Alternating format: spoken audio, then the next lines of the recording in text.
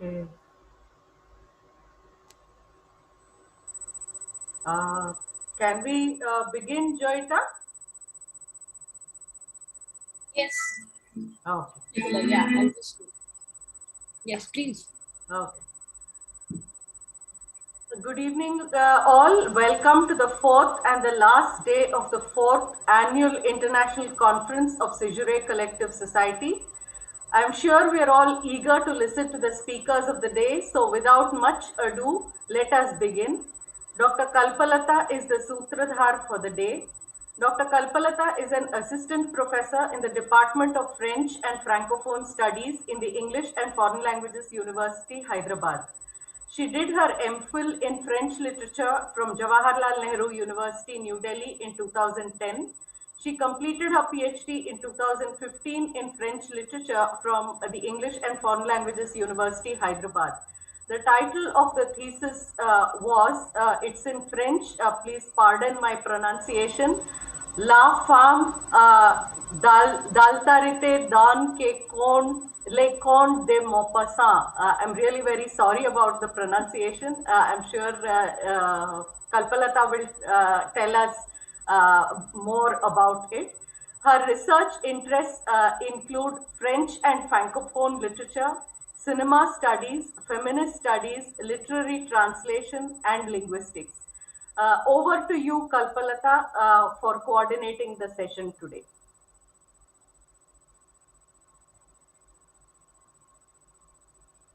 Please unmute yourself. Please unmute yourself, Kalpalata. Okay. Thank you, ma'am. Let's get started with our first event, and which is our third panel for today. And this is an amazing panel on translating cultures. There are two speakers in this panel. We have Alka Jajaria and Neha Kumari.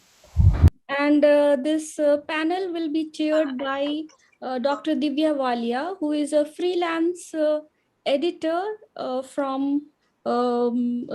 is a freelance academic editor from Jaipur. Over to Dr. Divya Walia. Thank you, Ma'am Kalpalata.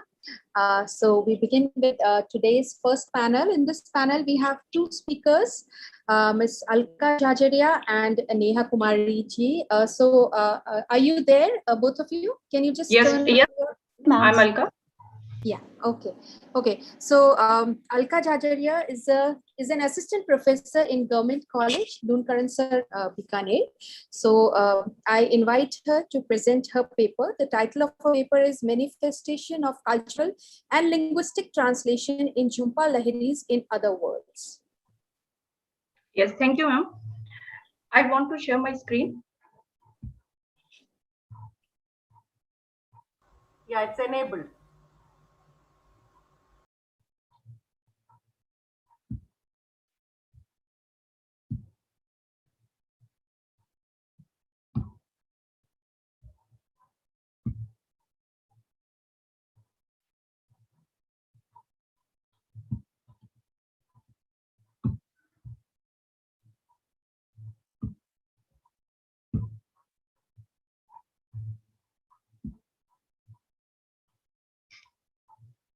Okay, good evening, everyone.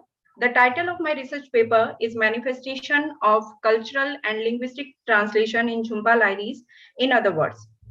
Jhumpa Lahiri, in other words, is originally written in Italian language. The book is the story of its author. It is the journey of an author from one language to other. I have referred the translated version of the book. It is translated by Annie Goldstein. I begin my paper with a quote from Jhumpa Lahiri. She says, I come from a family where my father actively left his homeland and had his experience. My mother passively followed and had her experience. I actively left the world that was familiar to me, the United States. I went away. Jhumpa Lahiri's parents immigrated to the United Kingdom from Calcutta, and she was born in London. Her father decided to relocate to United States, and her mother, like a typical Indian woman, followed the wish of her husband. But Lahiri's mother could never forget the Indian culture. Bengali was spoken at home, and they used to go on regular trip to Calcutta. So we can understand that Lahiri learned both the languages from her childhood.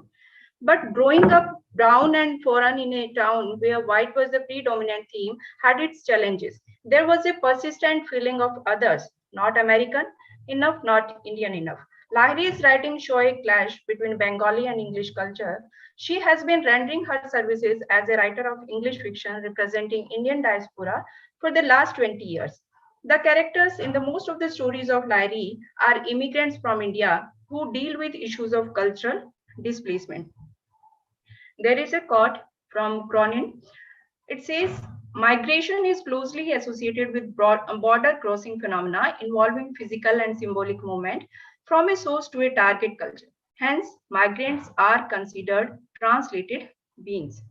So we can say that Jhumpa Lahiri, in this sense, is a translated being. She rendered her services as a writer of English fiction representing Indian diaspora for 20 years, and suddenly she had chosen a new path for herself by deciding to write in Italian language.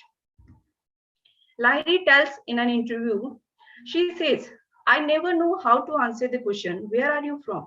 If I say I'm from Rhode Island, people are seldom satisfied. They want to know more based on things such as my name, my appearance, etc. Alternatively, if I say I'm from India, a place where I was not born and have never lived, this is also inaccurate. So we want to know why Lahiri chose Italian language and shifted to Rome. There are several reasons, and this book, in other words, is an attempt to free her from the clash between the Bengali and the English language. Lahiri first visited to Florence, Italy with her sister in 1994, and at that time she was attracted towards the culture of the place. Her doctoral studies were also about Renza, so she was naturally inclined towards Italian architect. She was attracted toward the language spoken by the people around her.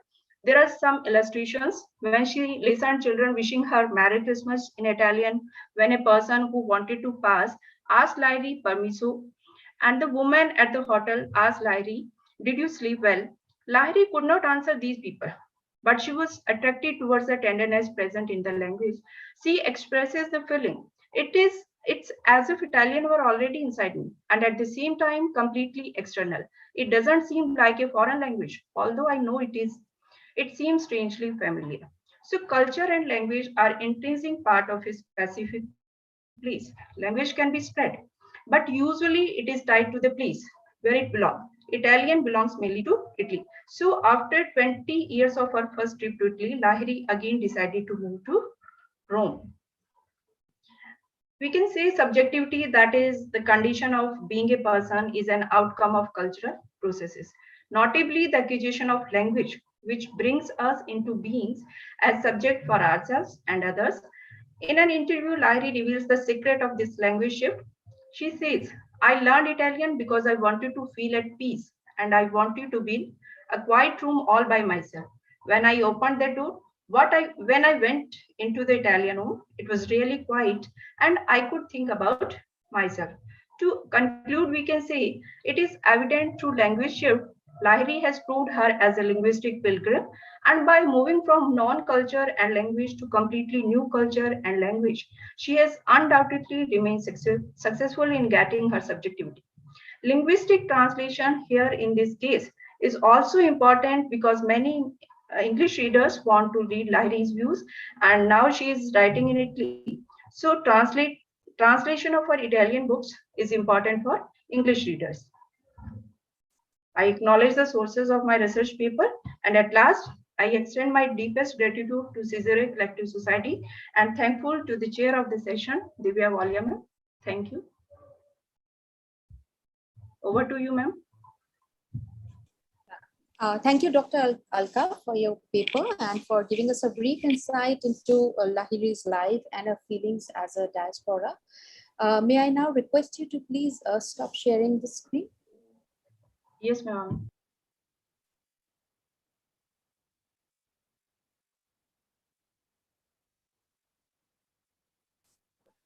Actually, ma'am, I don't know how to share it, so I'm leaving the meeting and I will rejoin it.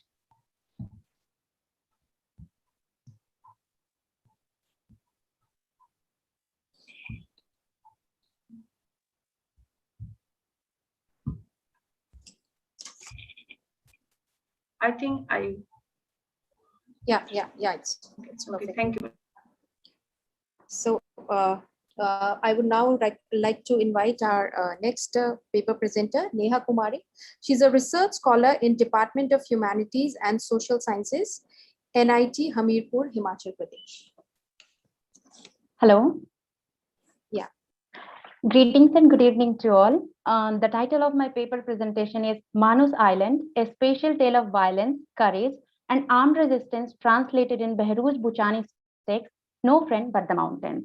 To begin with, Behrouz Boochani is Kurdish Iranian journalist who in 2013 sought asylum in Australia, but was forced to spend nearly 5 years imprisoned in the country's inhuman detention center on Manus Island. Behrouz managed to type and send text messages from the prison out into the world, and those text messages, compiled and translated from Farsi, form the book No Friend But the Mountains. In my presentation, I will try to establish how translating, or rather transcripting, the events during the imprisonment is actually an act of courage and defiance against the violence inflicted. To talk about the violence represented in the text, it catalogs the refugees fleeing their homeland due to political persecutions, ongoing war, and painful memories the nation and regime had caused and engraved. The violence the refugees face in the text are caused by nature, order, or the system, and are also form the category that is the self-inflicted violence.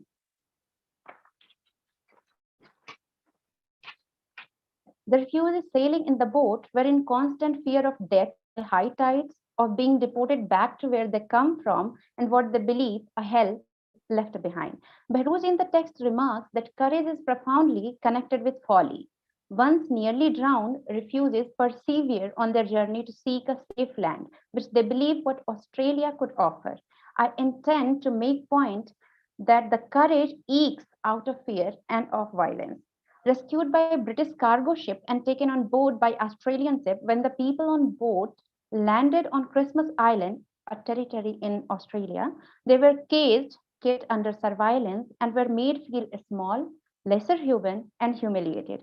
They were strip searched multiple times, washed through camera while in toilets relieving themselves, and were documented while they were transported to Manus Island, for they were to be portrayed as a warning to the people seeking asylum in Australia.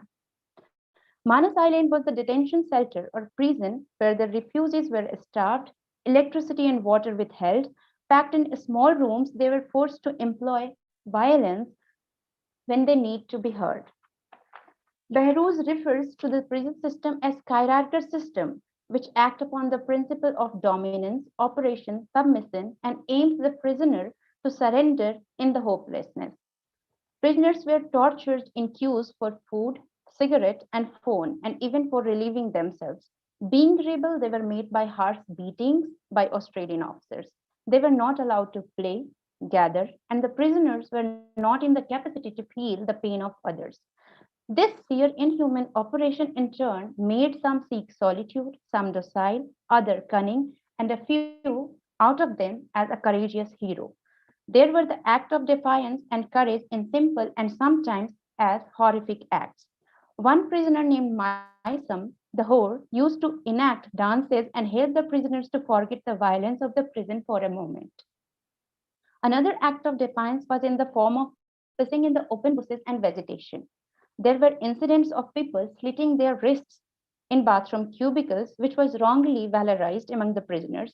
And the final act of courage was in the form of riot, which was initiated by prisoners chanting, "Freedom, freedom," claiming hours of freedom only to be locked again behind the metal bars. Coming to the last part of the aesthetic of translation in the text, I would like to mention few things, of which the first is that the very existence of this book, the way it gained its form, credits to the indomitable spirit of author who vowed to bring forth the plight and injustice caused to the asylum seeker in Australia. The novel is structured in 12 chapters, where each chapter is titled in two or more ways, and these titles reveal the inner and outer landscape of the events in the plot. For example, there is a chapter titled Under Moonlight / The Color of Anxiety. The another chapter is titled as Mountains and Waves / Chestnuts and Death / The River This Sea. The text heavily draws from the landscape and nature, which some part happens to alleviate the cruelty caused by human. On Manas, beyond prison, there are jungles, ocean, coconut trees, flower feeding upon fecal rains, silence, darkness, and crickets in nights, which offers a sense of perfect harmony, company, and solace to the bruised soul of prisoners. The other element of aesthetics in this text is the poems interspersed throughout the text, employed at different places, often to convey more, and in the anguish to be not able to convey all. These poems ranges from being report, memory, hopeful dream, which ironically but aptly channelizes the pain, zeal, and hope together. Thank you.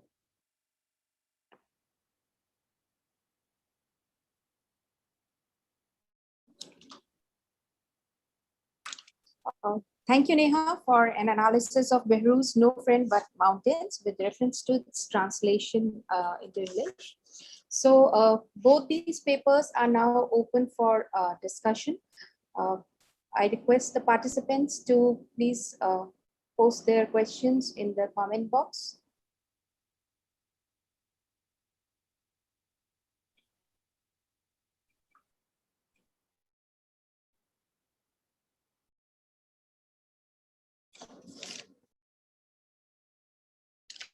Okay, so Neha, one question that I would like to ask you is that when you talk about the aesthetics of nature with reference to the translation, so do you have any specific instances that you would like to mention? Sure, Bam. There are many instances like when prisoners are very troubled by the beatings or the harsh tortures they have to face in the queues, waiting for their food or daily facilities, often to relieve themselves in the toilets. When they are troubled by these horrific instances, they often cut themselves or isolate themselves from the prison area, and they went in the open spaces which faces the ocean, or often they, in the silence of night, sits in solitary places to feel the various sounds which coming from the coconut trees outside the jungle and from the oceans.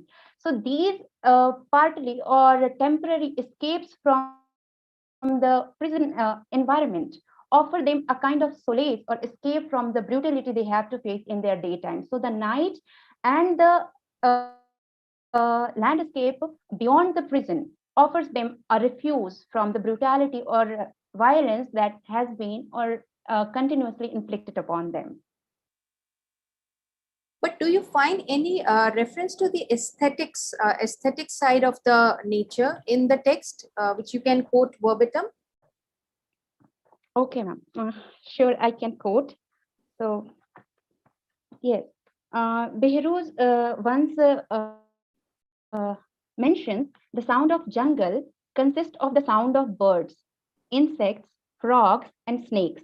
The jungle is made up of a whole range of trees, reptiles, insects, and even the gentle breeze gliding between the branches.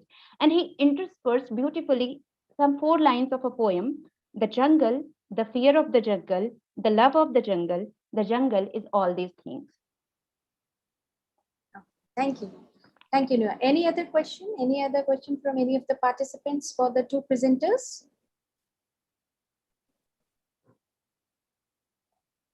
So thank you, Dr. Alka and Neha Kumari for your paper presentations. May I now request Kalpana ji to kindly take over. Thank you, Dr. Divya, for chairing this session. And now it is time for our plenary talk by Dr. Vanamala Vishwanatha. She would be speaking on vachanas in English. She is an acclaimed academic and translator, taught English language and literature from over 4 decades in premier institutions in Bengaluru, such as Indian Institute of Science, Regional Institute of English, PG Center of Bangalore University, and Ajim Premji University. Deeply engaged in various facets of Kannada culture, Dr. Vanamala Vishwanatha anchored the Kannada news on Doordarshan from 1984 to 94. She also worked as Honorary Director, Center for Translation, Sahitya Academy from 2002 to 2004. She has translated and introduced several well-known Kannada writers, Sara Abu Bakar, Lankesh, Vaidehi, and Anantamurthy. The Life of Harish Chandra, Harvard University Press, 2017, her translation of a medieval Kannada poetic classic in the Murthy Classical Library of Indian series, is a landmark publication.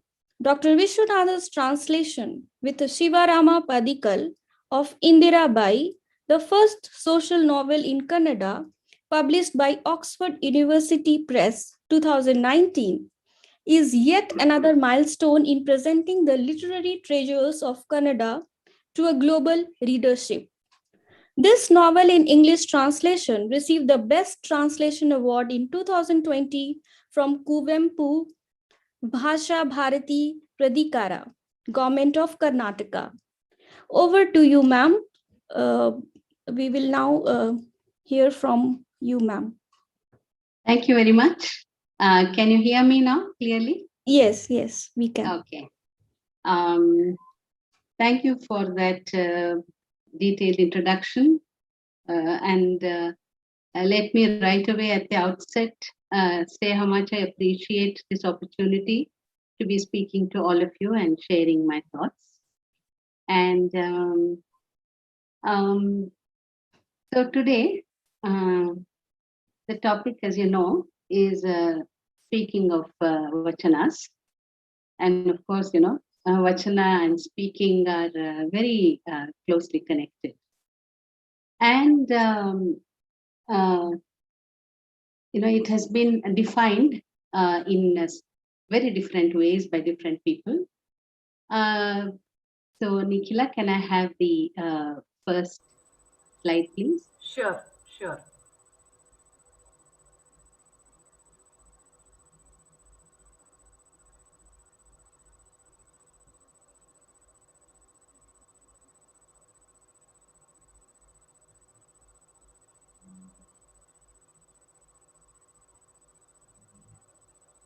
Is this visible? Yeah, this announces the topic, but the next one, please. Okay. So, for those of us who are not very familiar with what a vachana is, the origin of the word is from vak, Sanskrit. Vak and vachana. It is defined as a short, free verse, lyrical in nature, and some people call it a verse, some people call it a prose poem, and so the definition itself and the shape and form of the genre itself has been changing over time, depending on, after the print technology came into being. And this emerged as part of the protest movement called the Veerashaiva movement in 12th century Karnataka. This movement rejected the classical traditions, of the Sanskrit kavya, and launched its own poetics. And in 1935, Masti Venkatesh Iyengar, one of our leading writers, translated this, a bunch of Basavanna's poetry, and he calls it Sayings of Basavanna, and it is in lucid prose. And in 1940, another, set of people, Baswanad and K.R.S. Iyengar, also translated it into English, and theirs is more like poetic prose. But by the time we come to A.K. Ramanujan, who's speaking of Shiva is well known, by 1973, he has, without any hesitation, he just defines it as it's a religious lyric in Kannada in free verse form, and he refers to it as vachana poetry and poetry. And you see, and in 2010, Shiva Prakash, another leading poet translator of Kannada, he calls it, defines vachanas as sayings or utterances, right? and he defines it as, a vachana is something that emphasizes the unity of word and action. And, 3 or 4 big names among vachanakaras, that is people who wrote vachanas. One is Basavanna, the other is Alama Prabhu, Akka Mahadevi, and Dasimaya, and a whole lot of others. But these are the 3 or 4 big names that one associates with vachanas, at the outset. So each of these saint poets adopted a signature line. In the last line, they either as Channamallikarjuna, as Akka Mahadevi, that was her Ishtadaivam, and Basavanna had Kudala Sangamadeva, and Alama, like every saint had his or her own, signature at the last. Can we go to the next slide, please? Yeah. Here is an example of what a vachana looked like. And, as you're reading the translation in English, let me just put the sound of Kannada on your ears. How does the original sound in the Kannada? This is a Akka Mahadevi composition. ಎರೆಯಂತೆ ಕರಗಿ ಮಳಲಂತೆ ಜರಿದು ಕನಸಿನಲ್ಲಿ ಕಳವಳಿಸಿ ಆನು ಬೆರಗಾದೆ ಆವಗಿಯ ಕಿಚ್ಚಿನಂತೆ ಸುಳಿದು ಬೆಂದೆ ಆಪತ್ತಿಗೆ ಸಖಿಯರು ನಾನಾರುವನು ಕಾಣೆ ಅರಸಿ ಕಾಣದ ತನುವ ಬೆರಸಿ ಕೂಡದ ಸುಖವ ಎನಗೆ ನೀ ಕರುಣಿಸು Chennamallikarjuna. So melting like moist soil, shifting like dry sand, pining in my dream, I was distraught. Whirling like killing fire, I see no companions in my distress. O Chenamallikarjuna, grant me a body that cannot be seen by seeking, a bliss that cannot be had by cupping. I won't go into an explanation of this. This is just to give you a sense for what vachana sounds like, what it looks like, what it feels like. Okay. Next slide, please. So to give you a very brief history of where did these vachanas come from, I already said how it is part of a movement in the 12th century. But after that, the movement went underground because of all the various political reasons. And for 2 centuries, it stayed that way until in the 15th century, several groups of people got together and collated and edited this in the form what is called Shunya Sampadane, right? Within the religious, kind of a tradition.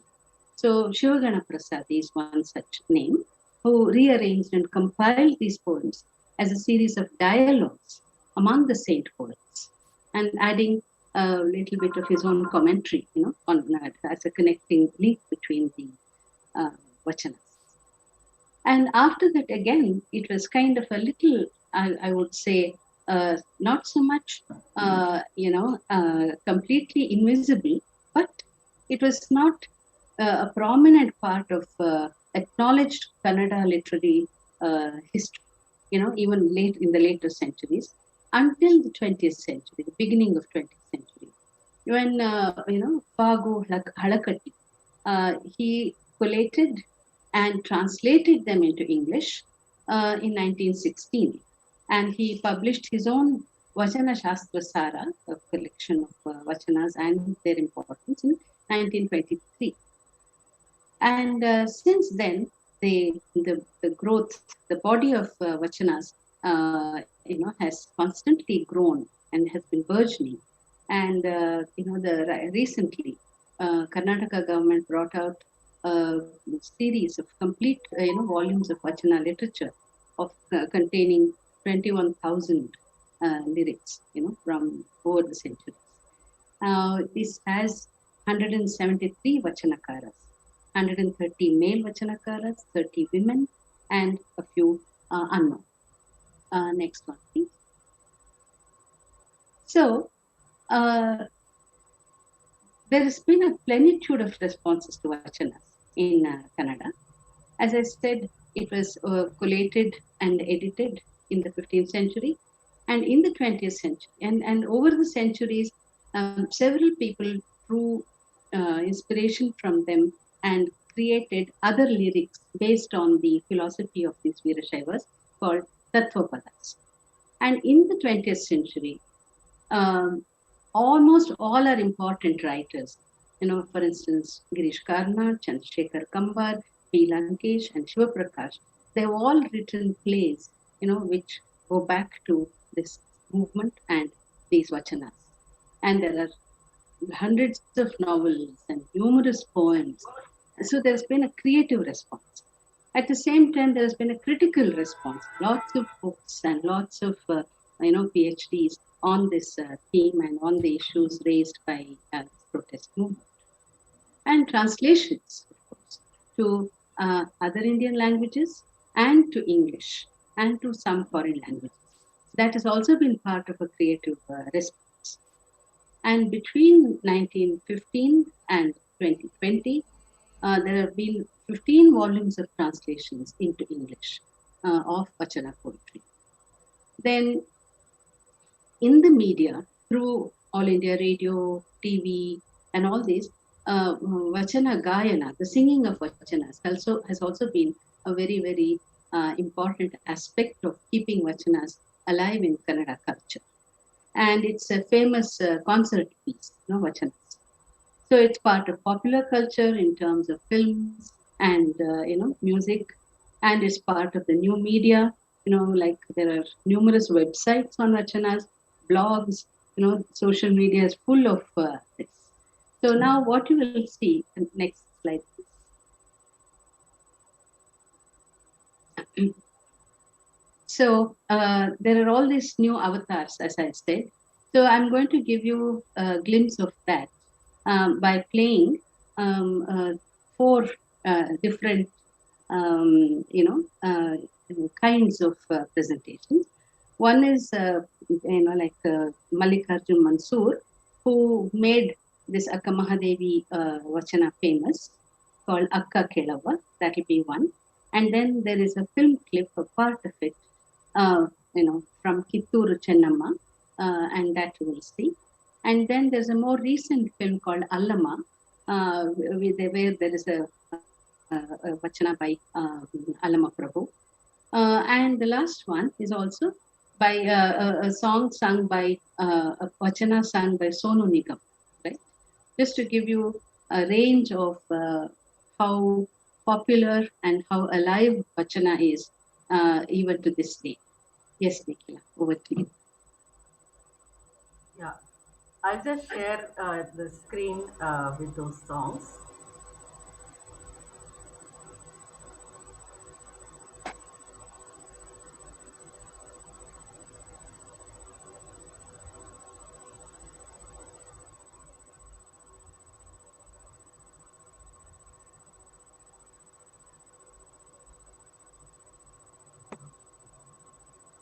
This is Kitturu.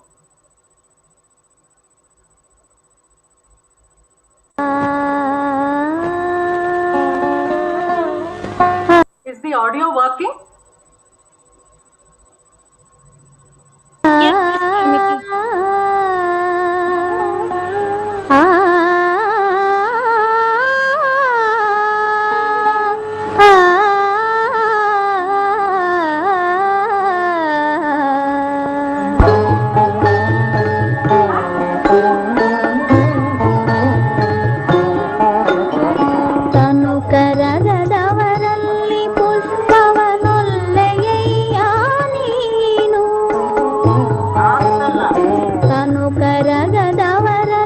Asala.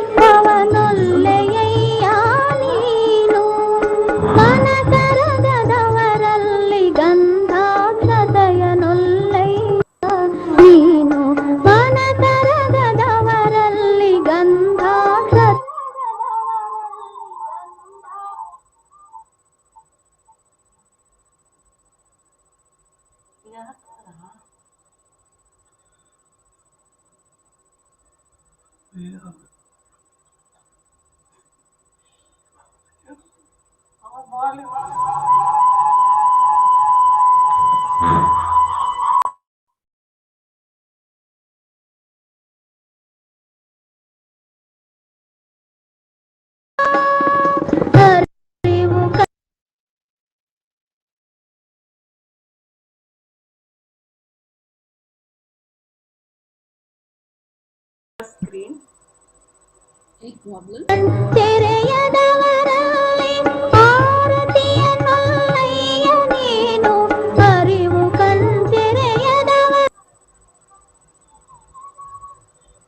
Okay. This is one. Yeah, this is one. The other one I'll just share. This is Pandit Mallikarjun Mansoor. ನಾನೊಂದ ಕನಸು ಕಂಡು ಅಕ್ಕ ಕೇಳುವ ನಾನೊಂದ ಕನಸು ಕಂಡು ಅಕ್ಕ ಕೇಳುವ ನಾನೊಂದ ಕನಸು ಕಂಡು ಅಕ್ಕ ಕೇಳುವ ನಾನೊಂದ ಕನಸು ಕಂಡು ನಾನೊಂದ ಕನಸು ಕಂಡು ನಾನೊಂದ ಕನಸು ಕಂಡು ಅಕ್ಕ ಕೇಳುವ ನಾನೊಂದ ಕನಸು ಕಂಡು ಅಕ್ಕ ಕೇಳುವ ನಾನೊಂದ ಕನಸು ಕಂಡು ಅಕ್ಕ ಕೇಳುವ ನಾನೊಂದ ಕನಸು ಕಂಡು ಅಕ್ಕ ಕೇಳುವ ನಾನೊಂದ ಕನಸು ಕಂಡು ನಾನೊಂದ ಕನಸು ಕಂಡು ನಾನೊಂದ ಕನಸು ಕಂಡೆ ಅಕ್ಕಿ ಅದಕ್ಕೆ ತೆಂಗಿನಕಾಯಿ ಅಕ್ಕಿ ಅದಕ್ಕೆ This is the other, the third clip.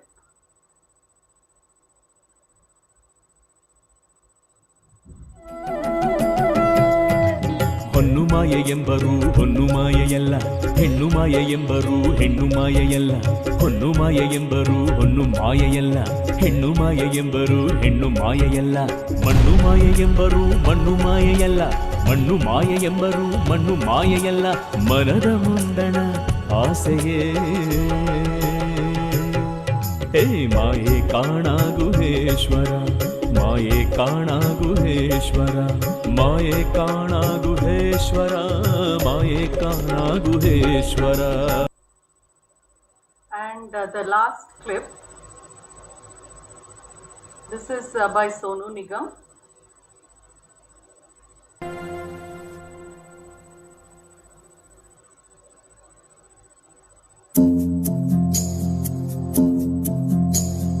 ಕಲ್ಲ ನಾಗರ ಕಂಡೊಡೆ ಹಾಲು ನೆರೆಯೆಂಬರು ದಿಟ್ಟದ ನಾಗರ ಕಂಡೊಡೆ ಕೊಲ್ಲಿಂಬರಿಯ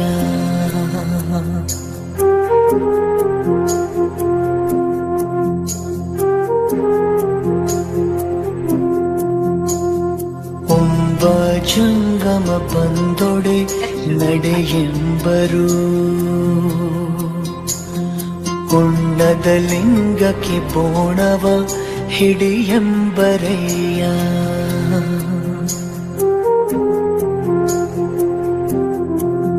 ನಮ್ಮ ಕೂಡಲ ಸಂಗನ ಶರಣರ ಕಂಡು ಉದಾಸೀನವ ಮಾಡಿದಡೆ ಕಲ್ಲ ತಾಗಿದ ಮಿಟ್ಟೆಯಂತ ಪರಯ್ಯ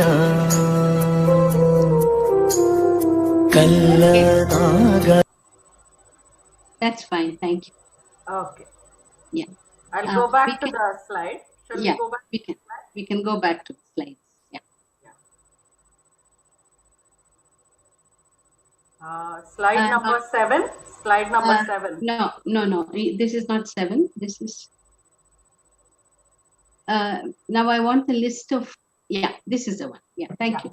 Okay. So that was just to kind of give you a sense of the cultural ecology, in which vachanas, as an experience, as a genre, they exist, even in today's Karnataka.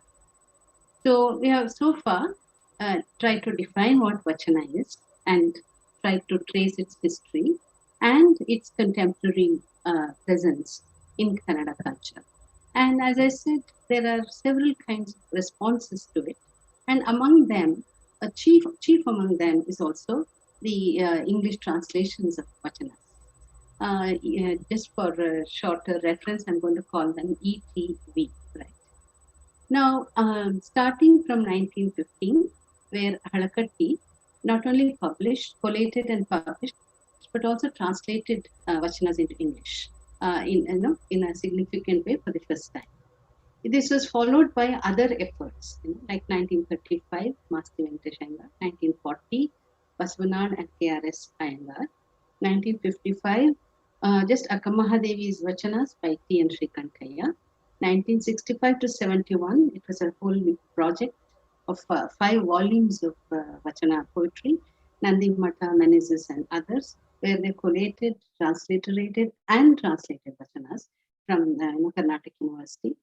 And then 1973, Menezes and Angadi translated them. And 1973 is speaking of Shiva, Ramanujan. Can we move to the next slide, please? Yeah. 83, Sarojini Shintri and Naming the Nameless by Shankar and Rowena Hill. Songs for Shiva in 2005. 2007, a collection of nearly 500 vachanas in English under the title The Sign. It was edited by Nagabhushana Swami, and the series editor was Tarakeshwar, published by Karnataka University. And 2010 was H.S. Shiv Prakasha Sahitya. 2012, Basu Samiti's huge collection of 2019, Mukundrao's book, Cyclad 2019, Manu Devdevan's book of Alama's poetry, God is Dead, There's No God. So you see just how many volumes, how many vachanas have been translated. Now, like this, next slide, please. This begs the question, how come so many translations, English translations of vachanas? So why only vachanas? What is the reason for such a profusion of translations, and especially into English? How do we understand this profusion? Is a question that, like you, I asked myself. And therefore, I thought, one way of understanding it, or let me go back for a moment. Especially, Kannada literature is rich with, with classics. It has had nearly 1500 years of literary production, and there are a whole range of writers. For instance, if you go to the next slide, I have listed out some of the writers for you. That is next slide, please. Okay. See, there were all these Jaina poets, starting from Pampa, Shivakoti Acharya, Sri Vijaya, Ranna, Janna, all of them. And the after the Vachanakaras, there was Harihara, Raghavanka. In 15th century, there was Kumarvyasa, there was Purandaradasa and Kanakadasa, Lakshmi Shah, Muddana. There's a whole tradition of very good writing in English. Pampa is not even translated yet, in any complete sense. And, Harihara has not been translated. It's just being done now. Raghavanka was done 2-3 years ago. Kumaravyasa is yet to happen in English. Purandaradasa and Kanakadasa have been translated. Like some of the major works have just come recently, just about maybe 1 or 2 texts, full-fledged texts have come. And Lakshmi Shah is not translated yet. Muddana is not translated yet. Now, Lakshmi Shah was translated, Jaimini Bharata, up to certain, parts of the book were translated, but not a complete thing. Well, this is the history of translation of Kannada classics into English. Just a rough and ready kind of history. How come vachanas have been translated and translated in such profusion and so many times, by different generations of scholars, right? This is a very, real question that comes to mind. Can we move to the next slide, please? One could say, look, Vachana is very poetic, very accessible. It's short, it's direct, it's easily understood. Therefore, they're just beautiful lyrics. Therefore, they get done. They've been translated. But there are also equally beautiful short lyrics, like Dasa poems, songs, and Sarvajna, Vachanas. All these are also beautiful. They're also short. Therefore, that doesn't very adequately explain, the question why Vachanas. The next thing we can know is what are they talking about? What are Vachanas talking about? They're talking about ideas and ideals which are acceptable today, like secular values, like equality, and so on. Therefore, maybe that is why it is one feels good to talk about them. That's why we are doing these translations. And there's a certain sense of the modern about Vachanas. Maybe that's why. But up to a point, it explains the appeal of Vachanas. But to have a fuller understanding, we need to go beyond the literary to the the history, culture, and issues of that. That is from poetics we need to move to the politics of things to understand the popularity of Vachanas. So could we move to the next one, please? And another question that haunts us is, yes, Vachanas have been translated to Indian languages also, but not in the same kind of, profusion or frequency.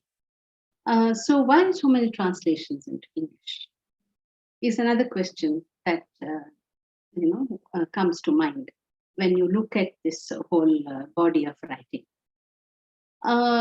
The answers are complex, but at least a couple of thoughts one can present here. As you know, English is many things in India. Its role is changing all the time. It's a polyphonous sign, and see, whatever it is, what is common is before, during, and after independence, it has remained the language of cultural power in India. Veena Naregal and others have talked about how how bilingualism was used as a way of, by certain social groups to attain cultural power, right? And with its growing power in a globalized world, English continues to be a language of privilege. And in this kind of increasing enthusiasm for English translations is understandable in this light. But why duplicate the same vachana so many times? The translating the same vachana so many times. So when you persist with that question, we don't see such a clearly defined notion of a reader, of purpose. Everybody says, yes, we want to, take vachanas to the world outside because they are so beautiful. They have such a meaningful, message and so on. But that is the stated purpose behind most translations. So it kind of almost becomes opaque as to why is it getting translated. And that takes us to the next question. Like for any translation to happen, you need patronage. Who is going to fund this project? And who is going to publish it? Who are the people who will translate it? And so on. So as easily available. University presses have, been engaged in the publication. Private enterprise can be seen in this, and corporate publishing houses have published, and so on. Therefore, there seems to be a lot of support, financial and infrastructural support that has come, pouring in for the publication, right? So that's also, something that should interest us. How patronage for this kind of a publication is so important. Could we move to? Yeah. So my own small point I want to make in my presentation today is that when you look at translation studies and the kind of issues that get discussed, that have been studied, you will find that largely the impact or the effect of the translation is studied in terms of what it has meant to the target language, right? The language into which the text is being translated. It is the case even when texts are translated from other languages to Kannada, right?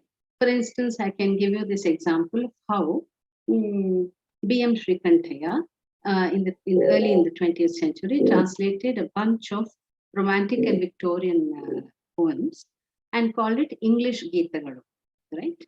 Now, there have been many studies of how he translated these poems and what kind of impact it has had on Kannada writing, especially the evolution of the Kannada lyric. Right? Whereas if you look for such studies of impact or influence of vachanas into the target language, which is English, we often draw a blank. I have not come across very many studies which talk about how the translation of vachanas have impacted, because English, as I said, is many things. It's not no longer just the language of England.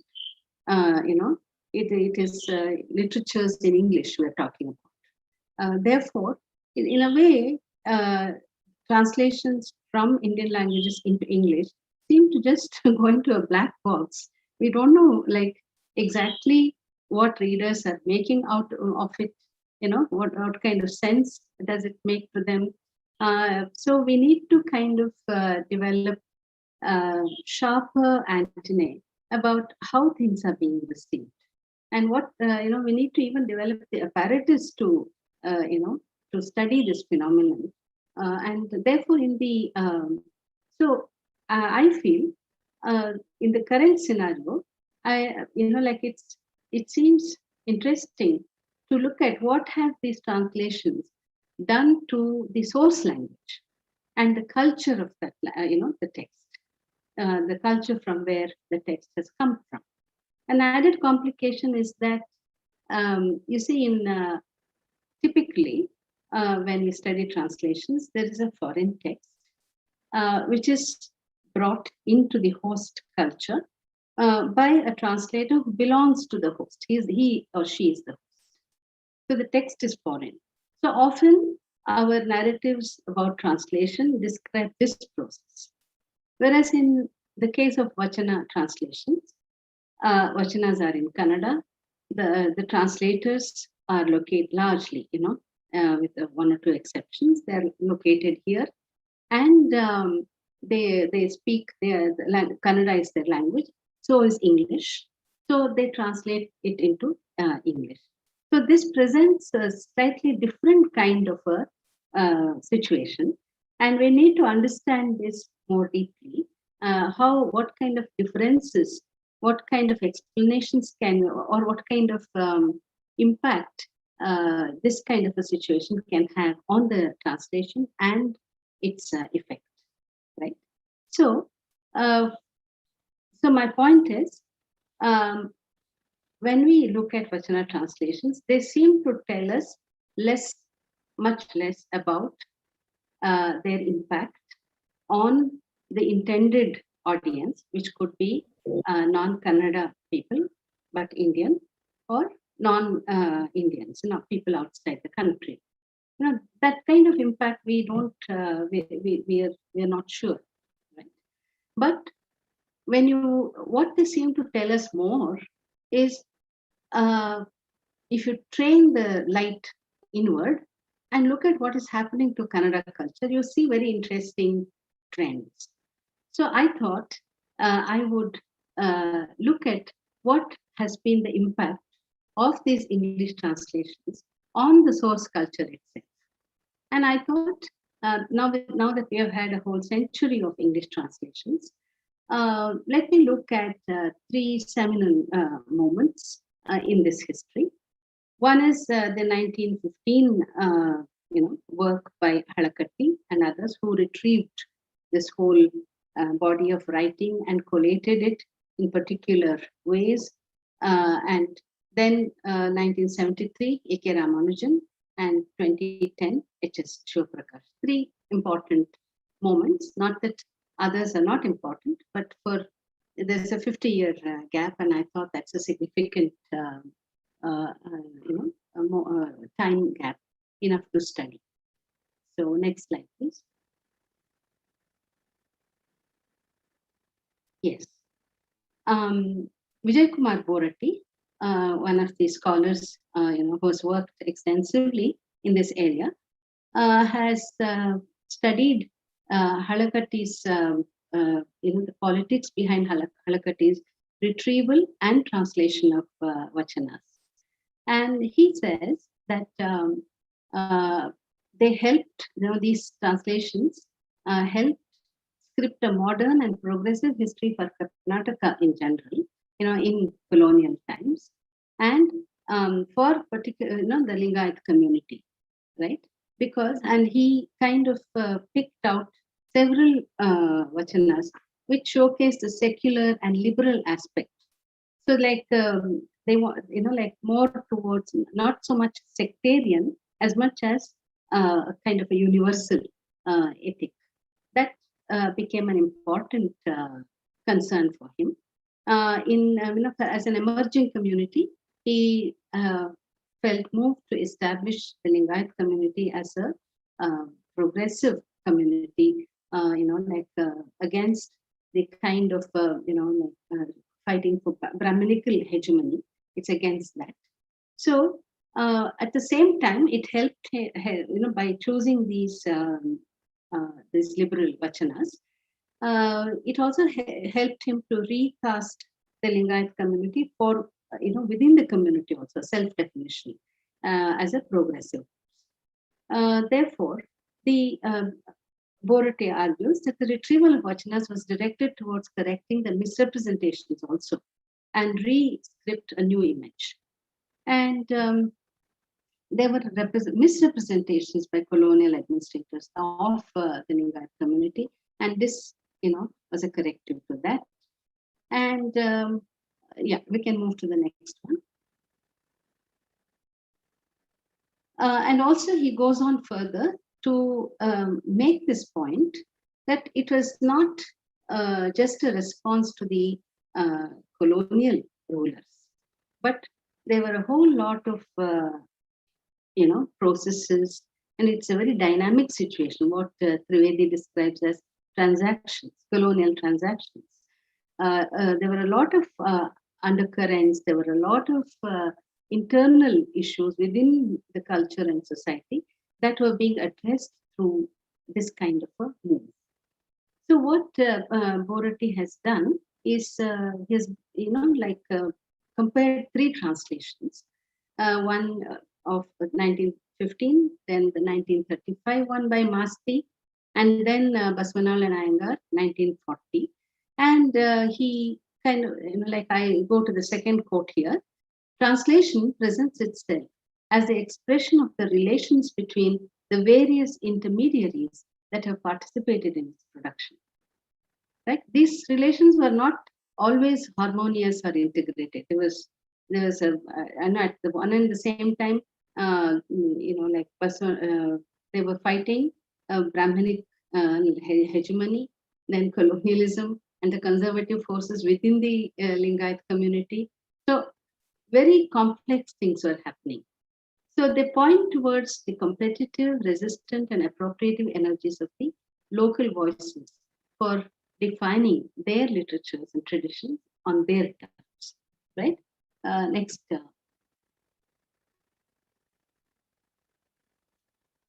I'll skip this part because I think I'm running out of time. So next slide, please. Okay. Therefore, what Borati's study stops with the study of these three translations, which came by about the 1940s. Now we are moving on to Ramanujan, right? And Ramanujan, Vachana as poetry appealed to the poet in Ramanujan, and basically he has selected the four major poets of the movement. And for him, the criteria were there should be good poems, it's poetry representative of the poets, and poems thematically typical of the Vachana tradition, which talked about the main important issues for the movement. And also, if there was a unique idea or image or form, on that basis, he selected his poems. And his translations are very well crafted and modernist.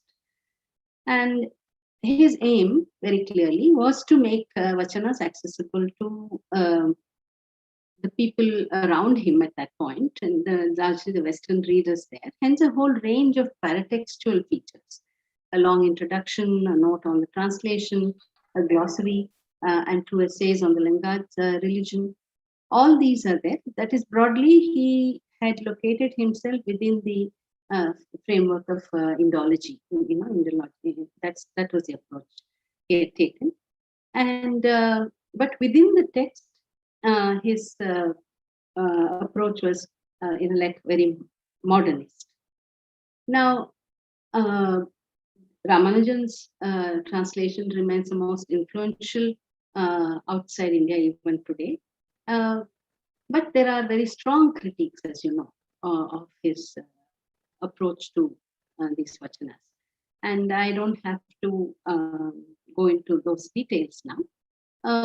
Like Kudal Sangamadeva, he has translated it as Lord of the Meeting Rivers. And so a critic like Kalgudi says, where is the spirituality of vachanas, when you translate it like this?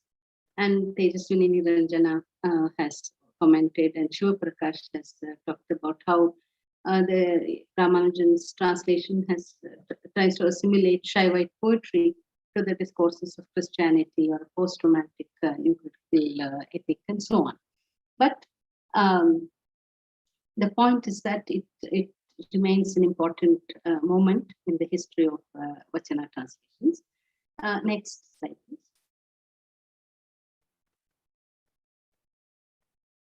Yeah.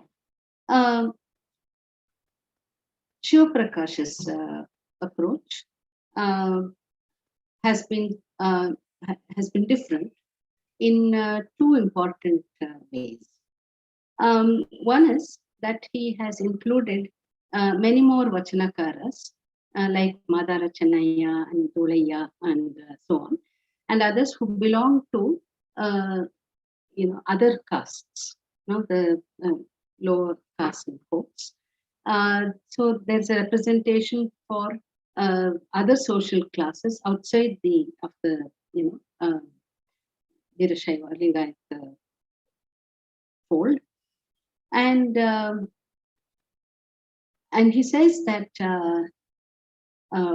vachanas are utterances. This is the second way in which in where he is different.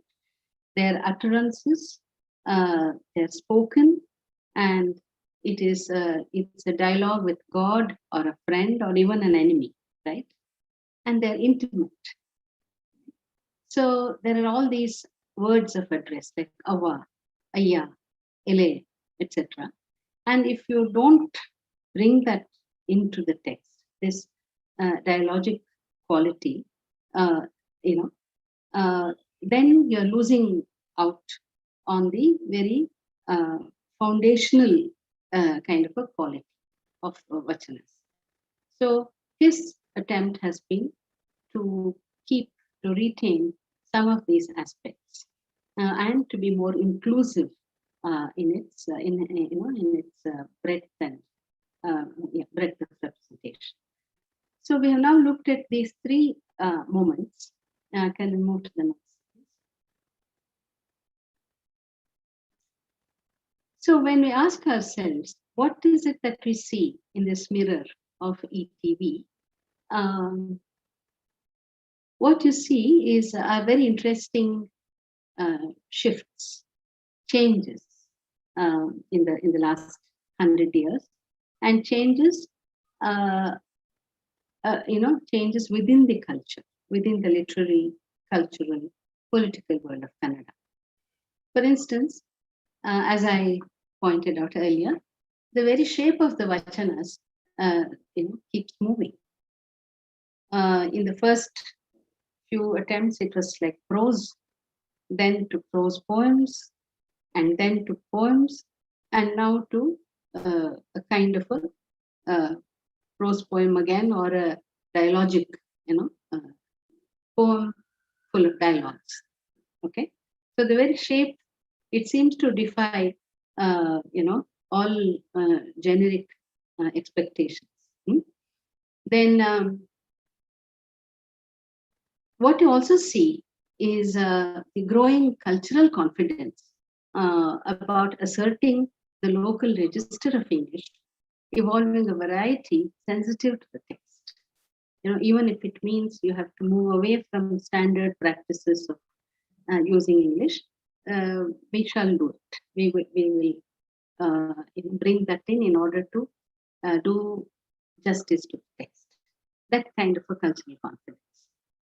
And we also see that these translations, they have served very diverse progressive causes, often at the same time, right? They have served sectarian kind of a cause. They have helped the region to get represented in within Karnataka politics, within the national politics, all of that, and national and global. And they have managed to put Kannada on the map of world literature. And these translations have established Basavanna and Lingayatism as a progressive religion inside and outside Karnataka, enhancing its status. Then it also reflects the changing power relations between the dominant and oppressed social classes, which was, earlier it was largely, representation of the Lingayat community, but, as in conflict with Brahmin hegemony, whereas now it is other Dalit groups and underprivileged groups, who have found an icon in, several of these Vachanakaras who have been since discovered and made available. Therefore, that has helped. Then, it has helped egalitarian politics, Basava's notion of caste in society. But in a kind of a slightly paradoxical way, it's also every social group now has its own icon among Vachanakaras. So there's a move towards casteless society, but at the same time, there's a pull towards caste identity, politics. Therefore, it's a complex kind of an interplay. And then, of course, for gender politics, imagine 30 women writers emerging and finding a voice in this protest movement. And it's no wonder that, Taro and Lalita, in their women writing, in India, selected a lyric, a vachana by Sule Sankava. Sule is a prostitute. So, in fact, you find that, I'll show this poem in a moment. Like it's one of the oldest and the most denigrated profession. And such a woman has found her voice and used the register of her profession to convey her bhakti, for Shiva, which is a really, very interesting poem. And Asha Devi, this Kannada feminist critic, has said, that this poem, coming from a prostitute, is, calls the the bluff of patriarchy, and in a very, very powerful way, right? And so what I'll do, this has been rendered into a very radical band music called the Vachana band. It's the song is composed by Ramakrishna and it is sung by Katyayani Das. But before we go to the song, I would like us to just take a look at the poem itself, which is the next slide, please. Yeah. Aya. Can you just lift it up a bit? Is that the last line? Yeah. Okay. Aya, taking money from one customer, if I go after another's, they will strip me naked and slaughter me. Knowing the man has broken his vow, if I sleep with him, they will slash my hands, ears, and nose with a searing sword. Knowing this full well, I will not. Olle, that's the Kannada word. Knowing this full well, I will not. I swear on you, O Nirlajeshwara, Lord who knows no shame. Nir is a negative suffix, Lajja, shame, Ishvara, Lord. So here she says, I swear on you, O Nirlajeshwara, Lord who knows no shame. Now I will request Nikhila to play this Vachana band. Yeah, sure, I'll do that. Yeah, I'll stop sharing this and I'll go to the... Yes.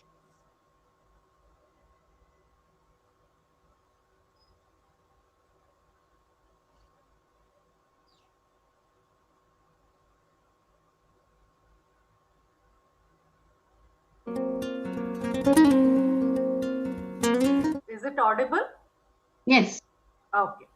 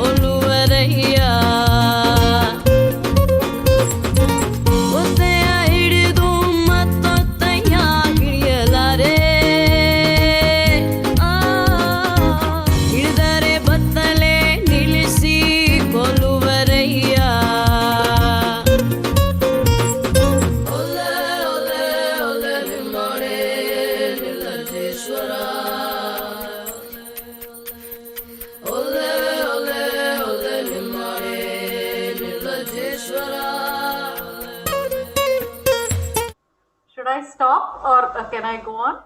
Please go on. Thank you. Yeah.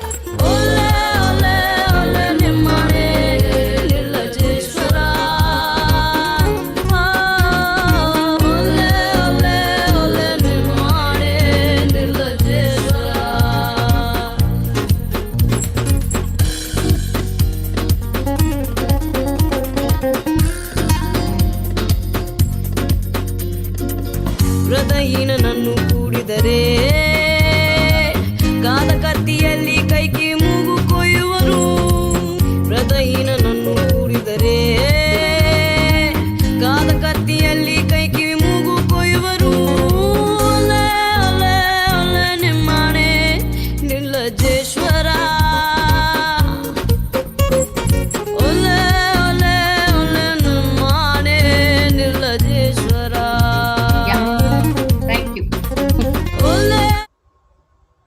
Thank you, Nikhila, for that. Yeah. Okay, so I rest my case and I'm happy to take questions if there are any. Could you hear what I said just now? Yes, yes. Thank you so much, ma'am, for that very deep understanding of Vachana in Kannada culture and the translation dynamics of Vachana in English. Now, I would like to invite Jaya Srinivas to respond to your talk. Could you please unmute Jaya Srinivas? Yeah. Hello. Yeah. Ma'am, can you hear me? Yes, I can. Yeah. Ma'am, this is an observation more than some kind of comment. So this is in relation with the comment on BM Sri's translations into Kannada, the enormous impact of English Geetagalu in Kannada literature, which changed the course of Kannada poetry in some ways, in a lot of ways. The impact is being felt even today in many ways. So it changed the course of Kannada poetry itself. And in the light of this, you had sort of compared the kind of impact that BM Sri's translations had on Kannada. And you're wondering what kind of impact has Vachanas translated into English being made either within Karnataka or outside Karnataka, that is non-Kannada readers. So I'm just wondering, Ramanujan's translations have made an impact in academic circles, as you have mentioned. It's one of the most widely quoted books or taught books on Kannada Vachana literature in foreign universities. But what other kind of impact are we looking for? I mean, in the way in which Ramanujan's book itself has been fashioned. You also mentioned the paratextual features. It was, in a sense, being meant for academic circles. It looked like that. Yes. Because many of the translations that we don't, in the sense, we are aiming it at an academic circle sort of thing. So what other kind of impacts, I'm also curious to know, what are we looking for? In terms of impact in outside Karnataka, apart from the academic thing, it's one of the most widely in academic literature, that is Ramanujan's translation. Yeah. See, for instance, when we talk of BM Sri's translation, the lyric as a genre, as the modern lyric as a genre, kind of was inspired by those translations, right? It kind of got legitimacy through the translation. Like there were attempts at evolving that kind of a lyric on our own, but it got legitimacy through these translations in a very big way, and it helped establish lyric as a genre, in Kannada. And since then, it has kind of grown on its own, and Bhava Gita and the whole kind, it influenced the whole movement of poetry in the literary cultural sphere. So it didn't remain just an academic kind of an impact, right? It impacted a larger kind of a scene, which is entire literary scene. Yeah, right. So in that kind of a way, have Vachanas, had an impact on English poetry, or ways in which we don't know that, right? That's so the point. The thing is, we really, like while we are so busy, what is the word? Commissioning project after project of translation. One wonders, why are we not interested in where are these translations going? Who is reading? What is happening? Exactly. Right? That kind of research into the reception of these translations for the audiences they are meant for, right?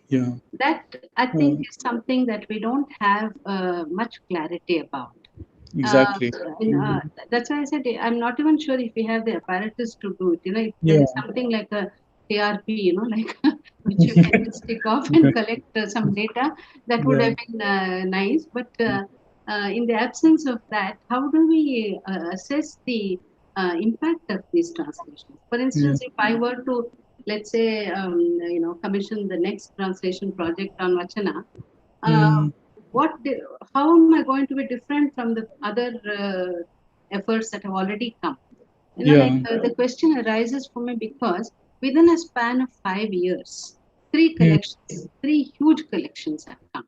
One is the, in that list I had made, the Basava Samiti one had almost 800-900 or more, I think, vachanas. Then the sign by Kannada Hampi Vishwavidyalaya, that also had around 500 or so. And then an influential publishing house like Penguin brings out Shiva Prakash's collection. All this happens within 5 years, a span of 5 years. So when we are looking at these translations, one wonders, how is A different from B from C, right? Because they have also more or less chosen the same vachanas, right? Okay. Which have been over and over and again translated. Retranslated. Who are we translating it for? Should have been a very natural question, and how do you want to make it different from previous attempts? That kind of clarity, I don't know, I haven't found it. So I keep wondering, maybe there seems to be a certain satisfaction in just publishing, right? And saying, okay, we have done this. There's a general sense of contentment that we have published it. The dissemination is not for, our concern kind of thing, I don't know. So I'm wondering if the very act of publishing itself is the agenda, or is the, not so much agenda, is the purpose, right? And because it gives a certain visibility, right? A new visibility again, one more time. Is that the purpose then, right? So one is a little puzzled. I'm not suggesting that is the answer, but while all these questions come up when we and even about how do we assess the impact is very hard to decide. But you see, for instance, I know that even within the larger humanities paradigm, a lot of Western researchers have focused on the Virashaiva movement. Right? There are many writers who have written about it. Compared to many, other periods, this period has been researched into by Western academia, right? If that is an indication, is that an indication of impact? We don't, so I think I'm just raising this as a question that it's not easy to assess, and we also, ma'am, also when B.M. Sri's English Geetagalu came out, there was a vacuum in Kannada literature regarding that lyric. Similarly, when novels were being translated, there was a vacuum in Kannada literature. These genres did not exist. So I think when we look at that impact from that perspective, it was kind of huge. That filled an entire, that genre itself was absent. But this is much more modern world. Even when Ramanujan, speaking of Shiva, came out, every community, every civilization, or whatever you want, they have their own religious literature in different ways. So this, I don't know what chance Vachana's translation of Vachanas had in terms of filling any kind of vacuum in any way. It could only be a literary thing. I mean, that's what I feel. It might be appropriate or apt, but no, I take your point that it's also the direction in which the translation is happening, and the relationship between the two languages. Right? Exactly. If one is a language of power and the other is a language of lesser power, let's say. Exactly. And the movement itself, the directionality matters, right? And especially in global language like English, when there are by the time even Ramanujan translated, the lyric had been established as the mode for decades by then, even centuries maybe. Centuries, yeah. So given that there was no vacuum, as you say, right? Exactly. So it couldn't have been translated for the sake of a vacuum, right? As it happened in the reverse direction in BMS. This is why I feel that the reasons for translating vachanas is not so much others, but ourselves. For our own satisfaction, our own sense of importance, and our own sense of endorsement, maybe. The endorsement that one kind of seeks through the language of power, right? So it could be that. I don't know. So I'm just kind of throwing these ideas as possibilities, not as answers or anything like that. But I'm just pointing to a question that comes up for which there are no easy answers. When by turning to translation studies, you can't find this question doesn't seem to be discussed of course the issue of patronage has been discussed by Lefebvre and others, but this is even a more complex question than just patronage. Okay. Thanks, madam. May I make an intervention if I am allowed to? Please. Yeah. This is in response to your reference to the translations that appeared in the Signs, edited by O.L. Nagbhushan and translated by you and scores of others. Yeah. I think if I am right, that's one of the translations which frontally confront some of the questions that the vachanas face. Especially if you look at the history of vachanas, there is always conflict of intellectualism, whether it's a case of translations of vachanas into English or compilation of vachanas in the form of new anthology or whatever. So this Signs, edited by O.L. Nagbhushan, frontally takes up the issues which are related to the owning of vachanas or possession of vachanas by certain social forces in Karnataka. In fact, if you look at the preface or introduction written by O.L. in the introduction to the translations, he raises certain issues, how the vachanas are possessed by certain social forces from sectarian point of view, and the translations in that anthology make an attempt to defreeze the vachanas. That's one of the reasons for translations of vachanas from Kannada into English, in which your translation is one of the important vachanas that we find. In fact, I made a review of this anthology of vachanas. So if you look at vachana translations from the beginning, from 1915 to present day, each translation opens up a very different, distinct history of vachanas. And if you do a closer study of the introductions, prefaces written to these translations, they open up different history, socio-political context in which those translations appeared, including A.K. Ramanujan's translation. In fact, his translations are said to be from individualistic point of view, wherein we find influence of Navya on his translations. But if you look at from other point of view, we see A.K. Ramanujan trying to defreeze a sectarian image of vachanas in his translation, which is also followed by other scholars like OLN, by your translation and various other translations. On the other hand, we also find translation of vachanas from religious point of view, from sectarian point of view into English.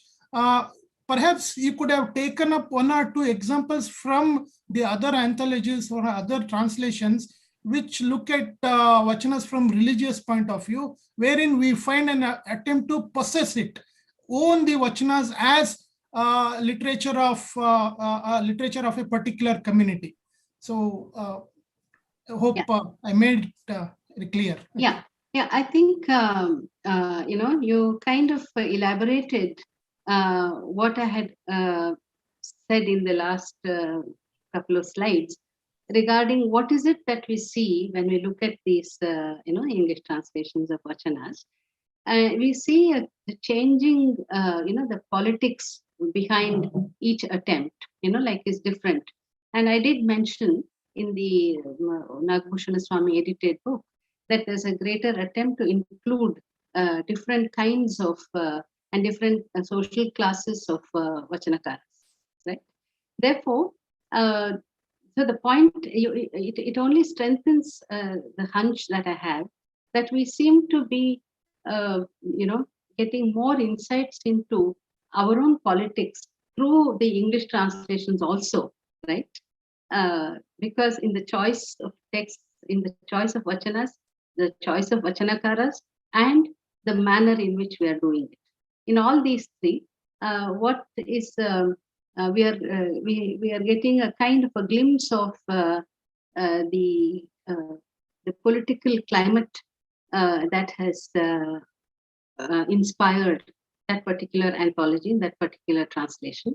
And often you find that very different, agendas are at work, very contradictory. Maybe some go together, some don't go together.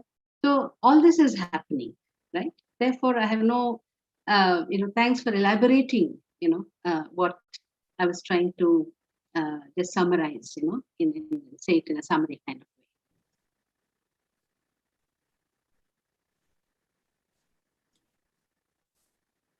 Thank you, ma'am, for answering. Now, Professor Tarkeswar also would like to respond to your talk. Thank you. Professor Tarkeswar, please. Thank you, Kalpalata, for inviting me. I thought I will keep quiet and enjoy the discussion. And how can that be? Huh? No, because there was a discussion of the volume, the sign, and I was part of that project, and so I thought I should come in. Thank you for both Vanamala and Borati for highlighting that particular project and the importance of that project. One of the because we are discussing about why these multiple translations of vachanas into English, as Vanmala was pointing out, it's an unnatural act of translation. What Sujit Mukherjee calls as unnatural act of translation. So all translations from Indian languages into English are more or less unnatural act of translation because they are done by us. So we select what others have to read from our culture. We never ask the question whether they need it. So generally the idea behind the translation is the target culture will choose what they want to read from other cultures. Here in English translations from Indian languages, we choose what they need to read. Whether they are going to read or not, we are not worried about it. Yeah. But we decide what they should read. So this unnatural act of translation calls for more research, and in that sense also this particular talk is important. And also why multiple translations is always a fascinating area. So what does multiple translations do to a text? So why it gets translated several times? The answer is simple because it's a classic. So classics have to be translated time and again. So that would be a kind of simple answer that one could offer. The other, the constructionist view of classics would say that because there are multiple translations, a text becomes a classic. So Yes. are we projecting this as a classical text, uh, as a kind of representative literature of Kannada to the outside of Kannada? So the idea behind bringing out sign was also that. So it happened around 2005 and published in 2007. So at that time there was a discussion about according classical language status to Kannada, and the demand was still pending with the central government. Only Tamil had got that status. So we started a series called Classical Kannada Text in English Translation. Yeah. So this was one of the first volumes that came out in it. So we did three things. One is to assert the classical status of Kannada language and literature, and second, because vachanas were oral in nature, came into writing, as you said, in the 15th century, the two on the manuscripts, and then even when Now, Fagu Alakatti and others collected Vachanas and called it as Vachana Shastra Sara. They were not seen as literature, it was called as Shastra Sara. So, the shift from Shastra to Sahitya itself happened much later. So, in that sense, we are trying to assert that it is a literature, and even the oral one could be a classical one. So, otherwise, the notion of classic was the written one. So, here we were asserting that even oral literature could be classical, and we were also trying to select vachanas from the non-canonical vachanakaras in the Exactly. project. So otherwise, Basavanna, Akma Devi, Allama, these were the ones who were projected. So we tried to bring in other Vachanakaras into English. That was the focus of that. So this was the idea behind it. So the intention of the translation, the intended readers and the actual readers are could be different. Yes. So, because this issue was raised by Jai Srinivas Rao, though A.K. Ramanujan had in mind the academic readership in America, because it went on to become a prescribed text there, but there was also an Indian edition. The others who were interested in Indian literature in India were also reading Vachanas in translation of A.K. Ramanujan. So, whatever the case, whatever the intention behind translating Vachanas into English by A.K. Ramanujan, but the actual readership were quite different. And also the Kannada intellectuals also read this translation, and there was a reaction to it. As you say, you quoted Kalgudi, but I can remember that you have also written a piece on this translation when Sanchaya brought out a special issue on Ramanujan. translation, apart from Tejaswini and H.S. Shuprakash and others. Yeah. So in that sense, the intended and the actual readers could be different. So when we are researching about the reasons for multiple translations, so what were the intentions of undertaking this translation project? Yeah.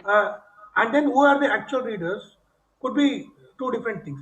So there could be two axes of looking at the effects of multiple translations. One is to looking at the intentions behind the act of translation. Another is the effects of translation.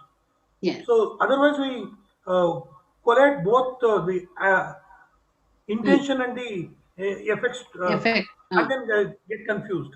Why I'm saying is this is a methodological issue.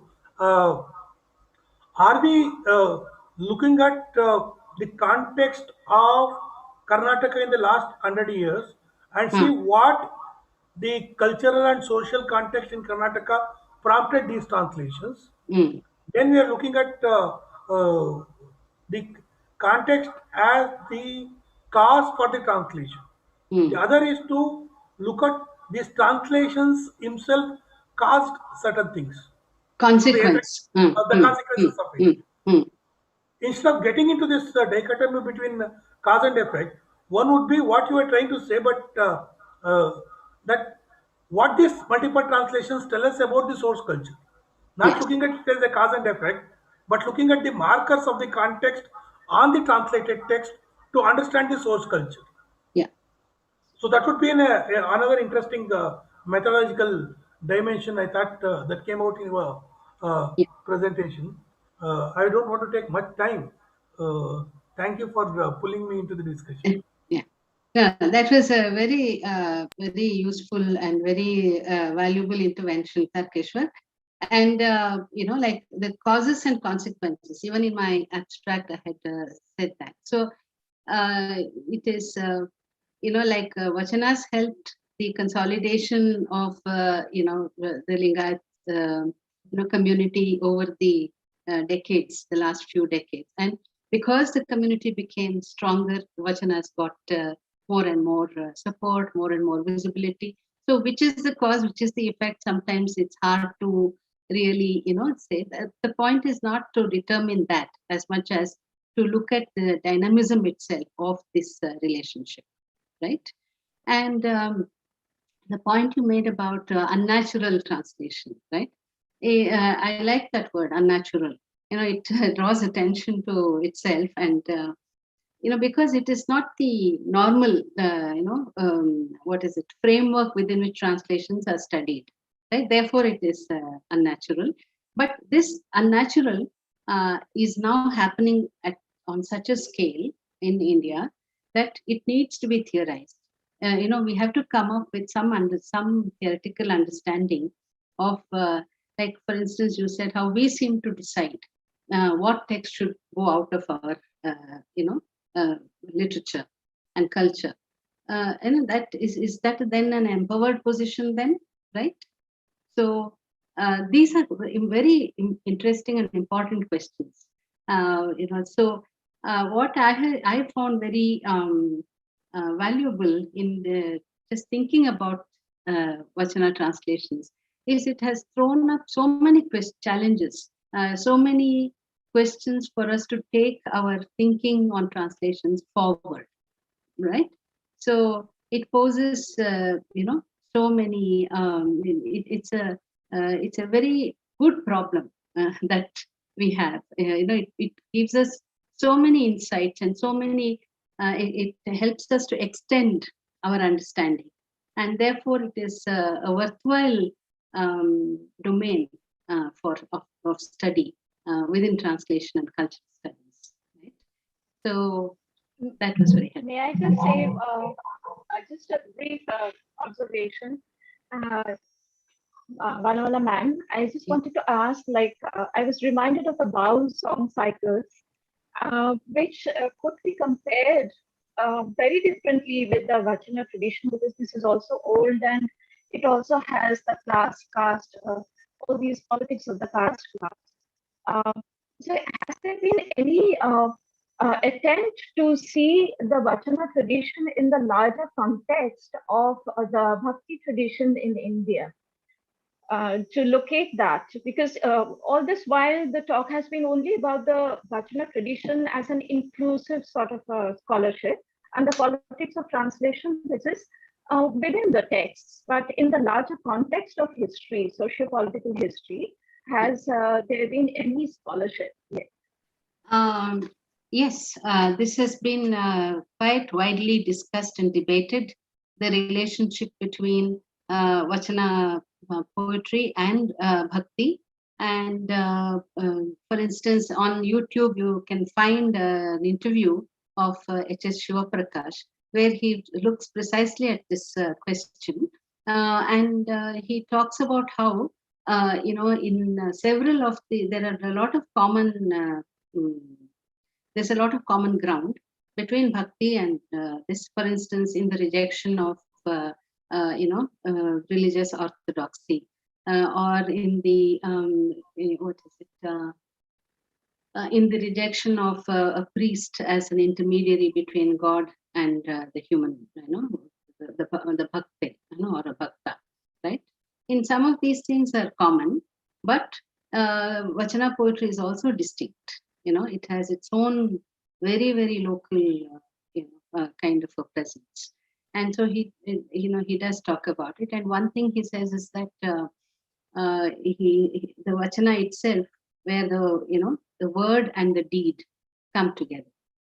The word is the deed is the word. That's a kind of the highest of ideals that Vachana poetry highlights. So that discussion itself, can point that out to you. And this book, which I have in my hand, it's a 2016 book by Asha Devi. It's called Belakiginta Bellage, in which there's an entire discussion on how, you can trace the commonalities with the Bhakti tradition, and yet it's also different. So it has not been translated. Has it this been book translated? Is this no, this book is not translated. Maybe this is a good occasion to think of that. Yes, yeah, so that it has a wider readership. We Yes. can read it. Yeah. Thank you, ma'am. I'll put it to Asha Devi, and we'll see. Thank you, ma'am. I think it's time to wind up the session. Yeah. Thank you so much for taking the time to speak on Vachana today. And we will move on to our next event. Yeah. Thank you. I'm the richer for it. So bye for now.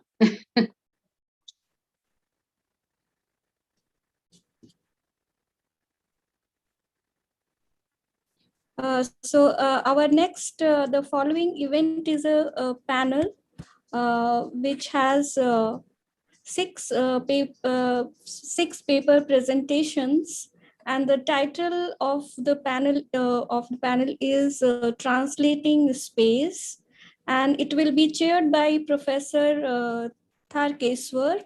He is a professor in the Department of Translation Studies at the English and Foreign Languages University, Hyderabad, India.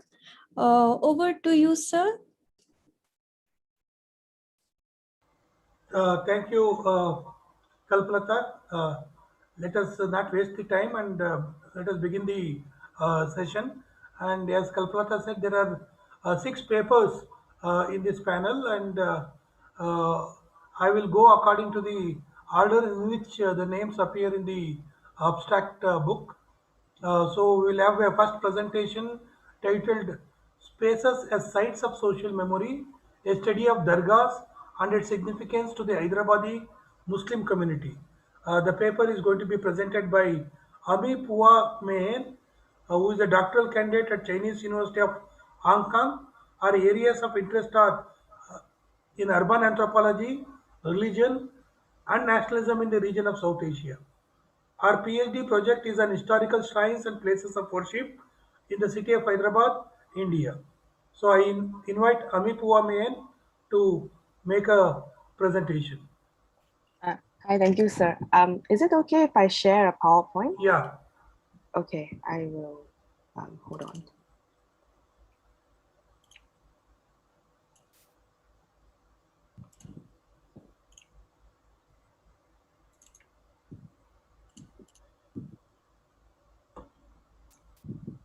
Okay. I think the candidates know about the time restrictions, so I don't want to intervene. So put the time restrictions on yourself. So without further ado, I'm introducing my topic of presentation today.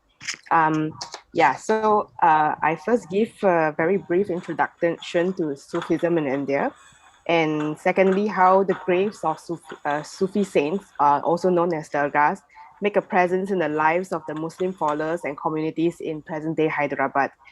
And lastly, I argue that the ritual of the death anniversary of the Sufi saint called the Urus is not just a religious ritual to commemorate the saint, but it also acts as a form of social memory and a form of authority to claim their spaces and their presence in the urban society in India, to remind people of the significance of the Muslim and Sufi community, which has made a significant contribution to urban society in Hyderabad and India in the past, and as well as very much in today's context. So in this conference, I asked, what do spaces in the city mean to communities? And in this case, the Sufi community.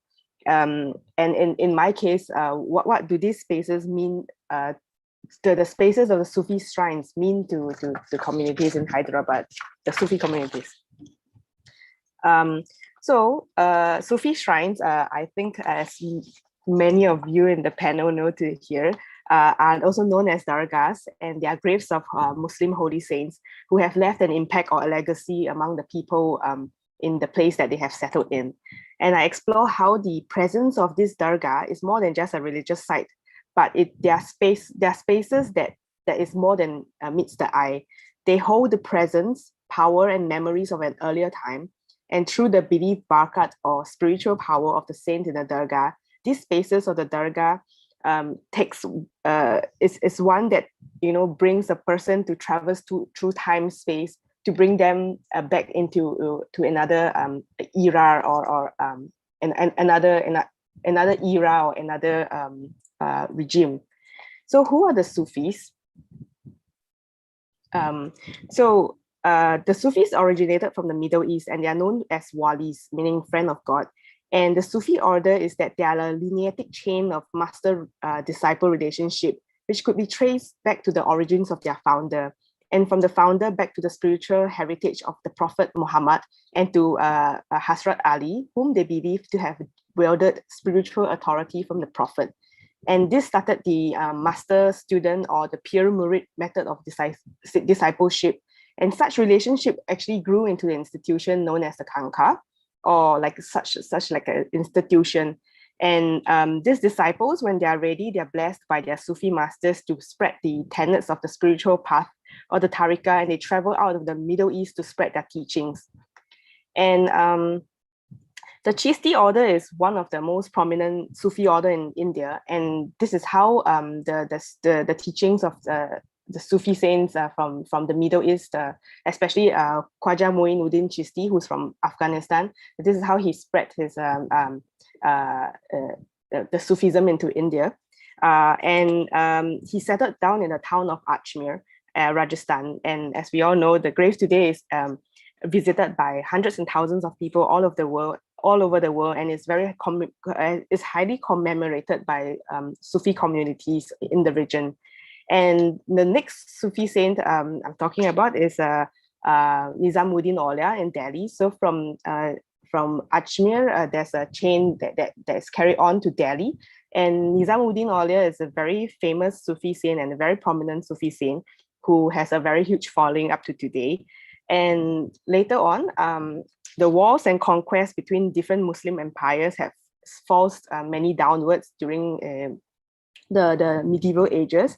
And one of the Sufi saints named Khwaja Bande Nawaz settled down in Gulbarga, or the area known as Deccan, and he established his institution in the region of Gulbarga, and that's a very prominent place today as well, as a point of pilgrimage for people who are followers of Sufism. So these three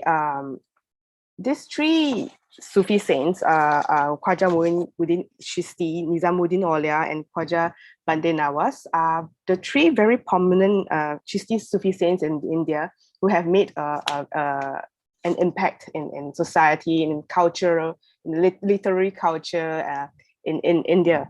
So whenever these saints traveled, they left legacy in these places, and their legacies didn't end even after their deaths. And it's believed that the parent or master never dies, even if he has physically left this world, and that his spiritual guidance remain after death.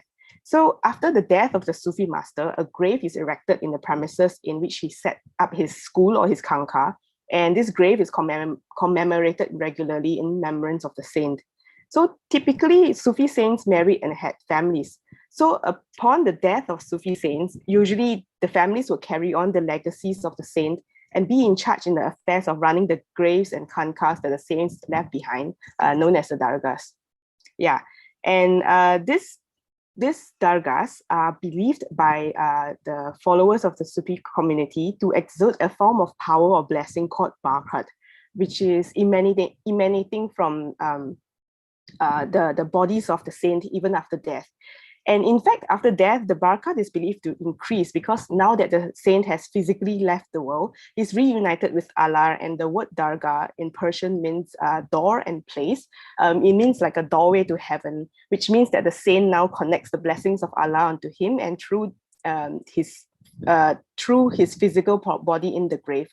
So now the entire place of the dargah is believed to be filled with barakat, and all objects and materials within the dargah, I wouldn't say all, but many objects and materials within the dargah are considered holy. And here in this place, the space is kind of made holy through this belief, and that the idea of transmission of power by touch is very important.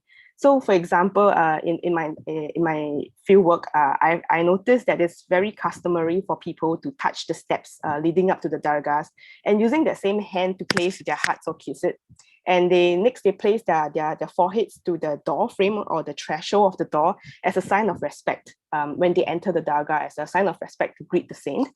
But many believe that this is also a transmission of blessing by the saint in the dargah.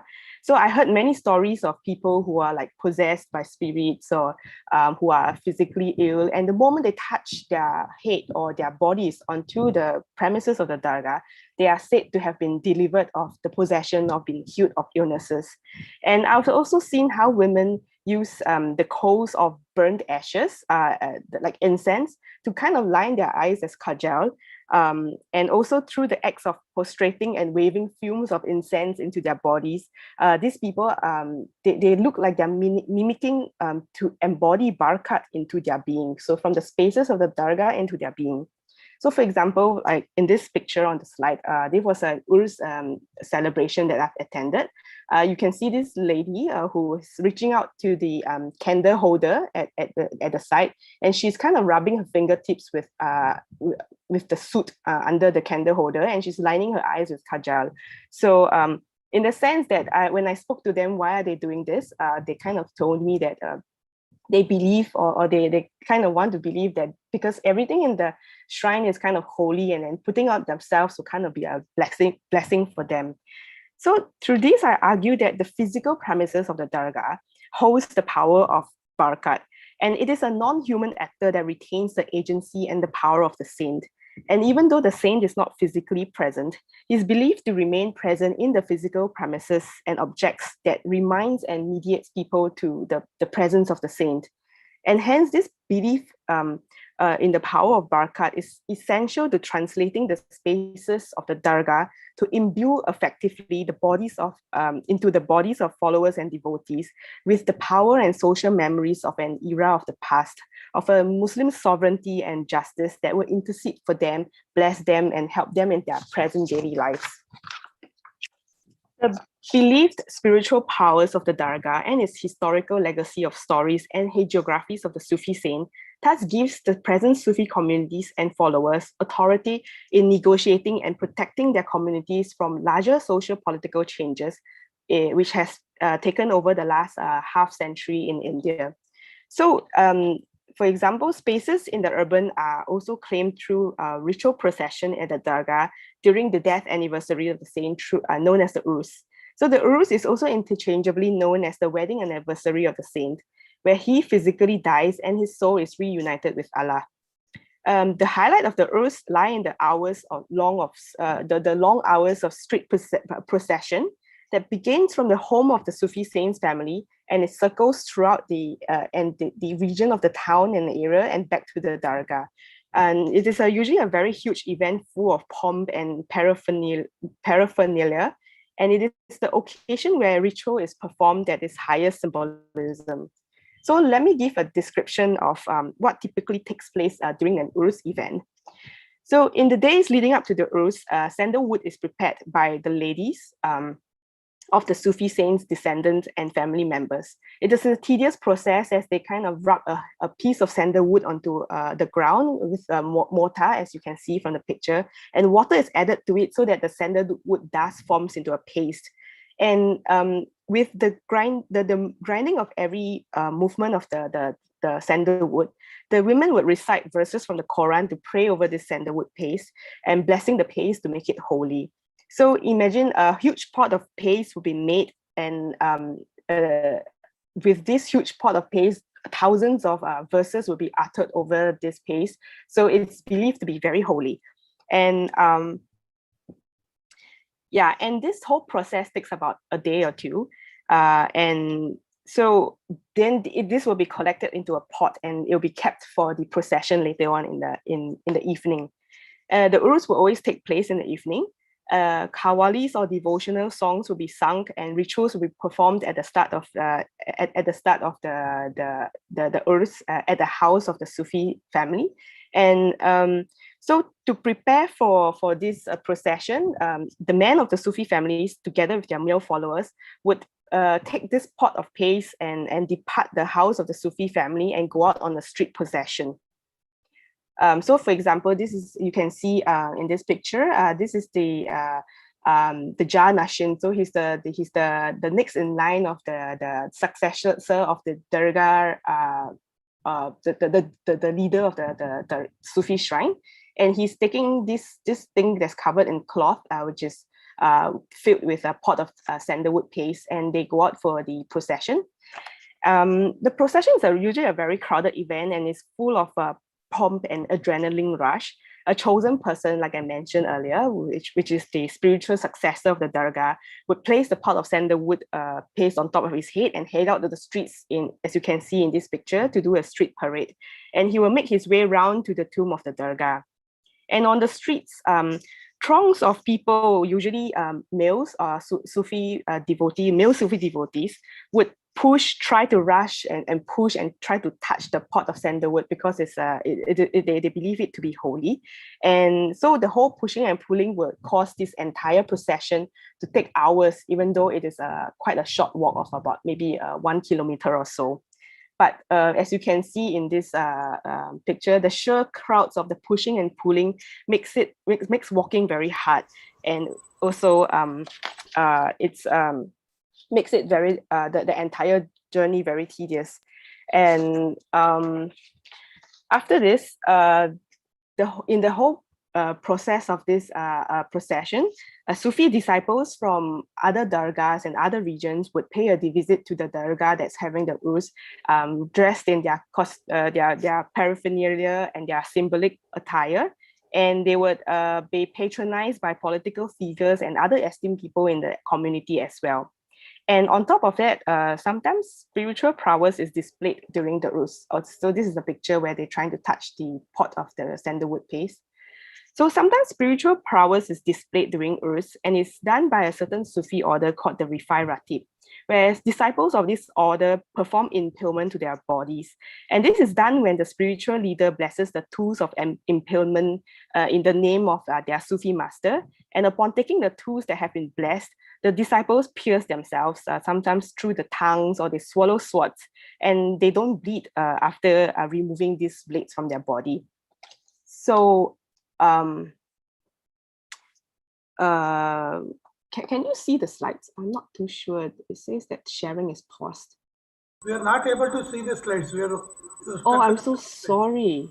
Goodness. No, but I think you can finish your presentation and finally show the slides, because okay. So basically, to cut the long story short, I was talking about the idea of a procession as a way of contesting spaces, but I do need the slides actually. Hold on. Can you see it now? Yes. Oh, okay. So yeah, this was all the pictures that you missed out. This is the pictures of the procession, and then they are trying to touch the sandalwood paste, and then they are trying to swallow swords as a part of a ritual. So the whole idea of this procession is in the idea of contesting spaces, where in the idea of urban spaces, Henry Lefebvre has argued that spaces are contested. And scholars like Sandra Freitag, whose work is on communalism in North India, she explores how processions and parades are a way to assert a community's presence and authority expressed through religious commitments. And Freitag is of the opinion that to gain political stability, it is important to seek legitimacy of rule from the communities, which is why these politicians do patronize dargah spaces and attend urs events. And the whole visual display of parades and processions, I argue, is that the presence of the Sufi community enacted through the premises of the dargah is a space that is contesting and puncturing the present modern time space of the larger Indian Republic. So by doing a procession, the claiming of these spaces around the dargah, in addition to the visitations of members of other Sufi orders and other dargahs and shrines, bring out a certain kind of authority and a certain kind of legacy that brings a presence into the urban spaces. So secondly, Durkheim in his work on the elementary forms of religion has argued that the whole idea of ritual performance is also to reinforce the ideals and values of a community. So in this sense, by enacting this ritual and procession, it reinforces the membership of or identity of the individual in his or her own community. And in the cases of the dargah, the entire ritual performance of the urs is a form of remembrance and an enactment of social memory, and is to bring into remembrance the member of the Sufi community who is part of this society, and to remind them how their identity is deeply rooted into the very grounds of the spaces of the dargah, and yet also to remind them that their lineage is also drawn from a spiritual authority that traces back to the prophet. So this idea of contestation and spaces by this idea of sense of belonging and identity of these Sufi communities play a very important role, especially in recent times in India, with the CAA and the NRC in this incident that played out in 2019. So because of their authority in the spaces of the dargah and therefore in the spaces of society, the urban society, many Sufi communities and leaders representing the Muslim community has stepped out to do what is right to represent the people, where they have organized massive rallies and protests to speak out for against the CAA and NRC. And I argue that the spaces of the dargah that translates into this whole authority and power that has given this Sufi community gives them this authority to be able to speak out during this time. So in conclusion, Sufi shrines are not just a shrine in a corner or a place of worship, but they are spaces that reveal more than meets the eye, and they are conduits to a vast network of power and legitimacy, and one that is strong enough to contest present state powers and be patronized by political personnel. So they are a reminder that the urban society today is not just made up of the new and modern, but we also need to consider urban spaces to consider the continuity of histories and traditions and how they are incorporated and relevant even in the present day urban spaces as well. So this is my presentation. Thank you very much. Thank you, Abhipova, for that presentation. We will reserve the discussion at the end once all the presentations are over. Participants can type their questions in the chat box, or they can send it to us. Now I request Himabindu Chintakunta, a doctoral research scholar at the Department of Communication, University of Hyderabad, who is working on Telugu print culture in the princely state of Hyderabad in the 20th century, to make our presentation. Our presentation is titled as Vernacular Elite and Confrontations Between Literary and Political Imaginations, examining Golconda Patrika as a spatial substrata. Good evening, everybody. So I'll directly get into my presentation. So in my paper, I explore how print and publishing spaces are imagined by vernacular elite and how discourses around literary and political imaginations dominated print spaces in the larger imagination of a region. And my paper is titled Vernacular Elite, Confrontations Between Literary and Political Imaginations, examining Golconda Patrika as a spatial substrate. Driving through the Hyderabad metro route, one can prominently notice the metro pillars painted with images of various socio-political and cultural figures identified as important in the history of modern Telangana. This project of redecoration of Hyderabad was done as a part of Prapancha Telugu Mahasabalu, the World Telugu Conference, organized by Government of Telangana in the year 2017. Coming to the word, reference I have with Golconda Patrika as a substrate.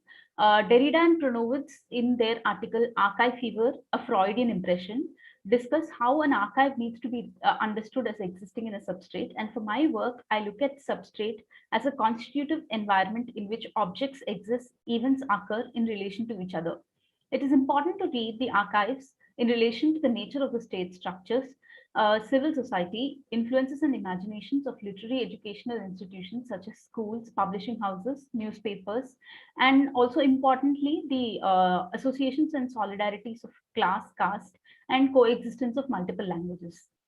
Since the formation of new state, there have been attempts to rewrite and reformulate the historiography of Telangana, largely state-sponsored activities for revival of history and redefinitions of region. Those attempts predominantly have been uncritical of the dominant discourses of the hegemonic past, as noted by many critical scholars like Balagopal. Print culture and print history are no exception to this project.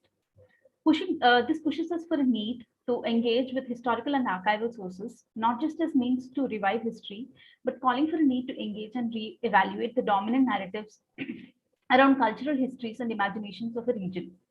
In this pursuit, I engage with vernacular publishing ventures, literary material produced by dominant political and cultural institutions to understand the narratives presented by the vernacular elite. I attempt to understand the emergence of network of institutions and their diverse cultural imaginations for Hyderabad through print archives, where the region gets manifested through print and print spaces in turn become possible through diverse imaginations of a region. I look at the archives of Golconda Patrika, a popular Telugu bi-weekly published under the editorialship of Suravaram Pratap Reddy during the initial decades of 20th century in the princely state of Hyderabad. The paper, based out of Hyderabad city, made sure to repeatedly declare its distinctive Telugu linguistic characteristic, secure its position in larger Telugu literary cultural networks, and at the same time distance itself from anti-colonial nationalist struggle to avoid confrontations with the Hyderabad state. Veena Naregal, in her work Language, Politics, Elites and the Public Sphere, comments on the nature of print and publishing ventures in colonial Bombay, points out that processes of standardization of vernaculars for print, efforts towards mass education happened even before there was a reading public that was responding to these. Princely state of Hyderabad engaged with modernization and administrative reforms by the late 19th century, and the emergence of reading publics and modernization of vernaculars was almost happening simultaneously. The vernacular print here, I'm referring to the efforts in Telugu, were also influenced by similar processes and through cross-border interactions with the presidencies. The literate and culturally powerful communities had to generate formal systems of knowledge and learning that would continue their traditional forms of authority and at the same time seal their existing superiority into the emerging modern scientific secular learning spaces. Elaborating this further, most of the Telugu newspapers and journals seem to be published with support from zamindars of various samsthanas who showed interest in patronizing Telugu by establishing schools, venturing into supporting publishing enterprises. But such enterprises did not seem to gather public support as there was limited education in Telugu, leading to limited readership and support to these ventures. And they had to, many of such print ventures had to eventually shut down. In the introduction, Hitabodhini, Telugu Patrika, and Neelagiri were among the few which managed to survive for few years before shutting down, writes K. Sadanandam in his book Printing in Telangana. In the introductory remarks of Hitabodhini, the editor B. Srinivasa Sharma outlines the difficulties involved in setting up the journal. He writes how difficult it was to get funding for his paper and laments at the lack of public support to his venture. He writes, and I quote, I request the Telugu readers to patronize the journal. Annual subscription fee is ₹5, but would be available for ₹3 for women and students. He calls for support from the magazines simultaneously being published around that time by asking them to advertise Hitabodhini and in turn give advertisements of the advertisement in his journal and also freely exchange copies of journals and newspapers among fellow publishers. Similarly, in Golconda Patrika, there were advertisements from subscription in the early stages of its establishment and also repeated notices from the editor to support periodicals by regularly paying subscription charges. Advertisements regarding subscription models, non-payment of subscription charges was a common sight. Golconda Patrika received its funding from Hyderabad bureaucrat Kotwal Venkatrami Reddy, and advertisements and regular notices in the periodical evidently show that there were not many subscribers. The letters to the editor section titled Jabulu carried announcements for the subscribers to not stop their subscriptions just because their articles submitted to the periodicals are not being published. But during the early 1930s, with the association of periodical with ongoing socio-political movements, the periodical seemed to have started it also started stand sales. Golconda Patrika anchored the activities of political and literary organizations like Nizam Rashtrandra Mahasabha, Nizam Rashtrandra Saraswata Parishad, and published articles calling for funds and announcing and promoting the activities of these organizations. It supported the attempts to generate an active reading public by aligning itself with library movement and several publishing ventures and published articles to increase participation in libraries and memberships in literary organizations. Vernacular elite maintained that literature and history had to be produced for a region to establish itself as the one that has a tradition of literary culture. But this unified imagination of linguistic solidarity tried clearly demarcating itself from questions of political representation and immediate questions of power and hierarchy. In an article published in the year February 1944, Golconda Patrika makes certain recommendations to its reading publics. I quote, I'm reading a part of the excerpt. The Hyderabad State Library does not have Telugu newspapers, books, and magazines. They have not subscribed to Golconda Patrika. The Andhras do not show enough respect and love towards their mother tongue. Andhras should visit the library at least occasionally and sign in the register in Telugu, ask for Telugu magazines and the newspapers and should request the librarians to subscribe to Telugu newspapers and magazines. From the multiple articles that I've reviewed for my dissertation, it is evident that Golconda Patrika and its allied institutions and individuals were concerned with public use of Telugu, and the periodical also felt that the concern of language to be a sole unifying factor that should go beyond caste lines, and was seemed troubled by the lack of it. It also saw the linguistic concern to be non-political in the tense political climate they were living in. Golconda Patrika wanted to align itself with creating institutions of knowledge to prepare the public to perform different tasks in Telugu and support attempts to generate literature through which language had to compete for literary and political power. In the year 1943, supporting the membership to Nizam Rashtra's Saraswata Parishad, Golconda Patrika published an article and the relevant translated excerpt reads as follows. Quote, there is no worry of politics in this Saraswata Mahasabha. Professors, as in people designated as Acharya, Pandits, employees, rich, poor, Patel and Patwaris, socialists, atheists, nationalists, theists, orthodox and traditionalists all can participate fearlessly in the literary meetings, end quote. In an attempt to prove their loyalties to the Telugu linguistic fervor, vernacular elite tried neatly separating themselves from the conflicted society they were living in. But the vernacular elite and their publications did not exist in a world where language existed independently and linguistic solidarities were an immediate unifying concern. This made the early attempts of print and publishing ventures and allied literary spaces by vernacular elite very exclusive enterprises caught in binary imaginations of literary and political understandings of the region. Thank you. Thank you, Himabindu, for keeping to the time. It was a fascinating presentation on visualizing the space of Hyderabad in the early 20th century through the Golconda Patrika. The questions can be put in the chat box, and we'll move on to the next presentation. Next presentation is titled as Mediating History and Culture, Studying Tourist Guides of Golconda Fort by Fasi Ahmad Ike, who is a doctoral candidate at the Department of Communication, University of Hyderabad. Over to you, Fasi. Yeah, thank you very much, sir. Translating space, studying the tourist guiding practices at Golconda Fort. Introduction. The guiding question of the study has been, how do people make sense of history and culture in a space? Setting off with this preliminary question, grounded theory has then helped to situate Golconda as more than a field site. Building rapport with various personnel in and around this beautiful fort and humongous walled city, I was able to gain some essence of how guides live and communicate history and culture. There are 40 site guides present at the Golconda Fort. All are the residents of the geographical area of Golconda inside the 7-kilometer boundary walls of the fort, with a diverse age group of 25 to 65 years and an experience of 45 to 5 years.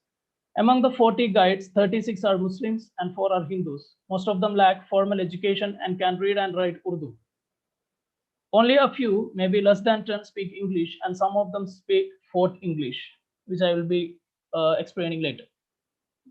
There are two gates to enter the fort. The first outer gate is the way to the ticket counter, and the second inner gate is the entrance to the fort. We can see 5 or 6 guides sitting near the outer gate. They are mostly authorized from Andhra Pradesh government.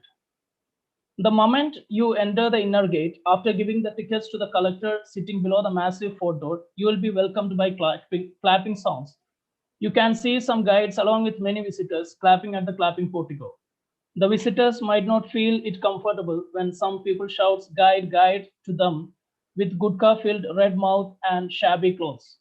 When the visitor moves forward at a particular point, the claps will be echoed at the tourist ears. Yes, welcome to Golconda, one of the biggest forts in India.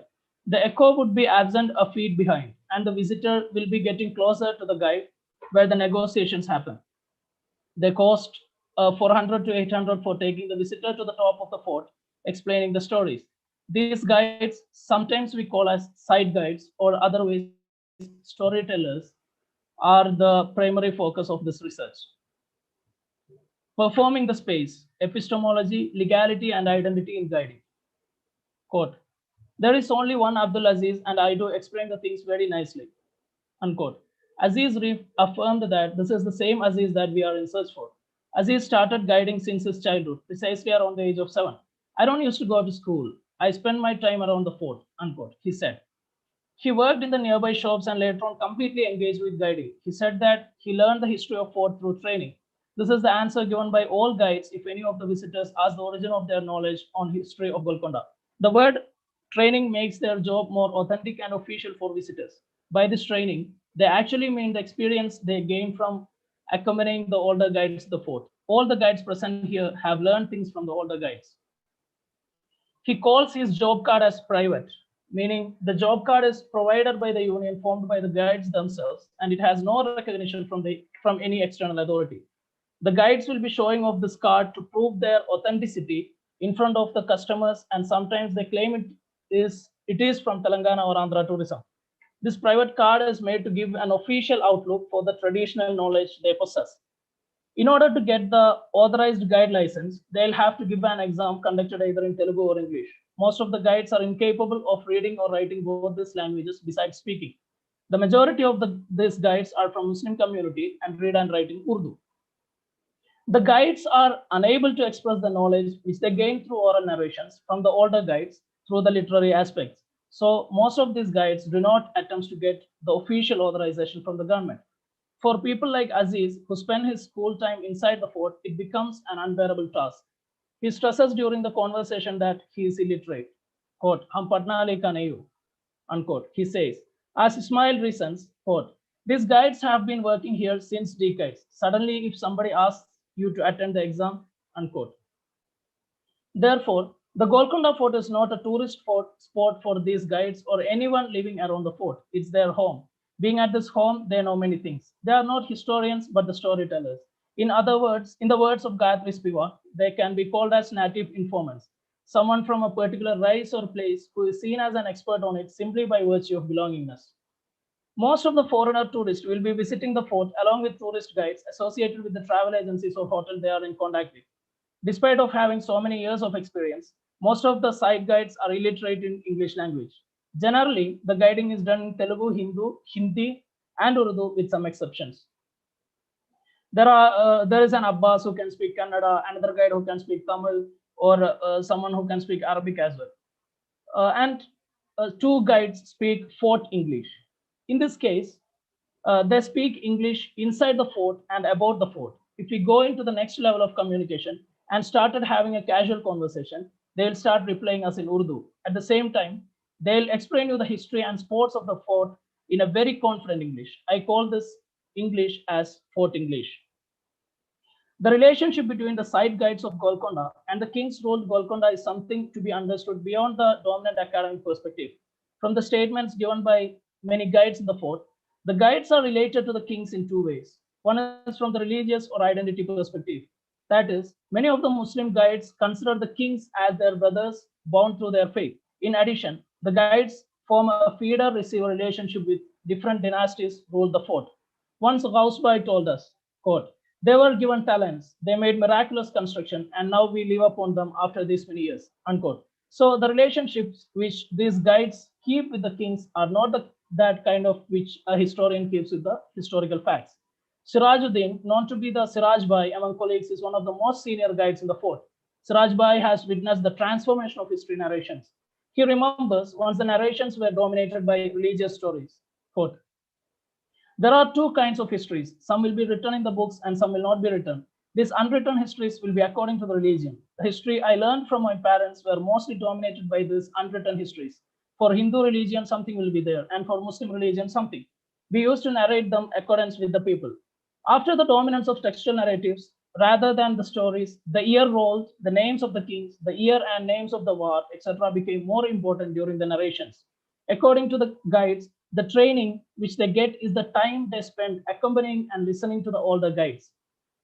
This practice could be analyzed in the light of pre-modern pedagogy of Indian and Islamic epistemological traditions. Young tourists are learning the history by following and listening to the older guides. They walk along and sit around the older people. It is very passive kind of understanding. Instead of reading, they follow the footsteps of older guides and become walking text. Being with a learned man becomes the best way of learning in these pre-modern traditions. We can see the presence of a pre-modern epistemological tradition followed by the side guides of Golconda Fort, which they call in a popular terminology of training to get recognized in a modern society. The history narrations by the guides are more the explanation of a specific sports inside the fort. If you missed a sport, then you will miss the story behind. So more the places you visit inside the fort, the more you will learn. Conclusion. History and culture, in their most general form, deal primarily with communication. If it is not communicated in myriad forms and mediums, this to remain out of the purview of human beings. Thus, the study is at the vantage point of engaging the performative aspect of the act of communication with the sensibility of social, cultural, historical intricacies of the Golconda with that of tourist guides. One happens to be around the idea of illegalness and the idea of official, corresponding to the very idea of what the very idea of what a guide is in the eyes of the locals of Golconda and the state. This initial aspects builds around how the guide comes to being from personally issued ID cards, alternate systems of pedagogy, and training in the making of a site guide and negotiating with the tourist. The next focus is on the idea of history and what it means in such settings. There are multiple approaches to history, and while the textual and academic ones are given the truth status, we find that the guides deal with history in varied ways. Throughout our research, we were able to realize that narrating history to tourists was always done with reception in mind. This would drastically change during private audience and among personal contacts. It was these kinds of history narratives that I concentrated on. These histories are at times communicated, but mostly don't, and revolve around the communicative space created among the local site guides alone. Hence, while reception is important here, the very idea of history as a simple linear narrative needs to be seen as contested not only in the domains of politics and academia, but the ordinary and everyday. The other related idea that we were able to identify around history was how modernity has made the history seem itself into a liberal rational project. Hence, anything that seems to oppose or challenge the factual and immediately discernible is considered as myth and fiction. This research makes the point that our interlocutors believe in particular histories. Whether they are valid or not is not the domain of interest of this research.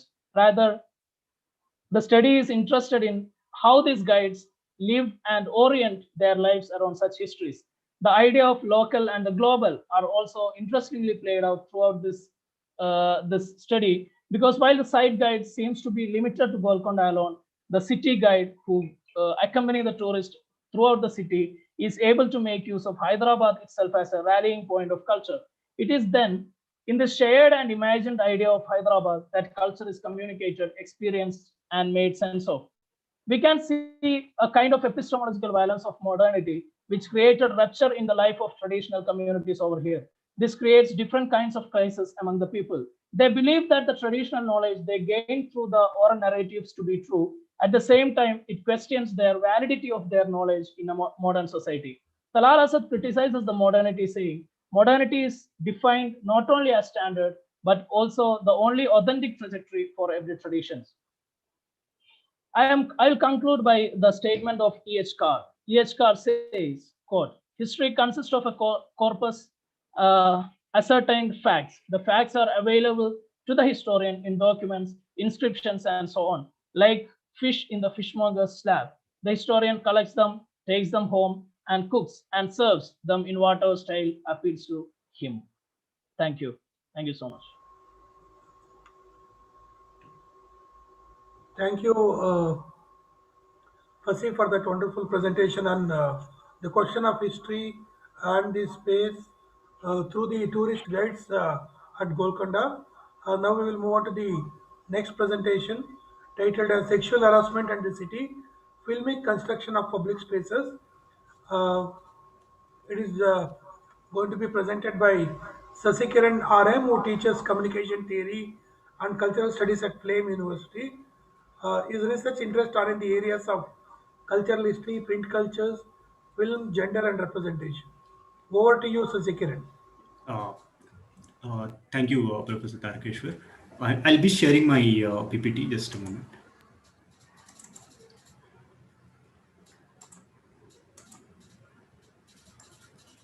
So the paper is titled Sexual Harassment in the City, Filmic Constructions of Public Space. So I'll start with the quote, which also serves as a guiding light for the paper. Our cities are patriarchy written in stone, brick, glass, and concrete. This is a quote by Jane Dark, a feminist urban geographer. So this paper engages with popular Telugu filmic texts to understand the hostile urban public spaces that are constructed in them. These spaces include streets, malls, parks, cafes, monuments, markets, educational institutes, and other public spaces. Sexual harassment becomes the common trope in the conception of these spaces. They become sites of manipulation, street harassment, and domination. The paper engages with feminist literature on urban spaces and the framework of masculinities to analyze these filmic texts, which are set both in national and international urban locales. The filmic text chosen for this analysis span the last 3 decades of popular Telugu cinema to observe shifts with time, if any. So I'll first situate the object of analysis, which is the teasing song, and I'll try to situate it in the diegetic universe of the Telugu film text. So the paper will focus on the genre which could be called as teasing song. One can call it a genre because of the sheer number of songs in number of such songs in Telugu, popular Telugu films. A cursory YouTube search with the words Telugu teasing songs throws up entire playlists of similar songs. A good number of these songs follow a standard template with minor modifications. The male lead of the film is singing and dancing in a choreographed sequence, mostly in a public space like a street, a mall, etc. More often than not, he is accompanied by dancers who, mostly male, who follow the female lead as she is walking away from them, sometimes in annoyance, sometimes in disgust, sometimes in fear. This teasing is meant to be a part of courtship sequences in these films. The teasing songs are an early part of the courtship rituals portrayed in popular Telugu cinema. They are present in all films, pretty much every popular mainstream Telugu commercial cinema, with minor variations in choreography. In most of these songs, men outnumber women and they fill the space, and the woman is left with almost no space in the frame. She is cornered, and the intended tone of the song borders between playful and outright sexual harassment. So this genre is also not to be confused with the duet songs that come in much later in the courtship rituals of these films, which are portrayed to be consensual. These songs are connected with the diegetic universe of the film as a part of the subplot that involves courtship. It could be the bylanes of Kolkata or the streets and markets of Hyderabad or the promenades of Zurich. The spatial construction, the mise-en-scene is still the same. Telugu filmmakers have portrayed their imagination of public spaces even when they shoot song sequences abroad, irrespective of the gendered spatial realities of the location in question.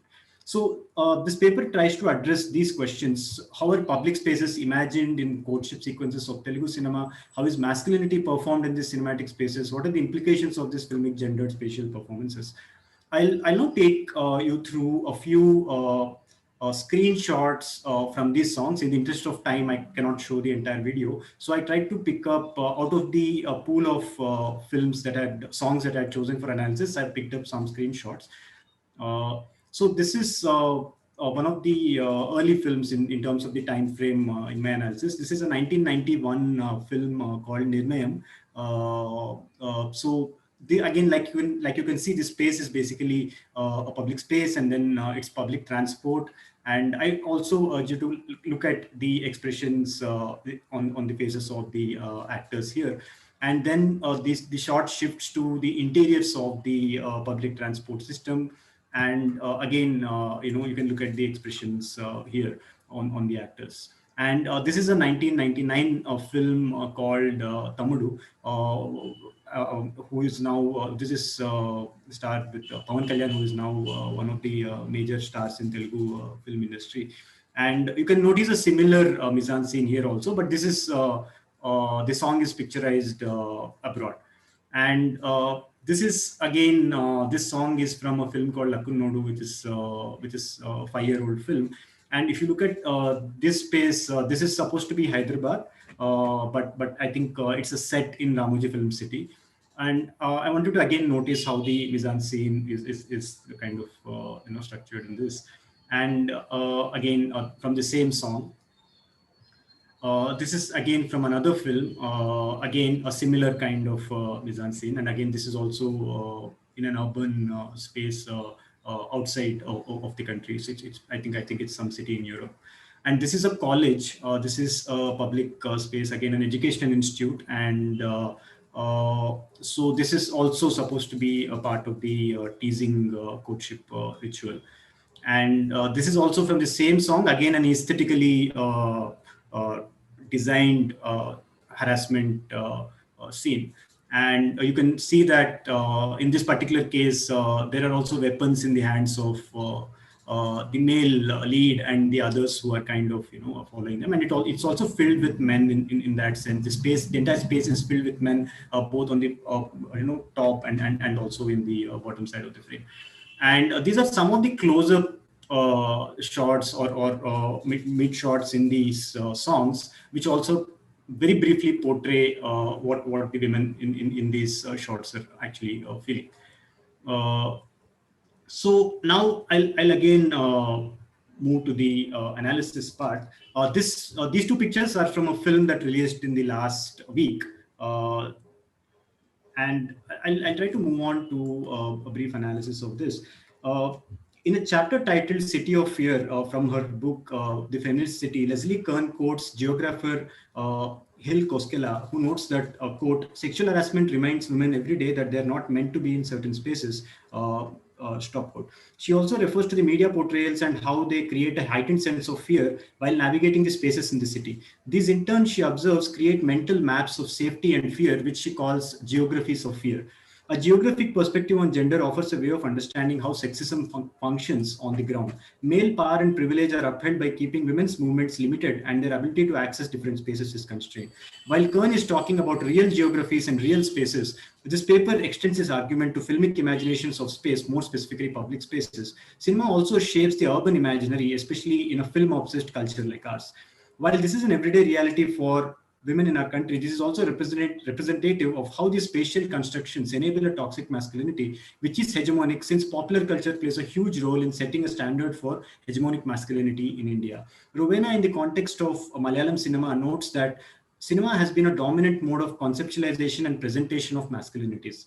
Every single aspect of Telugu cinema, popular Telugu cinema, is masculine. The fan cultures, the promotional material, the mise-en-scene.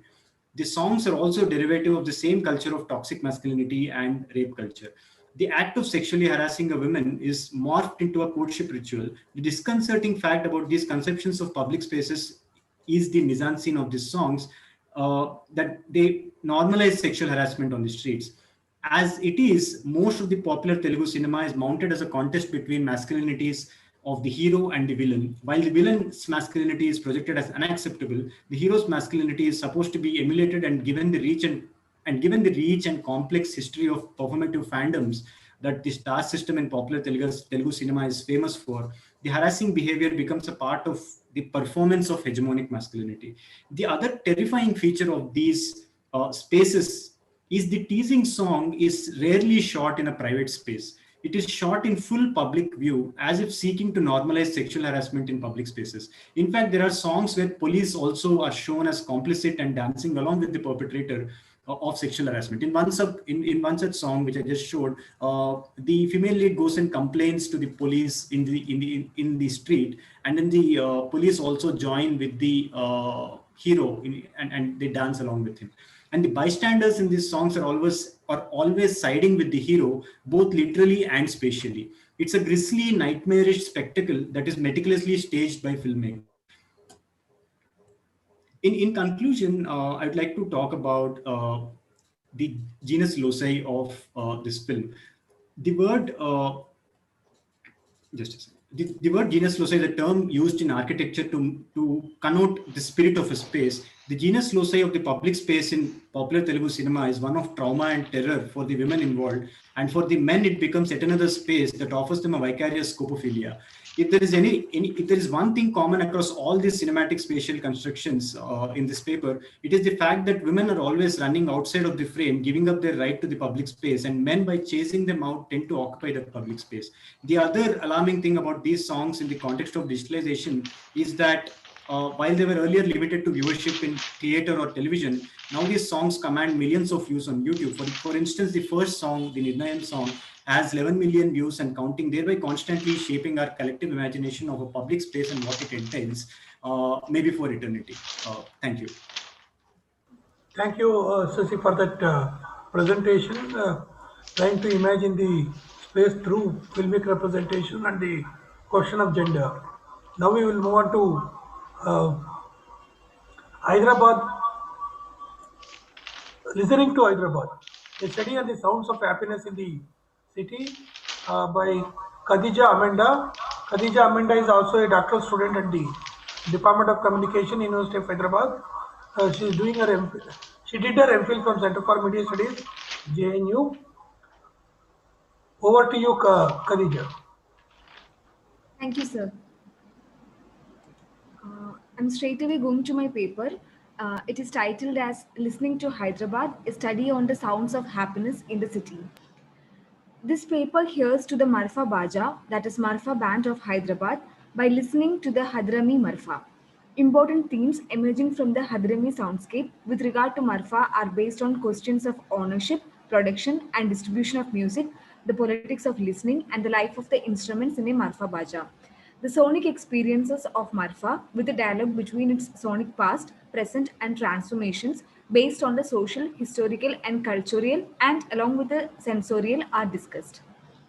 The Hadramis migrated from the current Republic of Yemen and settled in the outskirts of Hyderabad city in Barkas near Chandrayan Gutta. Hadramaut, located in the current Republic of Yemen, has witnessed many travel stories. Hadarima or Haldrami are the people of Hadramaut for whom travel and mobility across the Indian Ocean has been part of their lives. The earliest Hadrami migration to the Indian subcontinent were done by Sayyids in Ahmedabad, Baroda, Bharuch, and Surat. The outsider point of view may consider Hadramis as a homogeneous group of themselves. The arrival of Hadramis to the Indian subcontinent happened during the medieval times to the western coast of India, including the regions of Maratha, Gujarat, and the Deccan. The arrival of the first batch of Hadramis in Hyderabad was in 1797, and these Arab soldiers escorted the Nizam's Diwan Arastuja from Pune to Hyderabad soon after the Nizam himself resumed the charges of the city in 1724. The Indian annexation of the Hyderabad state was rather difficult for Hadramis owing to the financial and social instability, and Marfa became a music that filled their stomach. The Gulf boom of the 90s brought prosperity in many aspects in Barkas, and migration was restarted again. Marfa, at times called as duff, is the name of a percussion musical instrument that has resemblances to kettle drums present these days. In the shape of a semisphere, the upper layer of a traditional marfa is made by soaking cattle skin in salt water for 2 to 3 days and drying under hot sun, and the lower portion is made of wood painted in bright shades of yellow and blue. The sun-dried cattle skin is tied with leather cords to the wooden portion after getting the right texture for the optimum and appropriate sound. Marfa is played by beating a bindi, that is the name of a wooden stick, on the layer of animal skin. Marfa Baja is the collective name given for a band or a Marfa party. Known as the Mastika Baja, Marfa is played during Khushiyon Ka Mamla, that is moments of happiness and joy like weddings, arrival from Gulf, Akika, that is the Islamic practice of animal sacrifice owing to the birth of a newborn, in dargahs, and veneration of peers and saints, inauguration of shops, housewarming parties, and passing of exams. A minimum of 8 bajas are required for a performance. The three major rhythms of Marfa include Shara, Sawari, and Ya Abu Bakr, Ya Abu Salah. The instruments used in a Marfa performance are dhol, chilia, and argan, chronologically in the order of their introduction. Dhols are double-headed drums and one of the most popular instruments in the Indian subcontinent with many regional varieties. A chilia, also known as a madka, is a vessel-shaped steel instrument with a mouth wide open for the easy collection and deposition of money during performance. Argan is the Deccani for organ and at times is called as a piano. The vehicle that carries argan and its player is called argan bandi. A traditional dance number similar to the Barra dance of Yemen is danced along with marfa and is played with a chaku, that is a knife, talwar, sword, dagger, or lat, that is a cane. A marfa is performed by draping the traditional Arabia lungi, white shirt, and kafia, that is the Arab headscarf, as headgear.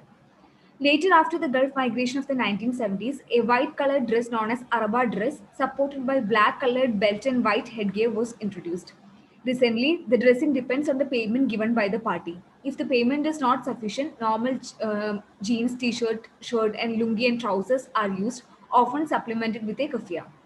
The Baja soundscape of Hyderabad city has the presence of Marfa band, Sheri band, Jalna band, and brass bands. Sheri band and Jalna bands have bigger drums and increased dum dum boom boom sound. Damli Baja, Bangli Baja, and Punjabi Baja were once popular and has slightly faded in the Baja soundscape of Hyderabad. Brass bands, popular in North India, are more preferred in Telugu Hindu, Marwadi weddings in the city. The sound of marfa can be primarily for khushi and masti. At the same time, the diverse sonic role played by marfa gives it a sacred role while played in dargah for urs. At the same time, the same sound of marfa transforms as a noise that pollutes the sacred mode sound of adhan when it is recited aloud. Marfa cannot be always the embodiment of khushi and masti, and the power to determine the emotion bestowed by marfa depends on the ear that listens it. When an NRI is back home in Hyderabad and Marfa is played as a welcome note, the sound of Marfa becomes the sound of his or her homeland, giving memories of a dance they had for a wedding or even for his own giving this sounds like feel home. The beats of Marfa played for Masti during a Walima ceremony becomes a painful reminder for the bride's family about leaving the girl child to a new home. The roles played by a single sound is multiple, the emotions that it bestows are contextual, the sound in itself plays multiple and diverse role to itself. The sonic functions of the sound of Marfa transforms according to the time and space, and the ear becomes the determiner of the emotions involved in it. Who owns the sound of Marfa? The ownership of music has always been of scholarly interest in sound studies and ethnomusicology. You will get the real Marfa here, said Jabri, a fourth generation Siddhi Baja, stressing the Asli part as I went with him to visit AC guards. The Hadramis consider Marfa as received from the Siddhi community to pet Barna or fill the stomach and is still grateful to them for teaching Marfa. The Siddhis are supposed to have migrated to the Hyderabad state from Abyssinia in the present Ethiopia and Zanzibar in Tanzania. There exists mixed tales on their migration and archival sources are scarce. Interviews carried out suggest that they were part of the cavalry of the 9th Nizam, Mehboob Ali Khan. They worked as bodyguards of the Nizam and still live in the area known as African Cavalry Guards or AC Guards near Lakdika Pool in the city. The Hadrami community makes it sure that the music is transferred within the community from one generation to another, like the boy who took Marfa and Dhol together underneath the bed during the Hadrami wedding we attended and played the Dhol for a while. The conflict of interest on Marfa has reached a point where the community to which the ownership is ascribed has reached a point of disowning, whereas the community that studied this music as a mean to live is rather venerating the sound of Marfa as something that gives their daily bread and as a reminder of relationship between the Prophet and them. Even if the Siddhi community have no plans to own Marfa in the future, they do not seem to be quite pleasant about the larger popularity gaining by Marfa due to the increased number of shops put up by Hadrami Bajas in wider parts of the city.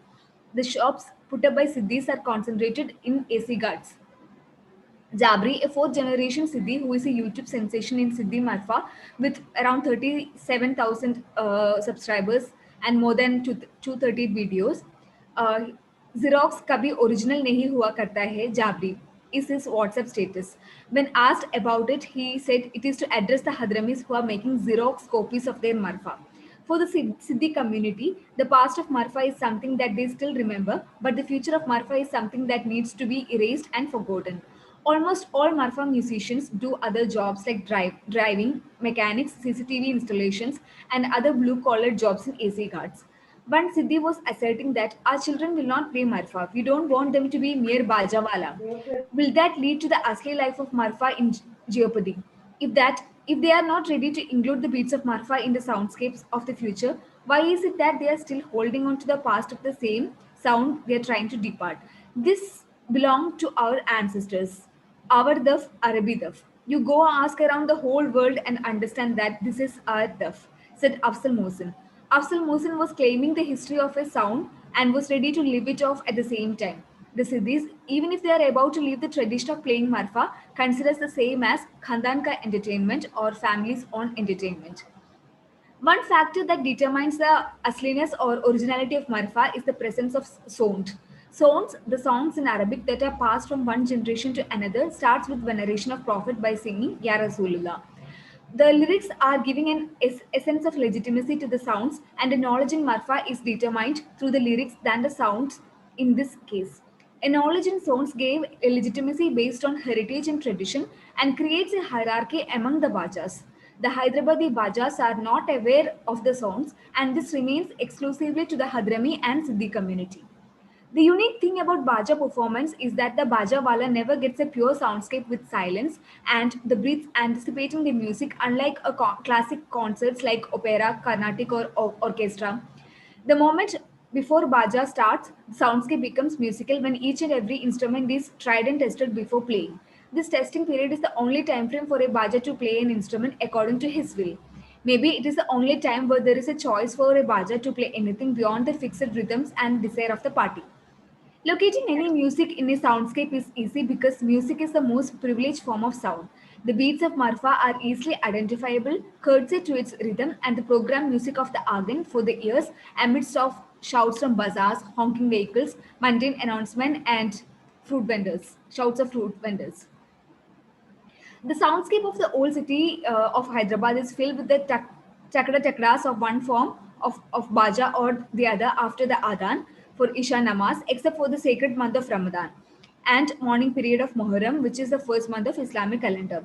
The objects associated with the sound of marfa, like the chakus and talbas, have always made these sounds under police surveillance. The temporal restrictions imposed by the state over an unfortunate death associated with Marfa in Sheikhpet is clouding the masti of Bajas over emotions of being policed. A safe and sound Baja is sold by these musicians of Marfa. Yeah, that's it. Thank you. Thank you, Khadija, for that paper on sounds of Hyderabad, focusing on a particular musical practice and also a community. Now we will move on to the next presentation. It is titled Hyderabad as a Panopticon City. Yamini Krishna, who is going to present this paper, is an independent scholar. She has completed her PhD in film studies from the English and Foreign Languages University. She teaches film history and her areas of interest are film history and urban history. Her PhD work was on urban history of Hyderabad. Over to you, Yamini. Thank you, Professor. Thank you for inviting me to present. I'll straight away get to the paper.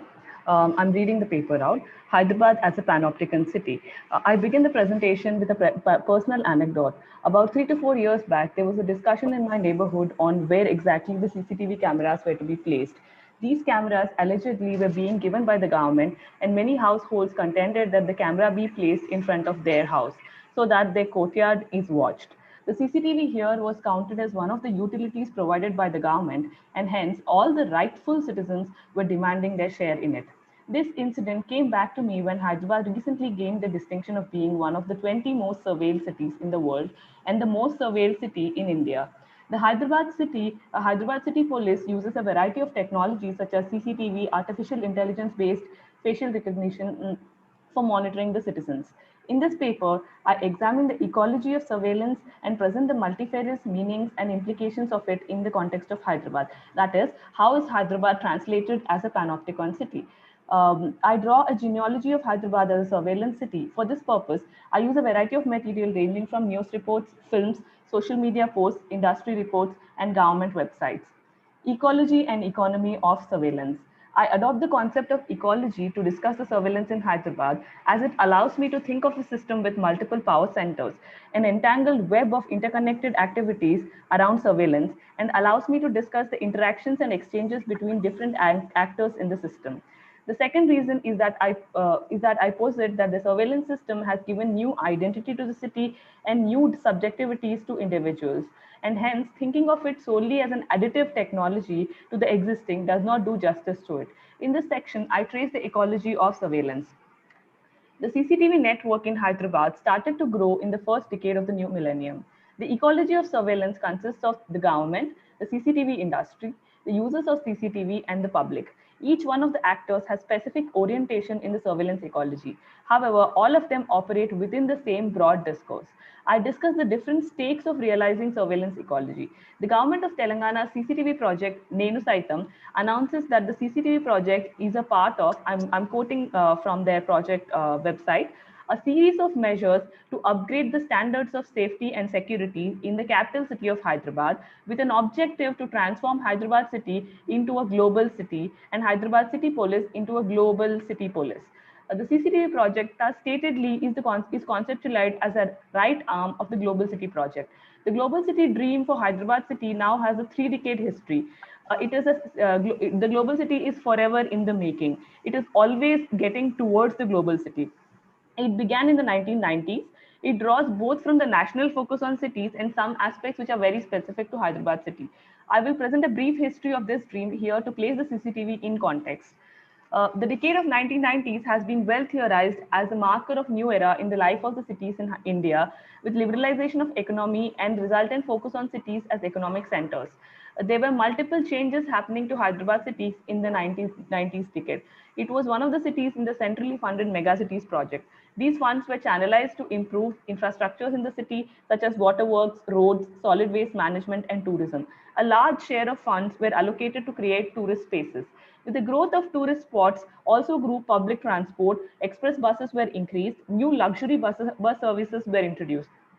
All this was happening at the city level when GATS was being signed on the national level. And there was an influx of foreign direct investment into the industry. This was also the time when the presence of technology in everyday life was increasing phenomenally.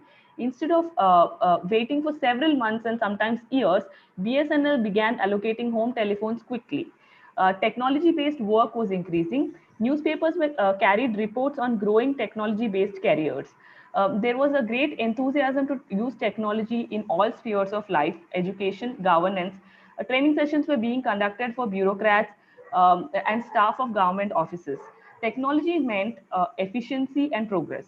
This association was further cemented during the term of N. Chandrababu Naidu, who presented technology-based governance as a symbol of transparency, immediacy, and effectiveness. This association was so strong that most states in India wanted to learn from this. They wanted to catapult their states into magical future through the wand of technology. In many ways, it is the same template that several governments after Naidu and today Modi through his Digital India campaign follow. A template of techno-enabled future. As technology was entering different spheres of life in the city, so was there an increasing policing of the public spaces. In Hyderabad, there were raids on explicit posters from public spaces. Theaters showing blue films were raided. These were termed as unsafe for women. It was a popular understanding that pornographic content motivates sexual violence on women. Just a counterpoint to what Shashi was talking to us about, that is, though all non-pornographic films or the mainstream films were advocating violence on women, there was a crackdown on other pornographic content with the same intention, or rather with the same tag that it promotes violence on women. These raids in Hyderabad were conducted by women's associations and police together. In the context of this paper, 90s brought 3 significant changes in the city's life. The first one, welcoming of technology as a positive intervention in everyday personal life. The home telephone can be thought of as one of the earliest personal devices. There were other devices such as television, but they were often community used. The home telephone was also often used by neighbors, but it was allocated to an individual and it literally connected the home with the world. Further, it is the telephone which got internet to several houses a decade later. The second one, the monitoring of public space in the discourse of safety of women became a central tenet of controlling the urban in this decade. The third one, the parlance of citizen-state partnership came into existence. This is also marked by Janaki Nair in the context of Bangalore. It is in this conjunction that I place CCTV cameras. They carry the discourse of safety, particularly of women with them. They also represent a heightened acceptance of technology in everyday life, again drawing from the positive connotation with technology. The third aspect of CCTV is the act of watching or using CCTV footage, which I hope to connect with the citizen-state partnership during the course of this paper. The other node of the surveillance ecology is the surveillance industry. The policing industry is one of the emerging industries with a huge turnover potential. The FICCI instituted Smart Policing Awards in 2016. They collaborate with police forces to organize police expos, which promise new age solutions for effective and efficient policing, where police can try and order new technologies. This industrial network is complete with startups, training centers, small and medium-sized enterprises, and employs skilled labor. This industry piggybacks on the infrastructure of IT industry developed from the 1990s. The surveillance economy functions by creating smaller economies of the kind linked to the larger grid. For instance, several district police offices now replicate the CCTV model in their areas. Housing colonies, residential associations themselves take up the responsibility of creating a surveillance web in their own living areas. The funding for these endeavors is acquired through donations from philanthropists and people. Philanthropists who earlier used to have their names etched near an orphanage or a religious institution now get their association for the CCTV installation project. This marks that the positive connotation of the surveillance technology has been accepted as a public good. Like the global city model, which aims to replicate given economic systems in different geographies, the surveillance ecosystem, with its promise of business and safety, is something most cities in India are attempting to replicate. The expos, award ceremonies, and case studies are intended to facilitate this replication. Now, the last section of the paper, Watch Thy Neighbor, New Subjectivities of Surveillance. Every ecosystem engenders new subjectivities. I posit that the surveillance ecosystem also interpolated new subjects. I will illustrate this through the use of film Spider and some social media content. The 2016 film Spider starts with hundreds of screens displaying the CCTV coverage of different parts of the city, all concentrated into a building of an intelligence bureau. While the head of the bureau cautions that only specific people's conversations will be tapped into, and it is a crime to listen to everyday conversations of people. At the same time, we hear the protagonist's mind speak, addressing an imaginary audience. He says that he listens to everybody's unimportant conversations, and by listening to them helps the people in need. He does this for social good and without expecting anything in return. The plot of the film is a protagonist capturing a serial killer responsible for multiple murders in the city. The most interesting aspect of the film in the context of this paper is that he does this through the help of CCTV cameras, AI software, and personal details of all the citizens in the city. In the climax scene, he makes women living in a particular neighborhood snoop on their neighbors to identify where the killer was hiding. Spider, thus, can broadly be defined as a surveillance vigilante film. We see surveillance led plots in several other Telugu films such as Gang Leader, Hit, Agent Sai Srinivas Atreya, Evaru, Gudachari, Saho, etc., where the protagonist sometimes is in official capacity and sometimes as a vigilante solves the problem through the use of CCTV footage. These films render active watching as watching others as a virtue, which helps in maintaining the order in the city. Spider takes this to another extreme where it makes everyone in the neighborhood a potential suspect and hence impresses the need to watch thy neighbor. Through the CCTV system, each citizen is watched, but also each citizen is a voyeur and a potential surveillance vigilante. An examination of social media tweets on CCTV also indicates a widespread practice among digital citizens to watch CCTV footage and share it. There are multiple CCTV footage shared for different reasons. They are retweeted thousands of times. And the Telangana Police upcoming Command Control Center realizes the imagination of spider. It promises 360 degrees views from around the city through CCTV cameras. It also has a gallery where visitors could enjoy the views of CCTVs of the city, thereby pointing that the new subjectivities are realized outside the screen too. That's it. Thank you, Emily, for that presentation where we are moving towards surveillance as governance. Now all the papers are open for discussion. We had 6 papers in this panel. All the papers were focusing on Hyderabad as a space through different archives, through memory, through early bilingual newspaper, interviewing tourist guide, understanding a community and its music. So the papers are open for discussion. Any questions? There are 1 or 2 comments appreciating the aspects of the paper.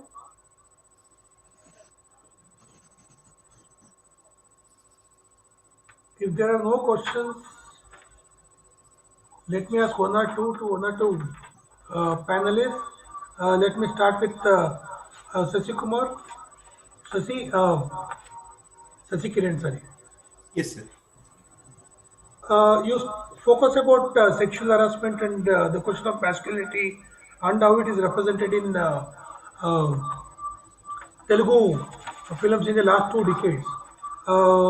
You called that particular songs as teasing songs. So there is a genre which has been named as teasing. But in your presentations, the teasing went up and you started looking at it as harassment, sexual harassment. So this translation from teasing to sexual harassment, I think is quite interesting for me. So why do you think that wooing, teasing, all these activities come under harassment? And is it possible to keep the distinctions alive, or we need to see them as overlapping? Yeah, so because of the time constraint, I couldn't actually make that transition from teasing to. So basically, there is a part of the paper which briefly talks about microaggressions, because sexual harassment is a continuum, and so there is an aspect of microaggressions, and then so the problem with these representations is the particular ones that I'm talking about is that they are not done by the villains or the antagonists of the film.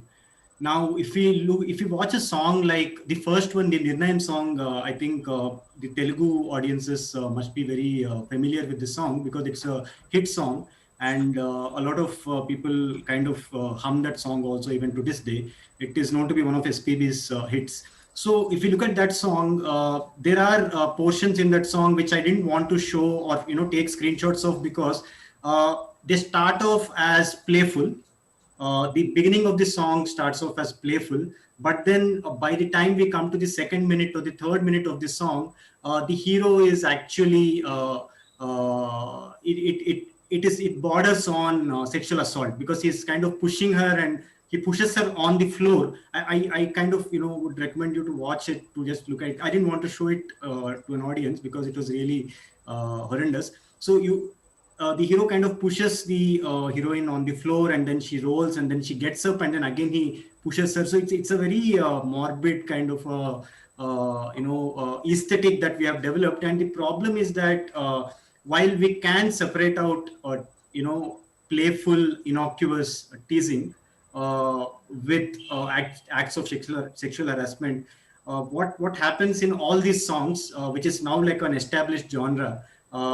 In all these songs, we can't make that distinction primarily because it starts off as microaggression and ends up as sexual harassment. because I didn't show the portions where there is a lot of pinching and poking and a lot of other things also happen in the duration of the song. I hope I answered the question briefly. Yeah, but a small addition to that. Yeah. But in the same films, we also see that if the same teasing is carried out by the villain, Yeah. the hero will crush him up. Yeah. So the teasing of the villain is represented as a kind of quote unquote bad thing. Yes. How do we Yes. understand this dichotomy?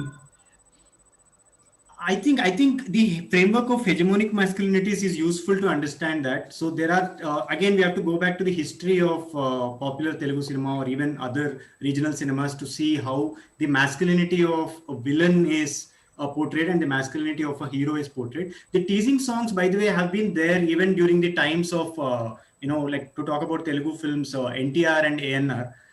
The teasing song has been there. But then, for example, Vetagadu is another song that I analyzed in the paper, which I didn't actually. So there's a song in the film Vetagadu by NTR. That song offers 50% of the song is also given to the female lead to respond to this teasing by the male lead, and it is not as terrible as the songs that have now come to be. So I think the framework of masculinities, especially the hegemonic masculinities, kind of helps us to understand that, in the sense that the hero's masculinity is acceptable and it is kind of counted as a hegemonic masculinity, and the villain's masculinity doesn't kind of occupy that space. Yeah. Yeah. Thank you. Yeah. Thank you. Thank you. Any other questions by anyone else?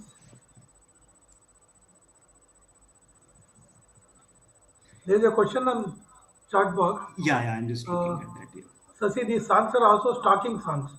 Have the well-known singers who have sung these songs commented on this aspect? Nothing that I have come across, sir, because a lot of these songs, there are hundreds of them, but I haven't heard of any singers kind of talk about this, because it kind of continues to this day, the same thing, like even in films that released this week and last week also. Yeah, but I haven't heard, I haven't come across anybody kind of commenting on this aspect. This question is to Kamini. You are talking about the present Hyderabad, how the vision of a global city is driving it towards surveillance. Can you see the earlier forms of surveillance in Hyderabad before it started imagining itself as a global city? I'm asking this because you have also worked on the colonial and Hyderabad as a princely state. Yeah. Yes. So in terms of say three aspects, one is during the Nizam time, if there was surveillance, then it would be political kind of surveillance, which continues to this day. But citizens are not so much suspect. If there is any kind of not everybody is suspect. Say for instance, if someone has is in a particular association, or somebody has written against the Nizam, or somebody has some connections with, say, the Hindu Mahasabha or the Arya Samaj or one of those, then they would be watched on. But it's not like each one watch one. That is the difference. And also it is carried on by the state. That is, the state would have certain, somebody like, not CID, I mean, just randomly putting that word, but people who were informants in neighborhoods, in different parts of the city, important places, where the informants would then again inform to the state. But it's again not like the what do you say, the strangest aspect of it right now is each one watch one and each one watch as many as possible.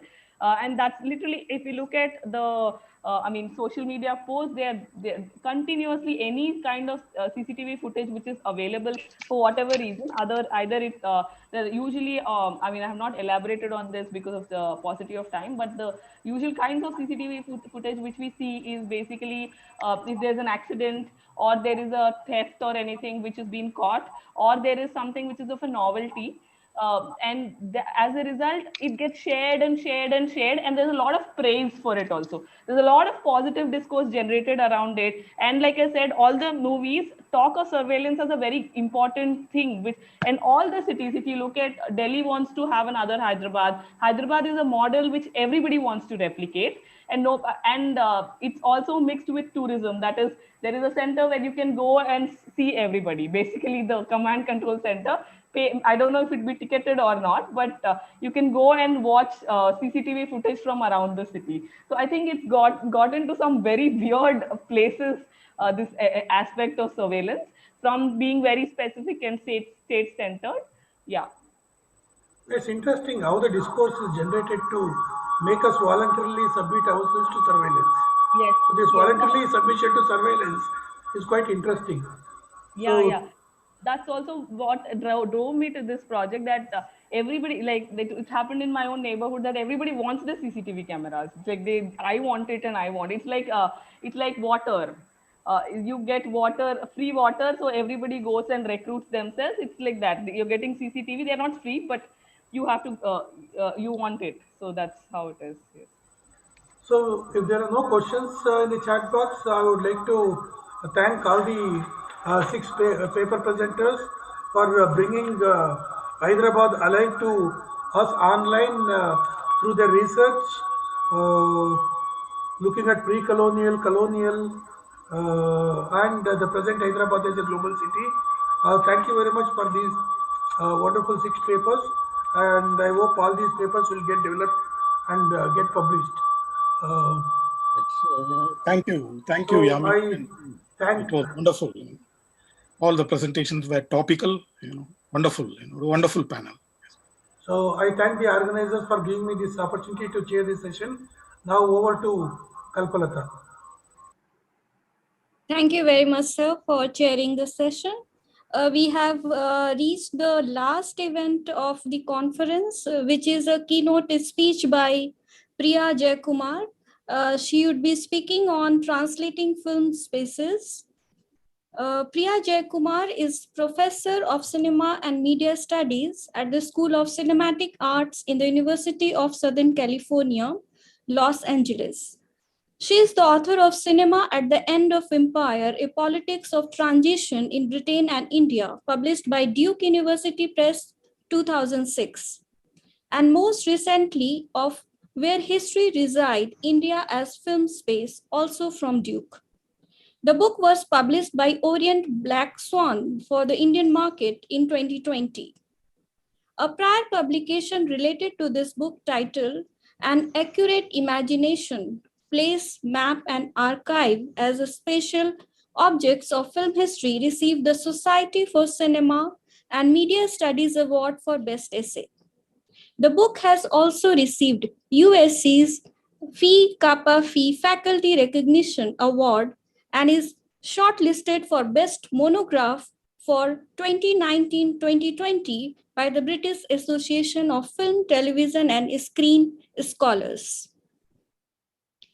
With K. Dickinson, Priya co-edited a dossier for Cinema Journal on teaching cinema and media studies against the contemporary global right in 2018.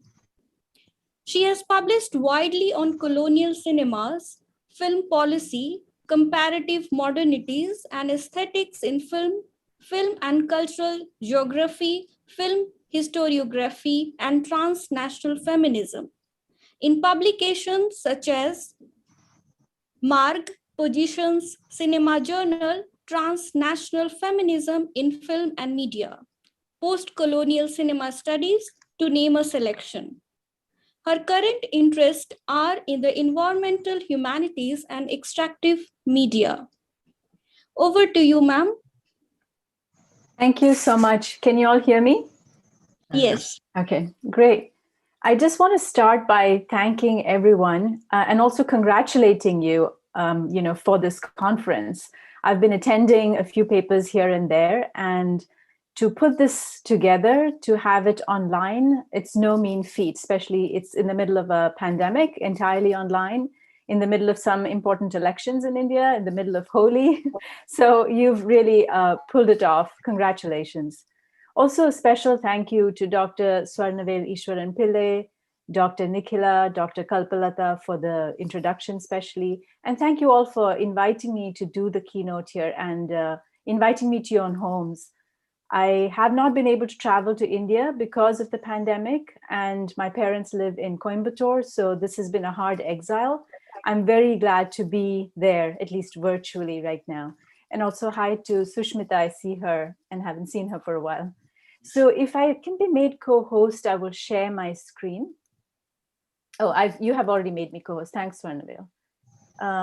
So let me share my screen now.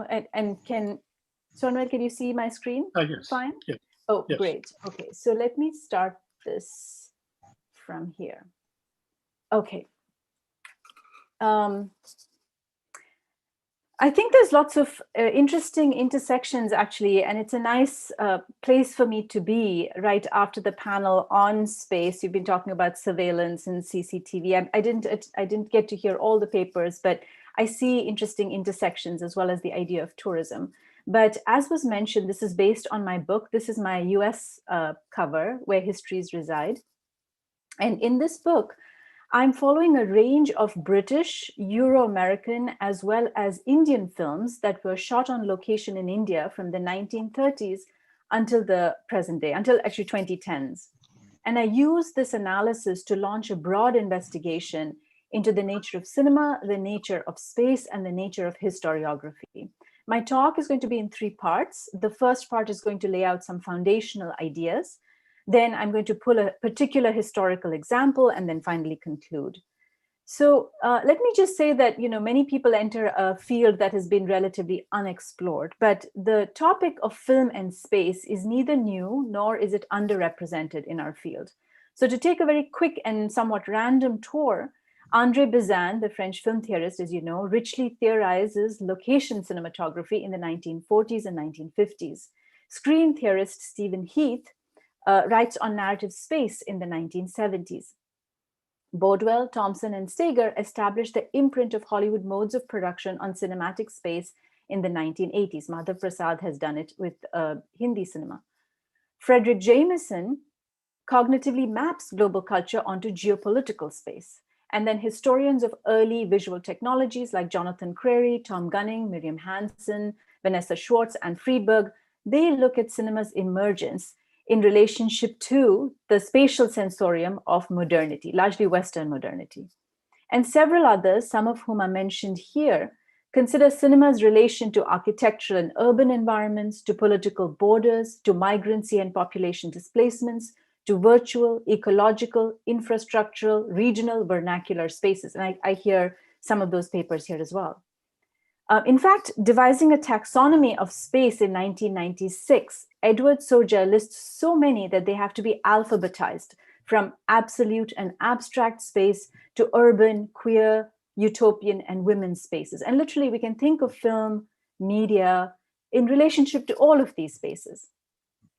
So it's precisely the complexity, it's precisely the medium's complex spatiality that poses some fundamental challenges. Over the years, reading across these fields, I was trying to figure out how to pull these insights together.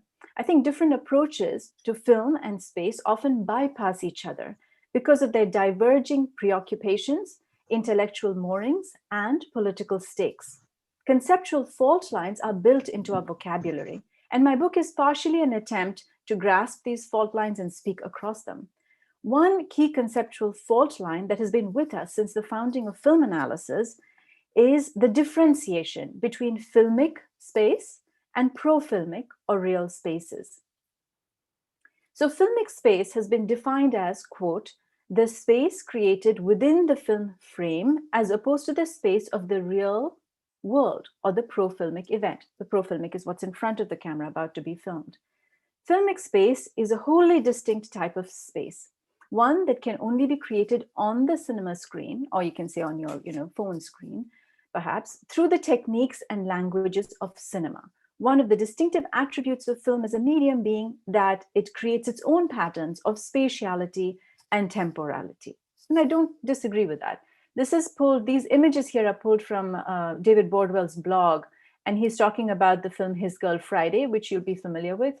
So the point here is he's talking about classical Hollywood cinema, and you can think about that in relationship to other cinemas too. But in classical Hollywood cinema, there's a basis of, the absent spectator. You're in the picture. So this empty seat is actually where the camera is, and you're there. And you're always oriented in a certain way in relationship to the image, so that this is the foreground. And when a figure appears in the foreground, you're oriented to him by him being in the peripheral vision. He's in the background. Then a principal character turns towards him and brings him forward. So the edits and the way in which the space is managed, this is filmic space. It's creating its own vocabulary, teaching its spectators how to understand and read it. And again, we can extrapolate that and try to understand filmic space in relationship to, Telugu cinema, Tamil cinema, Bollywood cinema, how it works specifically. Now, this kind of structuralist turn was essential to building formally precise vocabularies for the cinematic codes and functions of edits and gazes and camera angles and movements. But I think it has also inhibited our ambition to think across different scales, which I know many of us are trying to do now. Questions of film and space are taken up piecemeal in the analysis of one or the other aspect of the medium's materiality or immateriality, neglecting film's heterogeneous artifactual status as a framed and scaled visual image, and increasingly this immersive environment we're all in. There is also an ideological apparatus, an economic commodity, technological platform, site of exhibition, consumption, fragment of memory, and geopolitical instrument, each of which has its own social and spatial dimension. So my aim is really to grasp the socio-spatiality of this artifact in all its wonderful complexity, right? How are the social and spatial qualities of the image entangled with each other, and how do we translate that? So my book is an invitation to deliberately misread the ontological question, what is cinema? To say that functionally, cinema is many things, whether construed as reams of stock footage or as streaming digital content on your laptop. Cinema enables particular intersections between our lived, imagined, techno-material, and socio-political spaces, allowing us to write histories from the vantage point of all the spatial registers across which the medium disperses, even as it is defined. As a field, film studies and media studies is ideally positioned to examine the double helix of sociality and spatiality because of the form and distributive logic of its object of analysis. And in one of my chapters, some of the images I look at in relationship to, I talk about how I break the chapters down, but this is in relationship to the city of Lucknow. And this image down here is I talk about it as a proto-cinematic album. It's a photographic album from 1874. It was taken soon after the Lucknow rebellion, the Sepoy rebellion, more largely. And that same event was made into a film by the US Edison Film Company for the British market. And it was called The Relief of Lucknow. And this, of course, is a screenshot from Chaudhry Ka Chand, which is shot in Lucknow, but it's largely shot on a stage, but there's some location shots right at the beginning. So I'm interested in how that place gets mediated across time over all these different images. Okay, so what defines my work, or I think any work, as a spatial historiography, right? Many people are doing this, but I think there's some advantage in articulating what it means to try to write a history that is also spatial at the same time, a temporal and a sensitivity to space. So what defines any work as a spatial film historiography is that it must track the spatiality of the medium itself, whether it's a commodity, a professional practice, an affected experience, or a moving image. Second, it must attend to cinema's or the medium's constitution in relation to other spaces like socioeconomic, affective, and geopolitical. And third, and this sometimes falls off the map, it must maintain a critical self-reflexivity towards its own descriptive language and analytical categories, which spatialize knowledge by being at the front lines of disciplinary border construction. My aim is a sort of methodological comprehensiveness to reckon with the medium's spatial identity in materially and socially rooted terms and to move across different rungs of interpreting space. So I need to pull, I think we all need to pull from a lot of different fields, from politics and economics and aesthetics, because cinema and media moves across these spaces. Briefly, before I go on, let me just say that I understand space in the way that Henri Lefebvre talks about it, the production of space. So to be very, in simple terms, I'm sitting here, this is my place. The place and location are rather specific. So I'm here, and this is a basement in Los Angeles. But if you think about this spatially, you can think of this basement in relationship to, say, the production codes in the city, which allow basements to be only constructed in certain ways. Or in Glassell Park, a neighborhood which is gentrifying and has mixed income people, which allows me to buy a home in this neighborhood. You could also say that I am in what is originally Tovangar land, to give land acknowledgement. This is the land of the indigenous Tongva people. And here I am, a migrant, 20 years in the US.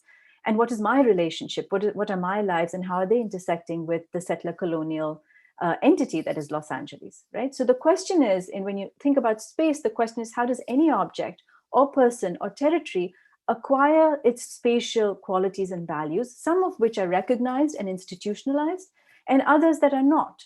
So how does anything become bound within certain parameters and hierarchies? That process of that happening, that is history. So history is not something that is inert, it is the production of space, and studying that production is the spatial historiography. So, okay, spatial historiographies then are those that show you how apparently separate and immutable material, social, and embodied spaces, this is what Lefebvre talks about as physical, mental, and social spaces, are part of interconnected historical and contingent processes. A film history that is alive to the mutuality of these translates the many registers, many spatial registers of cinema. So my preliminary move in writing this historiography is to change my unit of analysis. I change it from this filmic space that is largely used in film studies to filmed space. I defined film space as the captured artifact of an encounter between a camera and its environment, in order to think of the tensile relationships between on-screen spaces and social spaces that constitute a moving image's visual appearance and its institutional materiality. This is a minor adjustment, filmic to filmed, but with a mightier ambition. Exclusive attention to filmic space thwarts interrogations into the geographical underpinnings of knowledge itself. A critical spatial turn remains cognizant of the political and geographical basis of knowledge production, by always turning the lens back to the power-laden processes by which certain versions of history and certain versions of theory are authorized. So these are all very abstract statements that I've made so far. I haven't given you any concrete examples. So let me move on to some more concrete examples. And before I do that, I'm going to pick from this chapter, Regulatory Space. And I know you're just talking about surveillance as governance and the idea of governance. So this actually deals with governance, but at another period in Indian history. I should note here that if you look at these chapters, there is an underlying chronology. Here in this chapter, I talk about films from the 1930s, and by the end, I'm talking about films from the 2010s. But I have let that be kind of subsumed under more conceptual frameworks.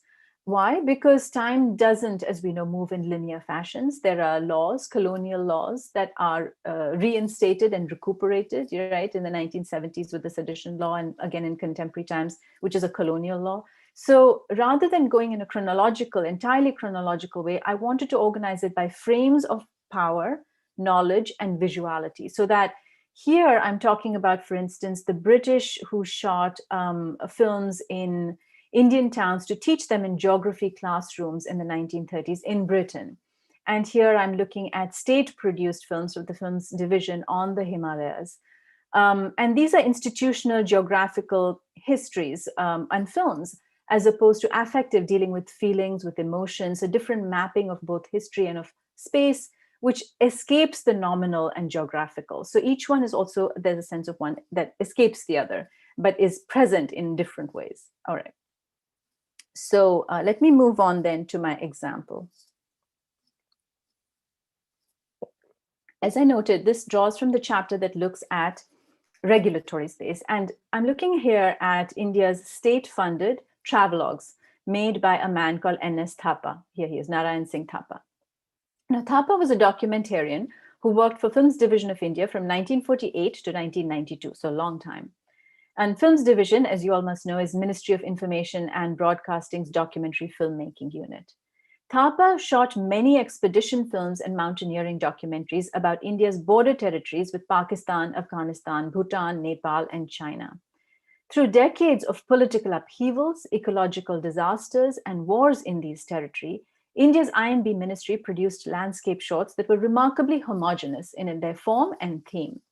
They didn't reflect the turmoil of these regions. So I'm going to start actually by showing you a brief clip from a film called Coronation in the Himalayas, and it's about Bhutan, and it's about the coronation of Jigme Dongyi Wangchuk, I believe. And let me play just a few minutes, and I'll let you, observe it, and then I'll make comments on it.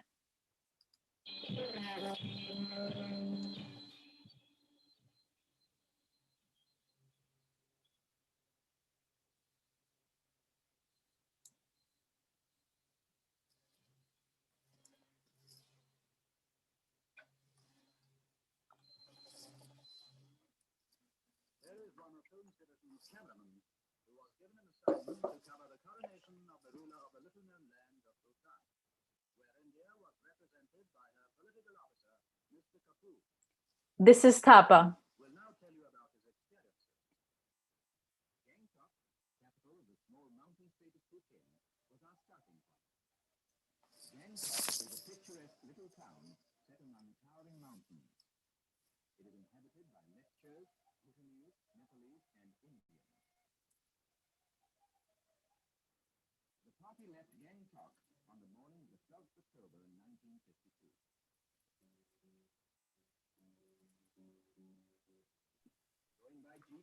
So is that sound, Priya? We are not able to listen to the sound.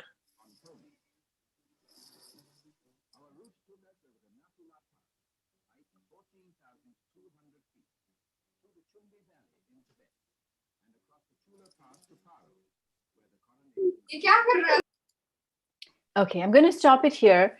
You may have noticed many things. The man you're introduced to is Narayan Singh Thapa. So I think it was interesting because we're talking about him here that you get to see him. But you notice that there's a faceless voiceover, and that's very British. It's a plummy voice of Berkeley Hill. And he introduces you to the cameraman. So the unseen voiceover introduces you to a cameraman, and then the voice changes a bit in timbre, in accent. It's not Thapa's voice actually, but it's supposed to be the cameraman's voice. It's Panna Raiji. But then the cameraman disappears as well. So you are embedded viscerally then with the visiting ambassador, right? So you're immediately taken and embedded into the state perspective. And you're guided through that. And this map is a very archetypical image. It was used in the British colonial geographical films, these animated maps, also in early Films Division films, and we can talk about any overlaps if you're interested. But we peek into Bhutan as an outsider. They're aliens, we're instructed on them. Okay, so one of the many things that struck me after watching several of Thapa's mountain documentaries was that his films repeat certain shots and ideas. There's an aesthetic and ideological sameness to the films. There are a lot of mountain panoramas and pans, and they unify discrete, brief expository segments on the ethnography, the culture, the environment of these places.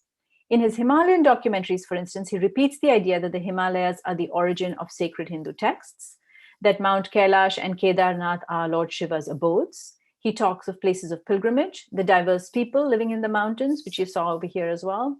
And then he mentions types of vegetation, types of climate, rivers, and so forth. So they're like thin tourism brochures, these films. I call this Thapa's and Films Division's a catalog aesthetic. The films demonstrate an accretion of detail that visually presents a region and contains it.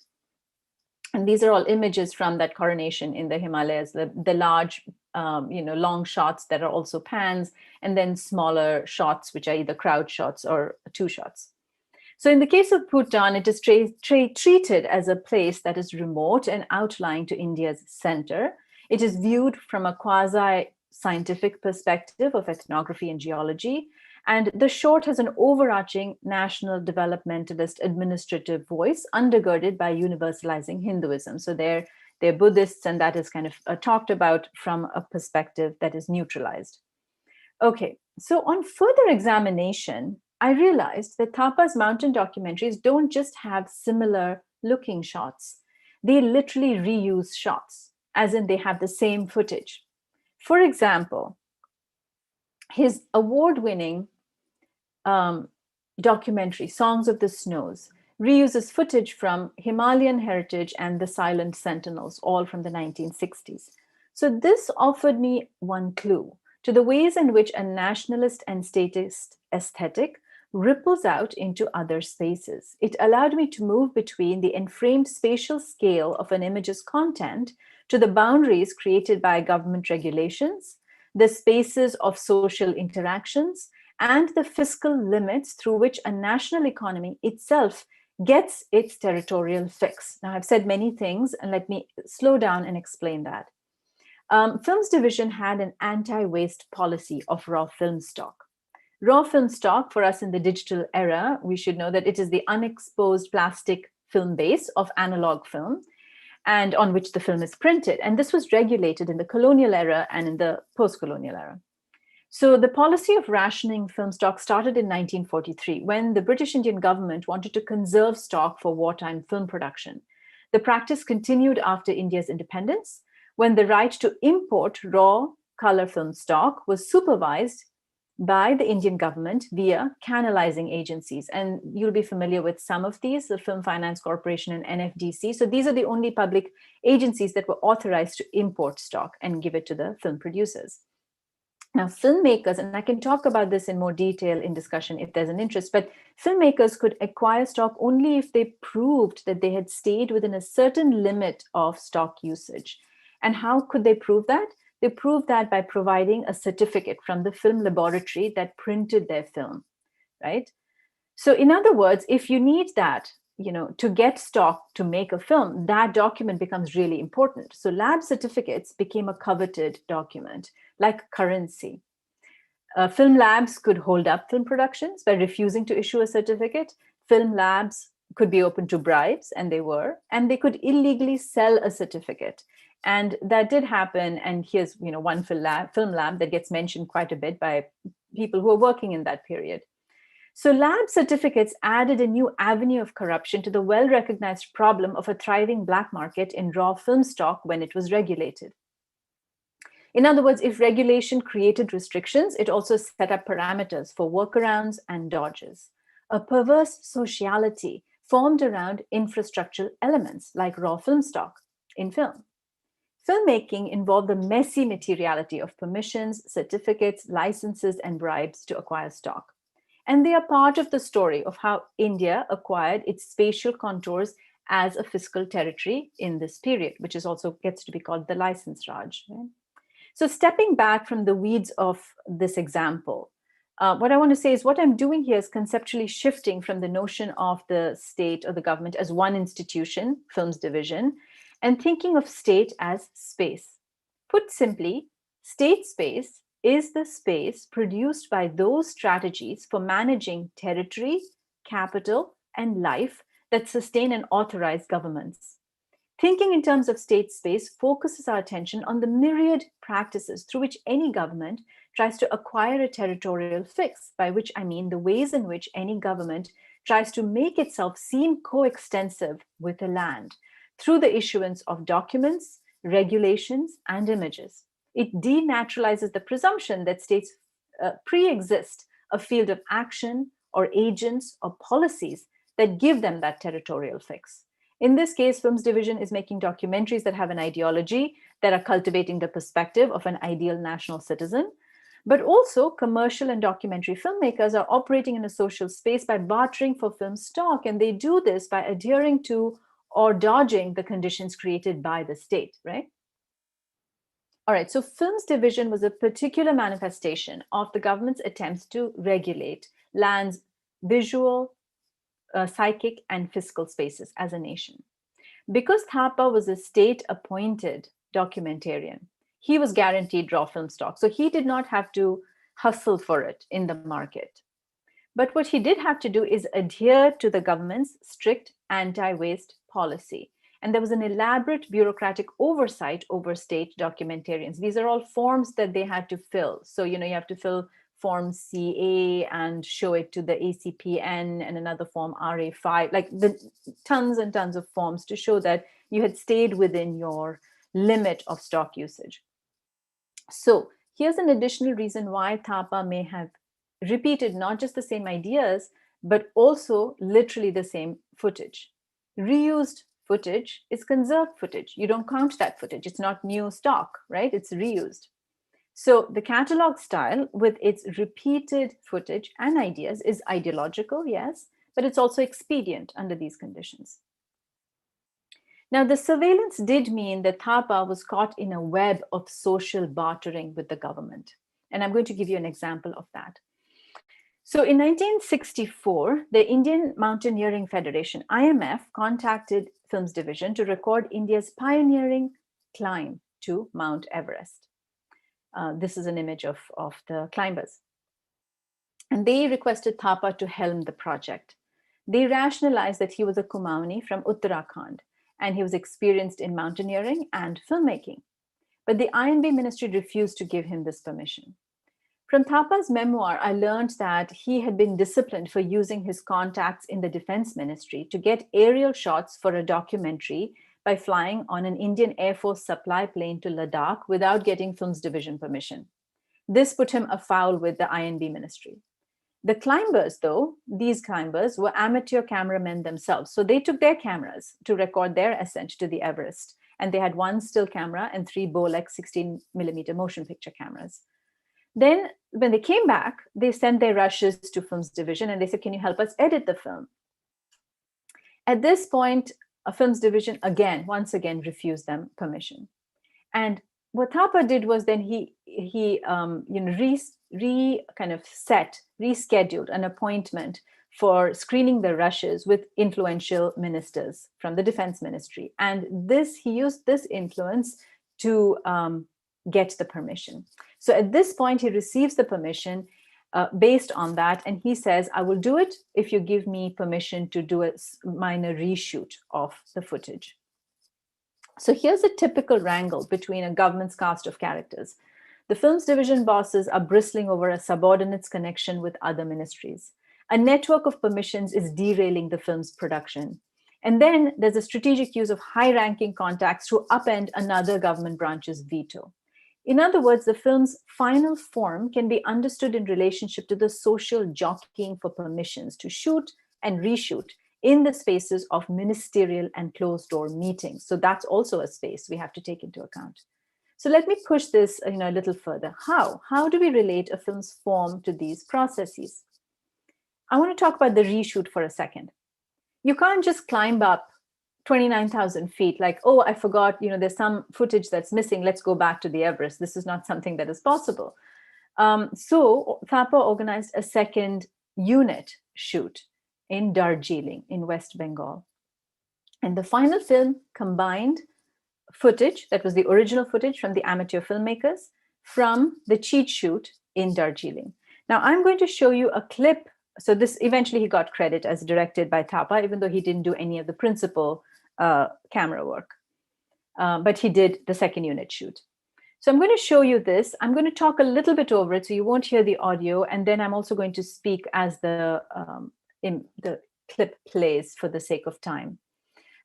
What you'll notice is the music for this, by the way, was done by Shankar Jaikishan. That you have the moving images, right? So this is all part of presumably what the original cameraman climbers shot. It's interspersed with some still images because the moving picture camera froze as well. So it's a very interesting film because it's almost experimental in its texture. It combines lots of different kinds of texts and images, motion picture as well as still images. And then there's ambient audio and there's the usual Films Division authoritative voiceover. And there are the usual pans. Now here's a still image, for instance, and there's a zoom in. Now it's hard to exactly, there's this animated map, which is very typical. It's hard to say exactly where he uses the second unit shots, but we can say that this is clearly an original from the moving picture. But when it gets to more close-up shots, that can be shot anywhere in any location. And presumably that's some of the shots that he compensated for in Darjeeling, like for instance, this particular shot. So we see a patchwork of moving images and stills here. And it's interesting that the film is materially scored by the dangers of shooting under hostile conditions because the camera was freezing, and also by the haphazard process of the production, which is almost visible in the aesthetic of the film. So as this clip plays, let me also stay a while in Darjeeling, which plays a hidden part in this footage. What I'm interested in doing in my book is historicizing particular visual regimes for organizing place as space, while also undercutting that logic, which is always based on the suppression of other alternative mappings of territory. Now, in Thapa's Everest, Darjeeling is invisible, right? It is only there as a cheat shot. It doesn't declare itself as a place. However, if we look at K.L. Khandpur's film, Darjeeling, that was shot in 1954, it's specifically about the hill station as a tourist site. The same Darjeeling plays a different role in Satyajit Ray's Kanchenjunga from 1962 to enact a family and class melodrama involving Bengal's bourgeoisie of Bhadralok. And in the same decade as Ray, we have this commercial Hindi film, Aradhana, by Shakti Samanta, who transforms Darjeeling into a scenic location for illicit young romance. There's no equivalence between these different dispensations towards place in terms of ideology, in terms of popularity, but each iteration of meaning foregrounds a particular relationship between territory and perception, or place and its spatialization through a range of practices and policies. Each distills how a region was constructed within that regime of representation. This is why, in my book, I give my chapters a conceptual frame. Darjeeling makes an appearance through these different perspectives across the chapter. So here I look at, for instance, Foothill Town Darjeeling, which is a British colonial, geographical film, which was made to teach British school children. In doing that, my aim is also to undercut their singularity with the uncanny presence of other potential relationships between time and place, memory and history, society and subject that they suppress. Now, Thapa's film provides us with a statist view, or films division's view. What else does this story illustrate? It illustrates that as visual artifacts and material objects, films offer us at least two distinct but interrelated ways of thinking about state power in the transformation of a place into a visual landscape and a politico-economic territory. First, moving images shape our spatial imagination of places by using cinematic techniques, the filmic space that converts a topography into a visual and perceived landscape. Second, films are also technomaterial objects or things that circulate and acquire functional definition in relation to a civil society and a marketplace whose contours they also express. Further, Thapa's story illustrates that as a documentarian who was also a bureaucrat, he was negotiating between his role as a government employee and his frustrations with the state mandates.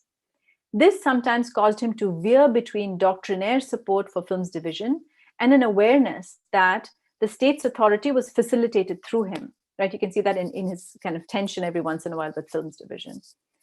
Speaking about the Bodo, the Bhutia, and other indigenous tribes portrayed in his documentaries, he writes, "I was happy to film their old customs and traditions of weekly market days and tribal dances.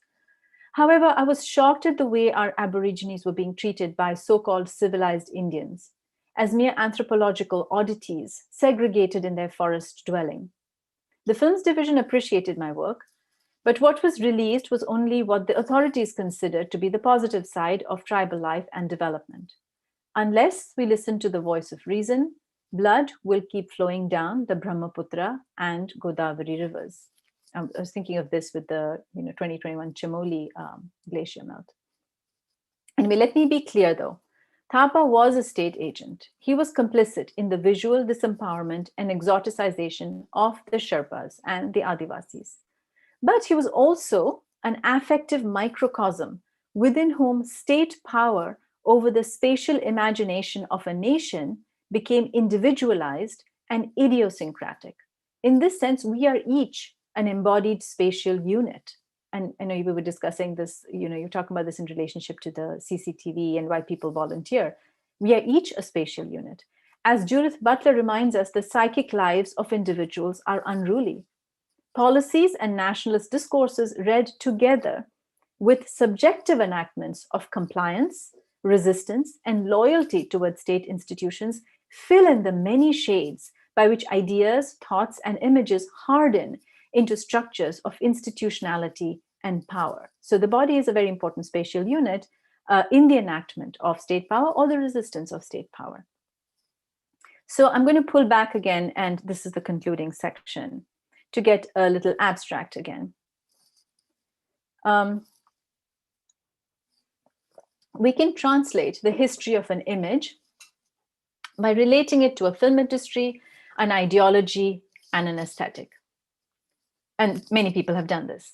But there is also a more chaotic series of relationships between places, people, and the context of filming that open up other kinds of stories. Accounting for these processes in the making of an image or making of images allows us to translate, one, the dependence of cinema or moving images on the regulatory, economic, and aesthetic institutions, and B, on the differences between the screen and their pro-filmic or environmental elements. And in this process, we also give the pro-filmic and the contingent its due weight.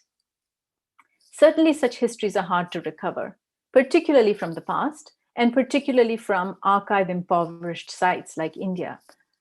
But staying alive to their possibility changes the ambition and the scope of historical narratives. For instance, and this is a film I talk about, which is Jean Renoir's The River. Eugene Laurier, production designer of Jean Renoir's The River, notes that a 2-year-old deaf-mute Indian child helped to lift bricks to build huts for Renoir's film. Laurier writes that the girl, quote, cried uncontrollably, ran after the departing vehicles, and threw herself on the ground despondently, unquote, when the French-American crew concluded their filming in West Bengal. Now, what is a historian supposed to do with this information? The easiest thing would be to ignore it. Information related to pro-filmic or pre-production processes are incidental to the final product. They are difficult to grasp in telling any film's history. But what if we take seriously Walter Benjamin's injunction to the chronicler to recite, quotes, events without distinguishing between major and minor ones, in accordance with the following truth: nothing that has ever happened should be regarded as lost for history, unquote. The point is not to tell all stories. It's not like a histoire totale, like in the Brodelian sense. That's not what I'm aiming for. But to bring to sight an event's multiple, dispersed, predictable, and sometimes unpredictable impact across time. The notion is reminiscent of film theorist André Bazin's idea that cinema can make us realize that, quote, everything is of like importance. Bazin is talking about the lack of visual hierarchy created between events occurring in Florence during Liberation, as shown in an episode of Rossellini's Paisan, and this image is from there. A woman, that's her, learns in passing from a dying partisan soldier, this man, that the man she is looking for is dead. Now, this is made incidental. Even in the image, it's just a side thing, even though it's her story. Rossellini's camera makes her discovery incidental. And Bazin's point is this is not because her loss is unimportant. Contrarily, it is because grief such as hers is all-pervasive. In a world that is crowded with people and events, the camera has shown us momentarily, in the eyes of those who stand aside, the reflection of other concerns, other passions, other dangers than our own. There is a similarity between a neorealist camera making the ordinary consequential by equalizing the weight of all events, and a historian allowing the despair of a child provoked by a film crew's departure to linger beyond a production designer's log. Or, in the example we discussed, a historian allowing an invisible Darjeeling to assert its cinematic presence through an archival genealogy. Expanding the historical lens to accommodate places and lives that are valued differently, valued less, or expanding it to include labor visually erased despite being a central part of the production of that image, makes historical analysis aspire to a kind of cinematic vision described by Bazin. It makes us ask, how did our world coalesce into this particular form? How did an image settle into this particular frame?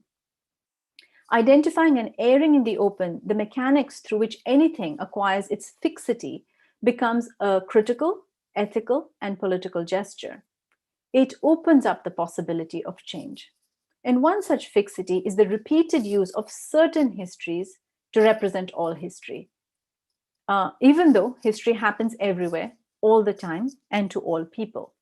And this is why I start my book with histories reside where we seek to find them. They are in our bodies, memories, objects, archives, territories. And this is the cover for the Indian version of the book. Accounting for the scattered yet co-implicated nature of our lives alters the ambition and sightlines of historical and theoretical projects. It becomes what the protagonist of the novel Moon Tiger wants to narrate from her deathbed. The works this time, the whole triumphant, murderous, unstoppable shoot, from the mud to the stars, universal and particular, your story and mine. In my book, I have wanted to take seriously a radical egalitarianism that is invested in translating the politics and the processes through which dramatic, social, and lived spaces settle into particular hierarchies of vision and meaning within a film frame. So I will end there. Thank you. I'm going to stop the share now. And Thank you so much, ma'am, for such an insightful talk on defining filming spaces and its transition to film spaces. I would now invite Susmita Banerjee to respond to your talk. Susmita Banerjee, please. Hi, everyone. Before I begin, I have to say that this is the second time I am engaging with Professor Jayakumar's work in such sort of intimate and detailed a fashion. And I have to say that I have, I'm listening to her, and all my old sort of loves that I had when I was reading this book to interview her for a publication have come right back. And my response to her is really just basically, I'm going to try and bring her back to the terms that I really, really like and want her to talk more about.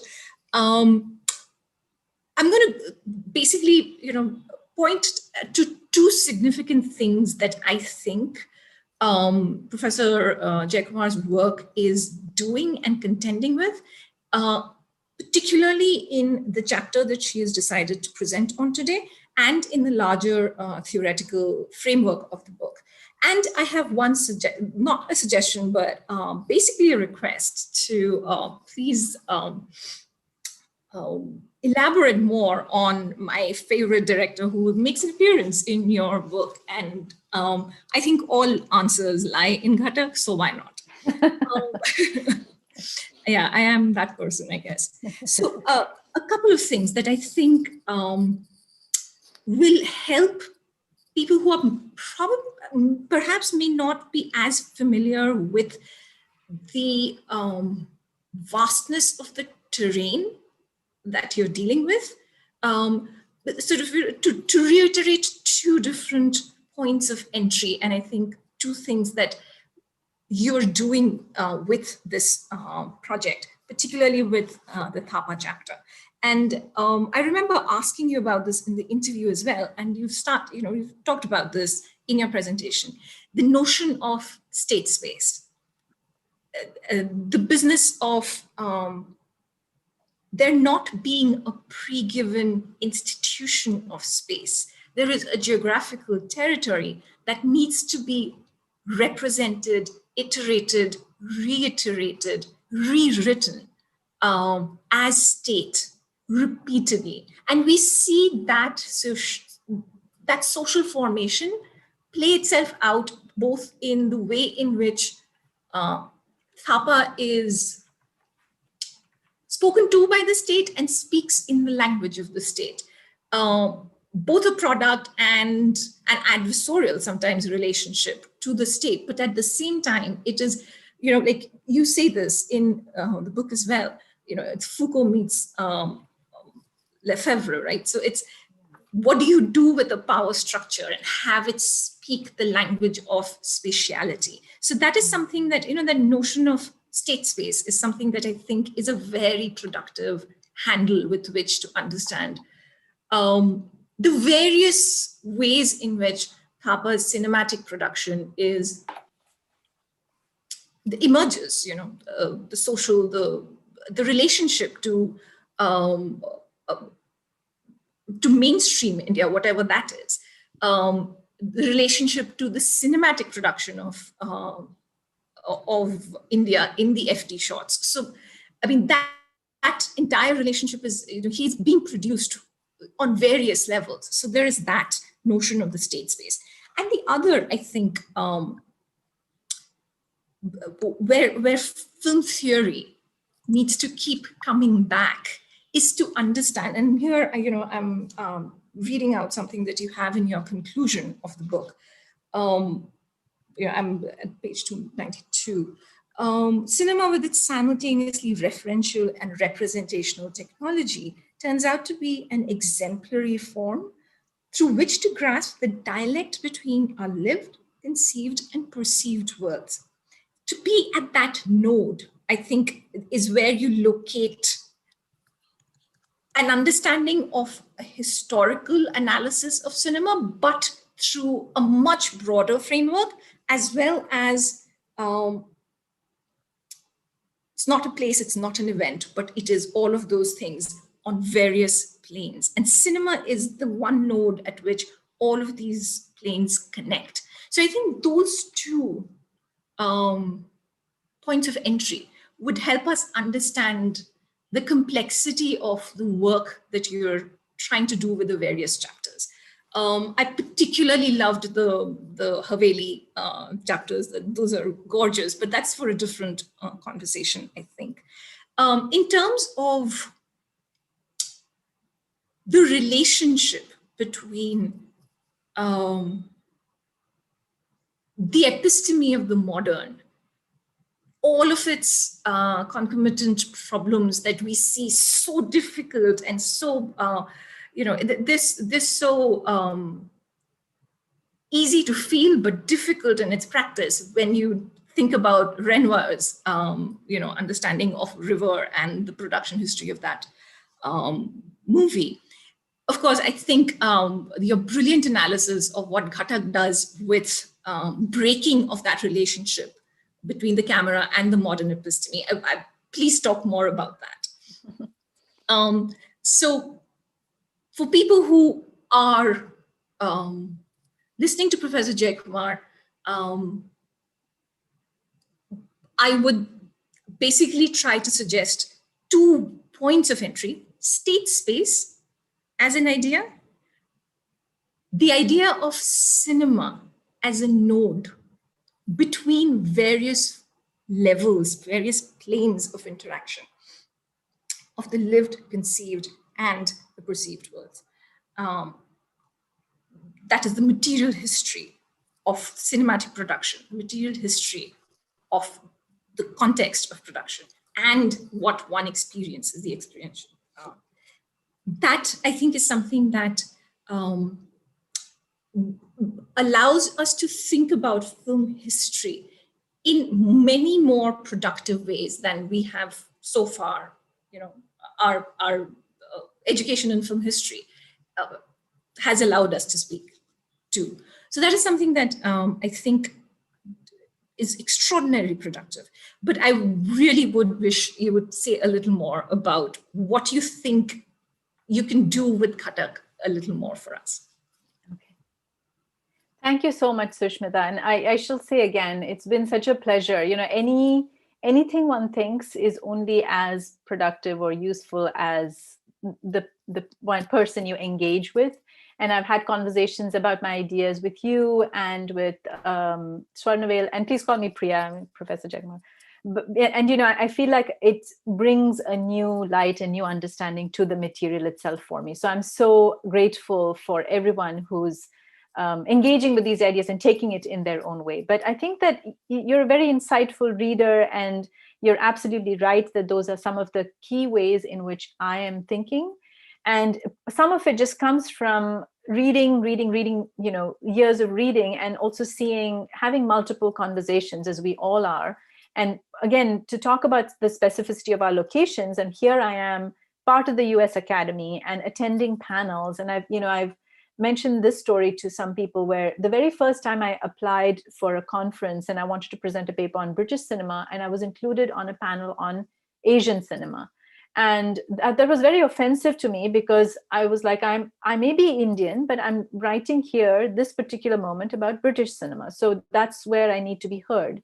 So I think a broader sense is also an engagement with, you know, we are talking about regional, local, what happens, how does theory change if you change the example at the center, right? I don't know much about Telugu cinema, maybe more about Tamil and Hindi, but if you keep that at the center, if you take another person, if you take the Dalit body, you know, how does your thinking about the human change? Like, so all these theories are the exemplarity of it is very important. And the idea of location then helped me both to be very specific in terms of my historiography, but also theoretically ambitious, and to say, let us think about that rub of the epistemic rub of what shifts in theory if we start from a different place. And so the place I thought was most enabling is precisely right, is this idea of how cinema is really this node between a lot of different spaces, which are also, they're always open. I mean, it's so liberating to think that, you know, on the one hand, we can think we live in institutions and there's the hard brick and mortar buildings that we are in and the lives we have to live. But who says that? Who has created that? When did that get solidified and fixed into certain structures? So try to reverse engineer that, and that becomes your understanding of history. And I think that really opens up the way in which I can converse with a lot of different fields, and we all can. So to talk to your specific questions, you're right. The Lefebvre and Michel Foucault, for Foucault, there is, you know, for him, as you know, with biopolitics, he's thinking of both the individual, the body, as well as the kind of creation of, it's no longer, the state is no longer looking down in relationship of sovereignty, it's between, you know, individuals. And therefore it's how we govern ourselves. And so it's, everything is kind of discursively constructed. That's where the power comes about. It's capillaries of power here and there. For Lefebvre, he is actually invested in a prior framework that the state, and the state is a big abstract term. It's really different governments that, you know, come into power, but they set up in order to validate themselves, which I thought sort of, you know, do agree with to an extent. So let's be more clear and be less abstract and take cinema as an example, as I do here. So when, during independence, how do you legislate over film? Film found itself in a few different areas. So it was sort of, they couldn't decide whether it fell under the state list or the union list or the concurrent list, right? So post-independence, depending on if you defined film as a luxury product, it came under a state list. If it was censorship, that came under union. You know, if it was flammable film, petroleum, that came under concurrent. So really, there's no entity such as film in a way. If you look at constitutionally, it's fluctuating between one category and the other. So the object itself sort of disperses if you focus on the place where it is being categorized and defined. And so what if we read, you know, all of that, the story of that, along with maybe how you encounter it, the memory of it. So it's a whole layering of different histories there. And for Thapa, again, the same thing, like he's a man from Uttarakhand. and he was a mountaineer, right? So there's a certain way in which he likes the mountains, he understands the mountains. At the same time, he's called Nehru's favorite cameraman. So he's very identified with the state project. And one thing that he doesn't talk about, and needs more digging, and I cannot be in India right now, but he was in charge of films division during the emergency period. So I don't really know what kind of role he played, what his relationship was with Indira Gandhi. He doesn't talk about it in his memoir. That's another story that remains to be told. At the same time, there's a lot of frustration that he also seems to feel that I get from his memoir. And I'm not taking his memoir at face value, but that's, it's understanding him then as this sort of microcosm. And also he changed his name, by the way, from Dhami. His last name was Dhami. That's a Jat name. He was very, very poor, but he became Thapa. So he wanted to be perceived as a Gorkha because he wanted to join the regiment. And there he became a combat cameraman. So there's all these sort of caste, identity that he's also negotiating in fitting in with the nation in a particular way. So I think I just am looking for a liberation from the kind of scripts we have been given about how we can think about film or media. And because history does happen. I mean, we are all encountering it all the time. The present is historical as well. So I think we should be accessing everything that we can actually find to write the stories that are most important to us. And I think for me, the attraction to film is both a love for the medium, but also precisely the fact that it traverses all of these spaces that I consider important. The Ghatak question, I actually think that you're the one, Sushmita, who's going to explore the... So I don't have all the answers there, but I will say this, and again, maybe I should take it slightly personally, and we can think about it then from the perspective of Ghatak, which is history is what happens to me and how I experience it. And so for Ghatak, someone for whom this privation of partition really has marked his life, that's felt very deeply on a personal level. But when it's felt at such a personal level, it also becomes a way in which you understand the world. So for him, then, it's also an abstracted thing, what he imagines, about humanity, what he imagines is love, what he imagines is the possibility of union, the possibility of communal life. So he's also kind of more transcendent truths about that, and he's reaching for that. And that's what I want to, talk about in relationship to the cinematic sublime. So it's not just the particular experience he has, but it's sort of seeing everything through the patina of loss and mourning. I mean, and you see that in Frankfurt School as well. The Frankfurt School writing about media is a melancholic writing, with the exception of Benjamin. So it's their personal experience. And for Renoir as well, this experience of exile that he encounters. And in India, he feels kind of a fullness. He feels kind of his faith in humanity is revived, and that becomes his picture of the world. So it's always a personal with something that is also transcendent.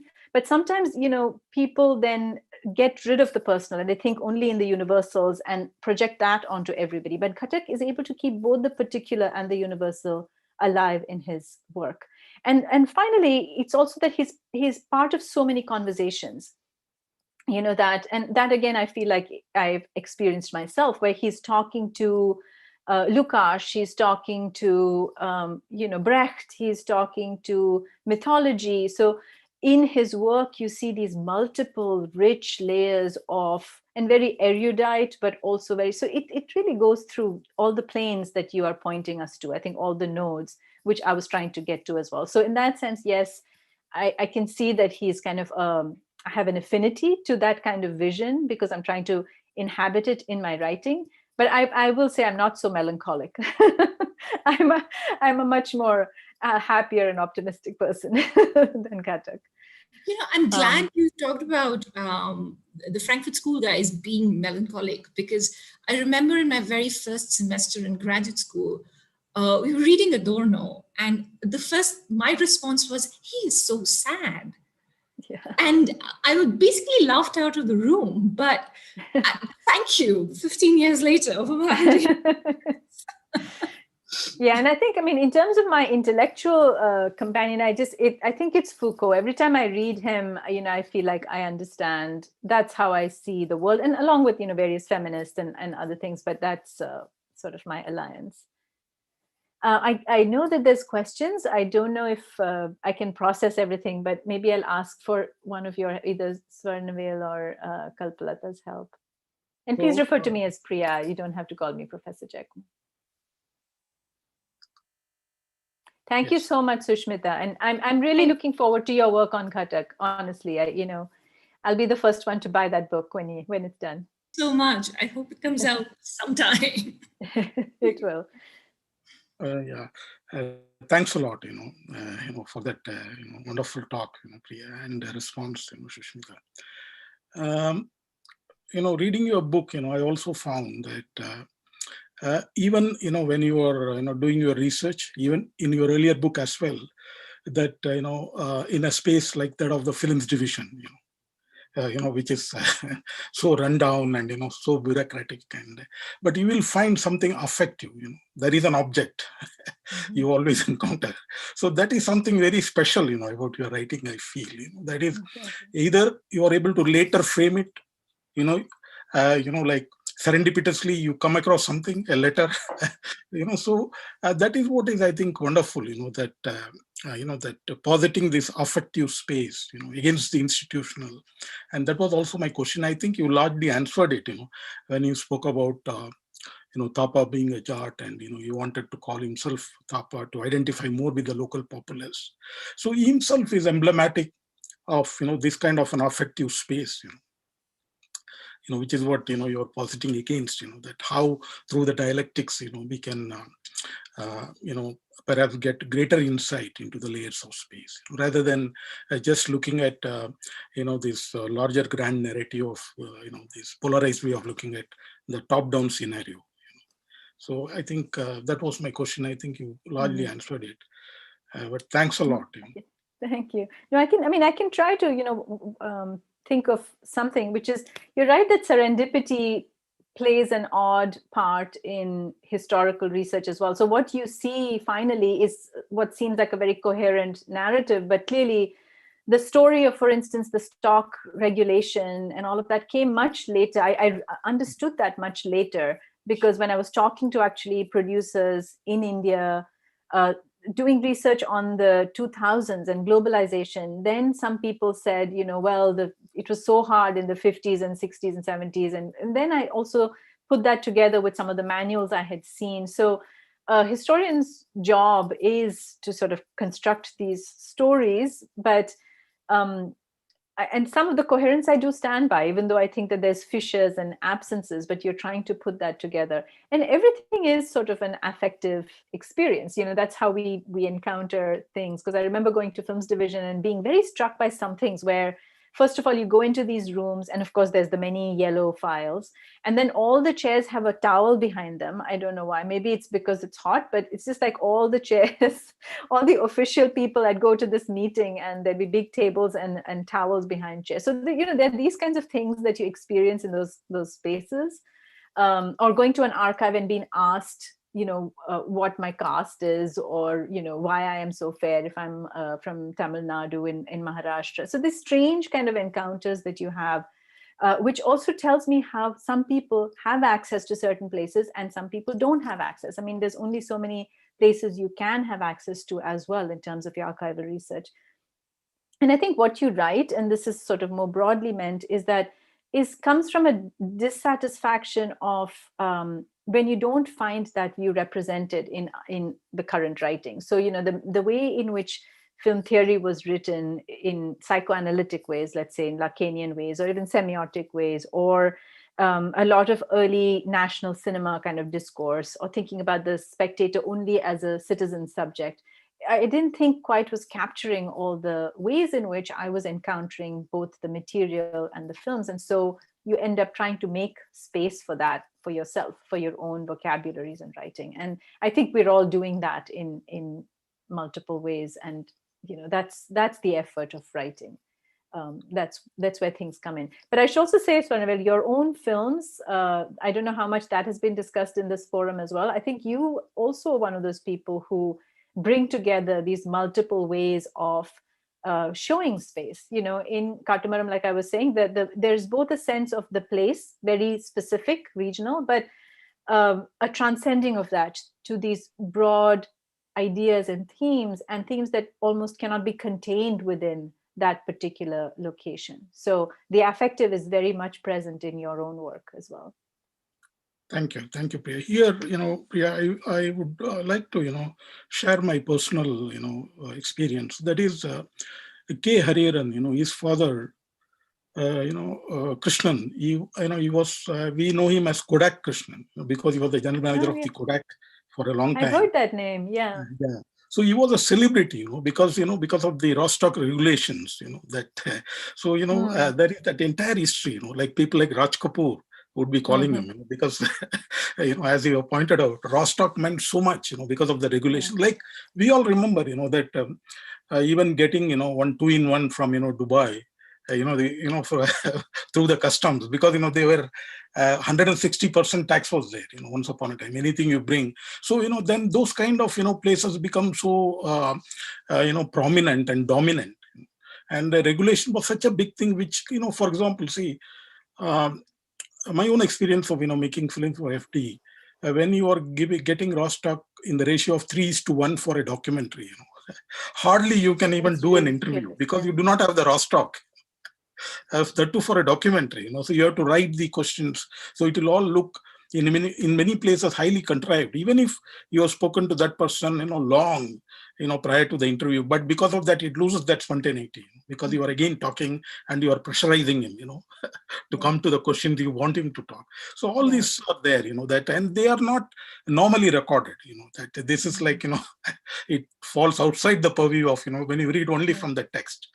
Right, that exactly. And I think these are stories that you wouldn't even know, right? And until somebody spoke to you, and it's still not really written. I mean, my book gets to it here and there, but I think there's so much scope to write about it, because the easiest thing is to see a film or see a text and just read off of it. But unlike a novel, even novels and short stories, people try to go into the background, but it's such a kind of A, capitalized medium, and B, like the regulation of what you get to see on image. And I worked on television briefly in Delhi, and way back, this was in the 90s, and it was only like if I could get visual content, only then my words could go. Like, so the soundbite was very much wedded to the visual content, which was very little. So now I chose academia also because for the freedom of thought, but also the idea of being able to explore things which are not always wedded to what can get on. And this raw stock relationship is really interesting. So the ratio is basically the filming ratio to what finally makes it to the cut, and the ratio of 3:1 means you get 3 feet of footage and 1 has to be in the final product. That's ridiculous. In a documentary, you need some, what is it, like 100:1, 60:1? At least the minimum you need, at least, 1 to 10, like that is, I'm talking about a very minimal, government documentary, because 1:3 is like, you can't do, much. For instance, that even great masters like Manikaul, that how he has been affected by FD, those people are, not like us, they are privileged. So they are invited documentarians, so they are not, restricted to this. But even then, when he's making his initial film, about these people coming as migrants to Bombay, and you can see a shot where he's sitting inside the Matador van, which because of the, smell of the Rexine, is very, anybody who's done a documentary for FD, that scent will never go away. So he is also sitting there. And what Mani does is, he's sitting inside the Matador, and through, this, long windows, because it is like a 6-seater. So he is panning. And you can see, the faces of the people around.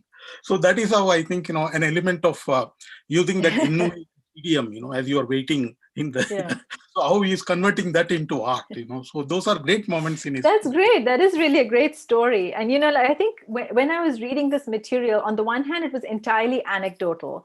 And in the other hand, there was this high theory of, film studies. And I was like, there has to be an in-between ground. But I think what you're saying is exactly a good example where an aesthetic gets constructed because this person is allergic to a certain kind of smell. I mean, the same thing with Shyam Benegal's Bhumika, where he said, well, he just didn't get one kind of stock. He got different kinds of stock, like black and white and Kodak. And he's like, what should I do with this? And he thought, oh, maybe I can make it reflect the different periods in which Smita Patil as the actress is shooting or filming. So literally that aesthetic is wedded to the conditions, the material conditions. And it's not always easy to find a one-on-one correspondence. And I'm not saying we should do that, but I think it's very generative to think about these other ways in which the aesthetic of anything gets determined. So, but that is one thing, which is part of your authorship, that is that using these anecdotes, but also, that converting that into great scholarship, Priya, that I would say, even your earlier work, it has a lot of this oral history, along with the documents. But the way you bring them in, I think I know it's a lot of work which goes behind it. It is a fair amount. Thank you so much. Thank you. Is there anything that I should be commenting, or we have few observations and questions here in the chat box. I would like to read for you. Yeah, go ahead. Yeah. Professor Nicola, she's saying a wonderful presentation on film spaces, particularly connecting it to a space of a state and nation. I was wondering if you have anything to say about more ordinary, perhaps quotidian examples of reusage, such as in a remake of a film from one language to another. I remember offhand, for instance, a Kannada film called Antha in the 1980s, which when it was remade into Hindi had many shots of Bengaluru trying to pass off as Mumbai, where the Hindi film was supposed to be set.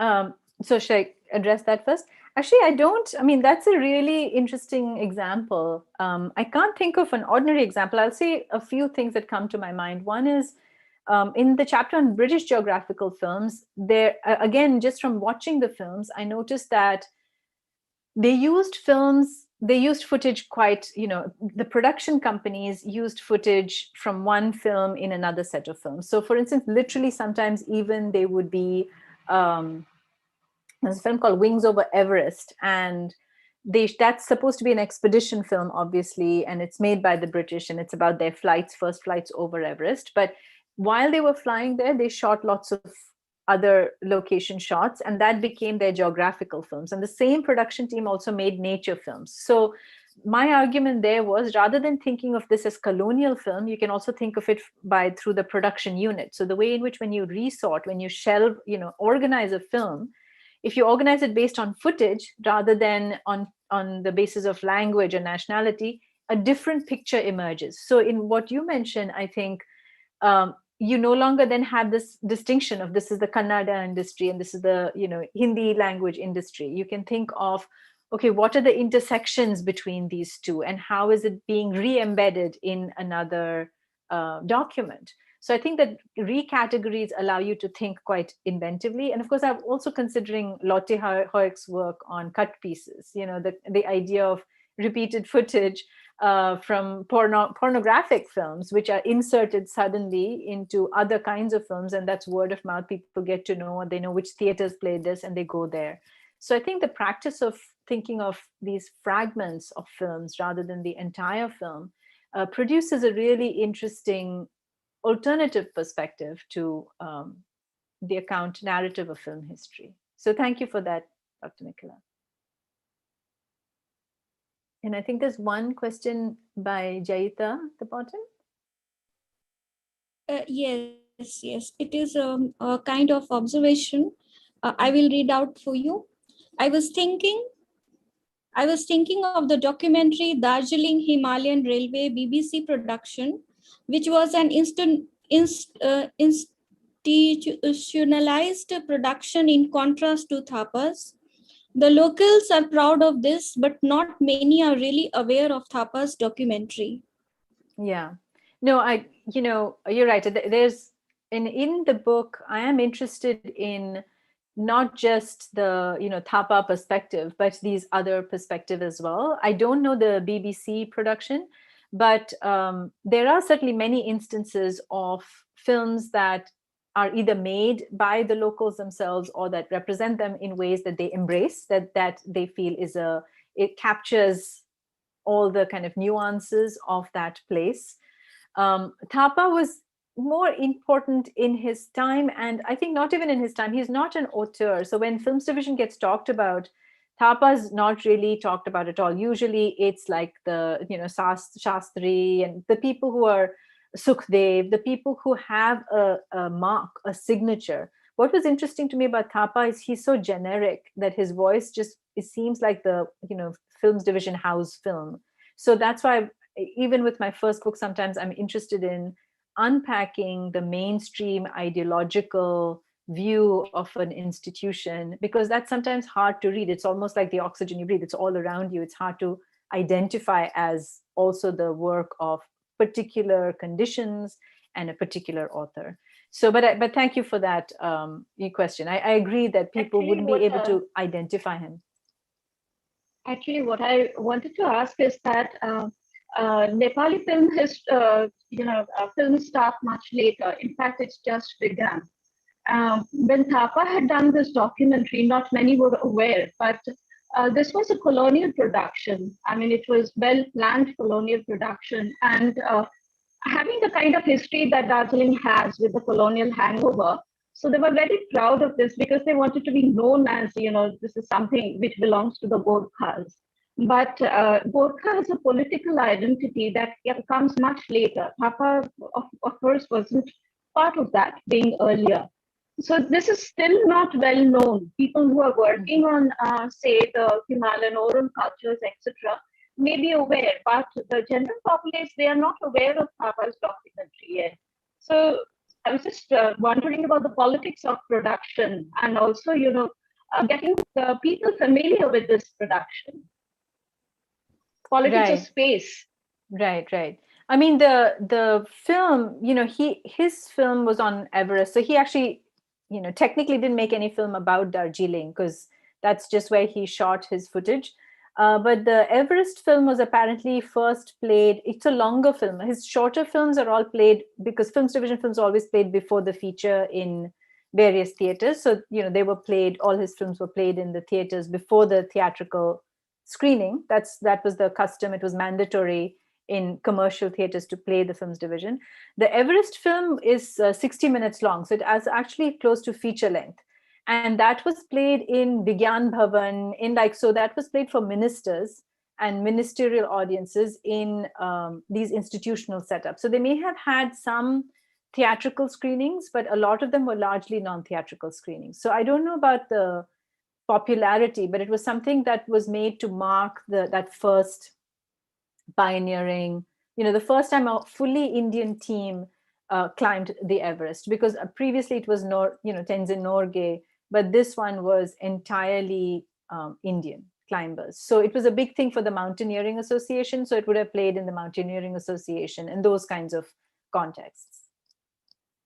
Yeah, but I mean, yes, the film industry there itself would be an interesting, separate topic, I think. Yeah.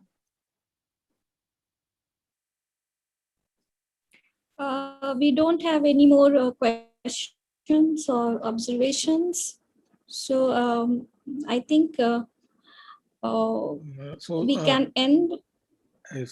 Thank you. Thanks a lot, Priya. Thank you so much. Thank you for inviting me here as well. It's really wonderful to have this opportunity to reach a whole new audience. Such a pleasure, that I'm also happy that I could bring Shushmita, who is again an alumna of this very space. Here, fellow, formally, and so thanks a lot, Priya. Thank you, Shushmita. Thank you. Thank you, and thanks, Sushmita. Yeah. Thank you, Professor Priya, and thanks, Kalpalata. Bye. Thanks.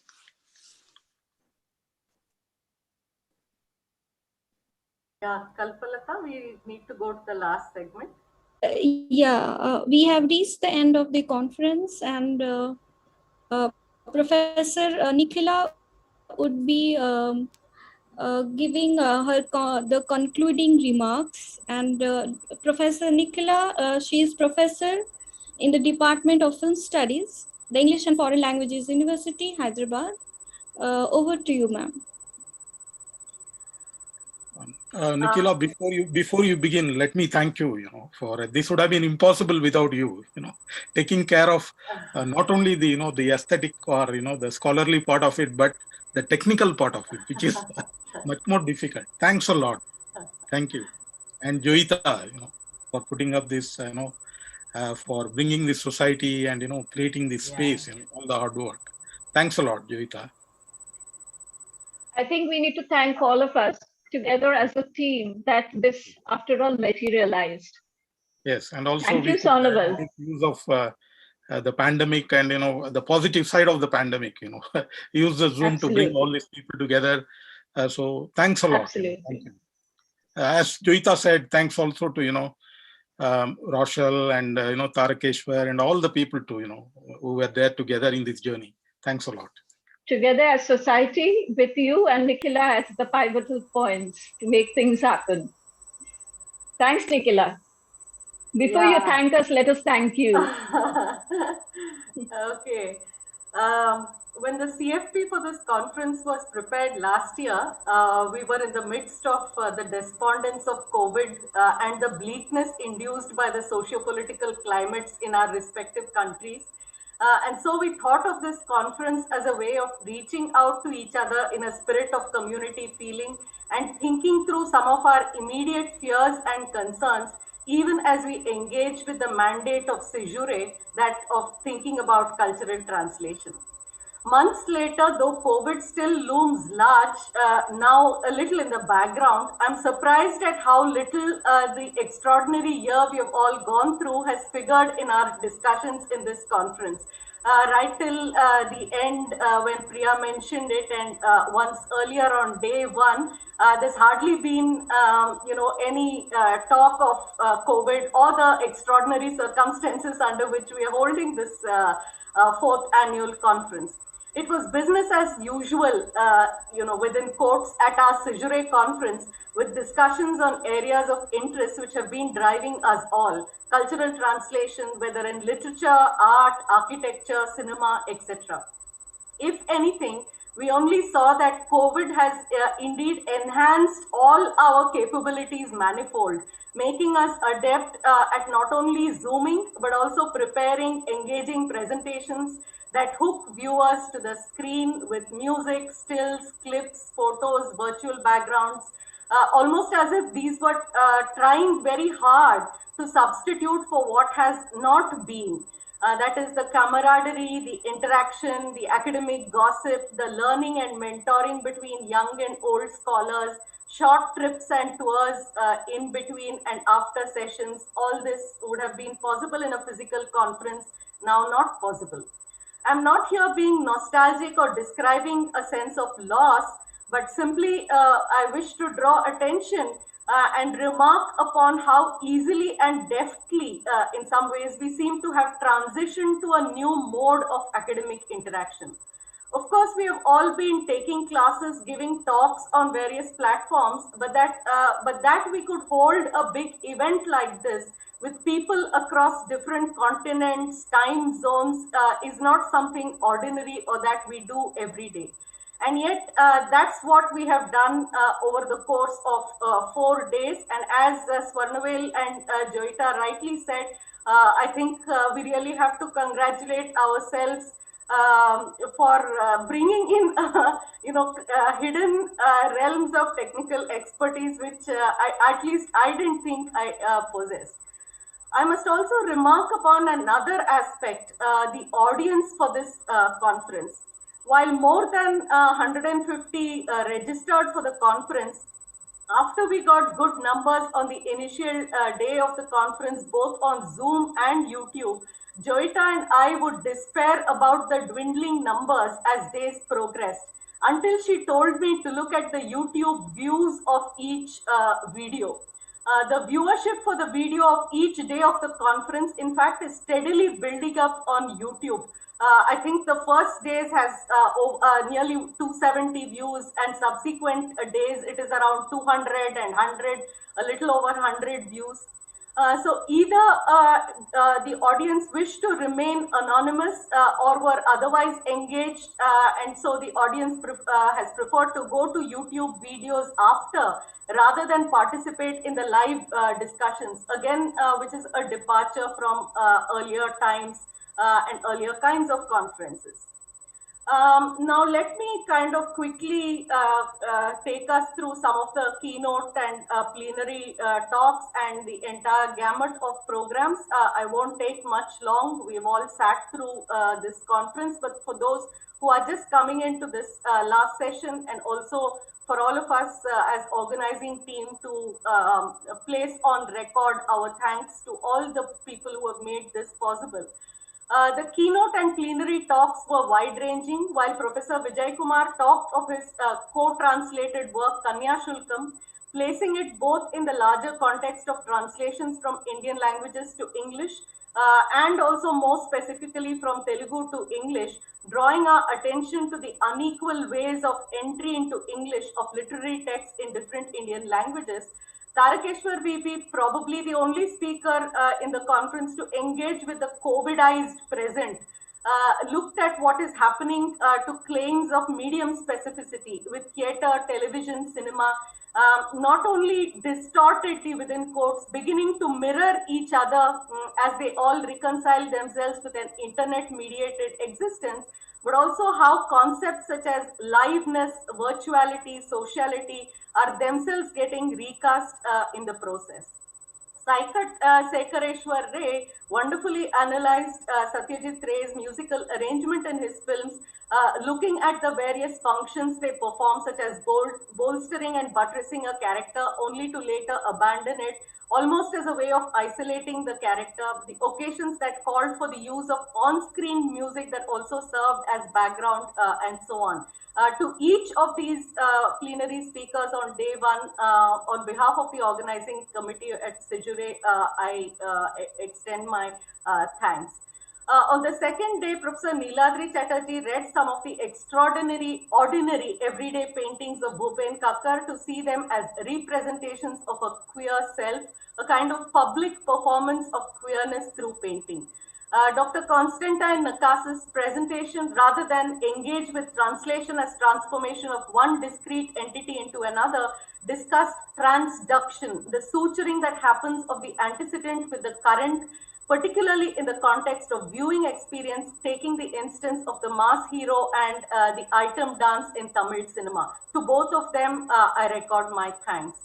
On the third day of the conference, we had two wonderful papers on dance in cinema. Professor Hari Krishnan making a case for how cinema cannot be left out of the history of classicization of Bharatanatyam in the 1930s and 40s. And Usha Iyer looking at the on-screen dancers' labor, the materiality of the female dancing body, and the entire mise-en-scène of the dance spectacle on screen. Professor Lalita Gopalan's keynote address spoke of both methodological issues in researching on contemporary digital cinema, including the ethnographic study of the practice of filmmakers, as well as gave us glimpses into her making as a film scholar from her days in Madras. So to all these plenary and keynote speakers, again, our thanks. Today, Professor Vanamala Vishwanatha and Professor Priya Jayakumar gave very lucid and erudite presentations. Professor Vanamala spoke of how translations are being received in English. I mean, the absence of research on how on the reception context of translations in English, though the focus of her presentation was on what has translations done to source language, what is happening to source language cultures, particularly the context of vachanas after they have been translated into English. We also saw the way in which the afterlife in some ways of the vachanas in Kannada, whether in popular culture, the classicization through classical music of the vachanas, their appearance in cinema, in contemporary, music, vachana bands, and so on. Priya Jaykumar's talk, again, as we have come to expect, took us away from the way in which space has been discussed largely as a quality of the mise-en-scène, or as produced by the mise-en-scène, to what lies outside of the frame. So it is an important shift in focus that she has been arguing for, not just looking at filmic space, but filmed spaces. And the most interesting part of this was the study of the way in which filmed spaces are produced, and the methodological challenges and variety of sources that she's been mobilizing to look at filmed spaces. To Vanamala and Priya Jaykumar, our heartfelt thanks.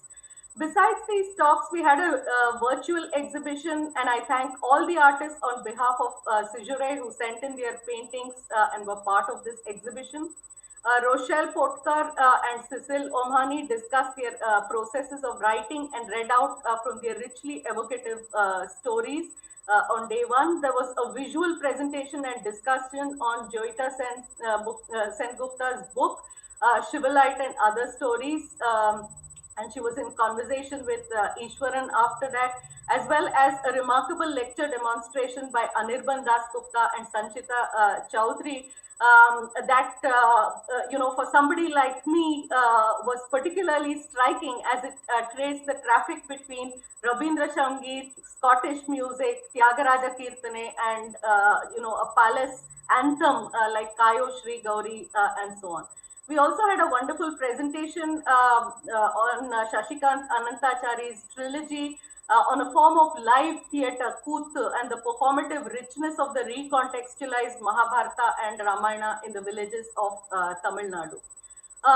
There were also 4 wonderful panels of papers, 2 special invited panels, one on space in Rajasthan and the other on space, production of space in Hyderabad, where we had scholars who shared with us their ongoing research in these areas, and we are thankful to them for doing that, which enriched not only the conference by expanding its theme, but also gave a glimpse of new ways of interdisciplinarity that we are embracing in research. Thanks also to all the 4 moderators, for each day. It would not have gone on as smoothly and as seamlessly if it was not for you. From my side, particularly a special thanks to all of you. I also thank the governing body members of Caesurae, and particular thanks to Swarnavel Ishwaran. If it was not for your efforts in bringing this wonderful set of speakers, I think our conference would have been really poorer if all these speakers had not kind of acceded to your gentle persuasion and come on board. I also thank the participating audience on all days of the conference for being there and for encouraging the speakers and all of us. It will be really weird if I thank Joyita, because it will be like Caesurae thanking itself. But still, if it was not for Joyita and the way in which she pushed us and pushed the scope of this conference, so from an academic, getting a few set of scholars to make academic presentations, to the way in which she kept saying, adding on things, let's have a virtual exhibition, let's have a musical performance. Her boundless enthusiasm has really made the Caesurae conference what it is. If I have left out anybody inadvertently, my sincere apologies. So good night, and thank you all from my side. Thank you. Thank you, everyone. Hope to see you again. All of you in the next conference. Thank you, Tarakeshwar. Thank you. Thank you. Thank you, Nikhila. Thank you, Joyita. Thank you, ma'am, for your concluding remarks. I thank everybody for investing your time for this conference. It was such an enriching and fulfilling conference. Thanks, Priya and Shushmita again. Thank you. Thank you all.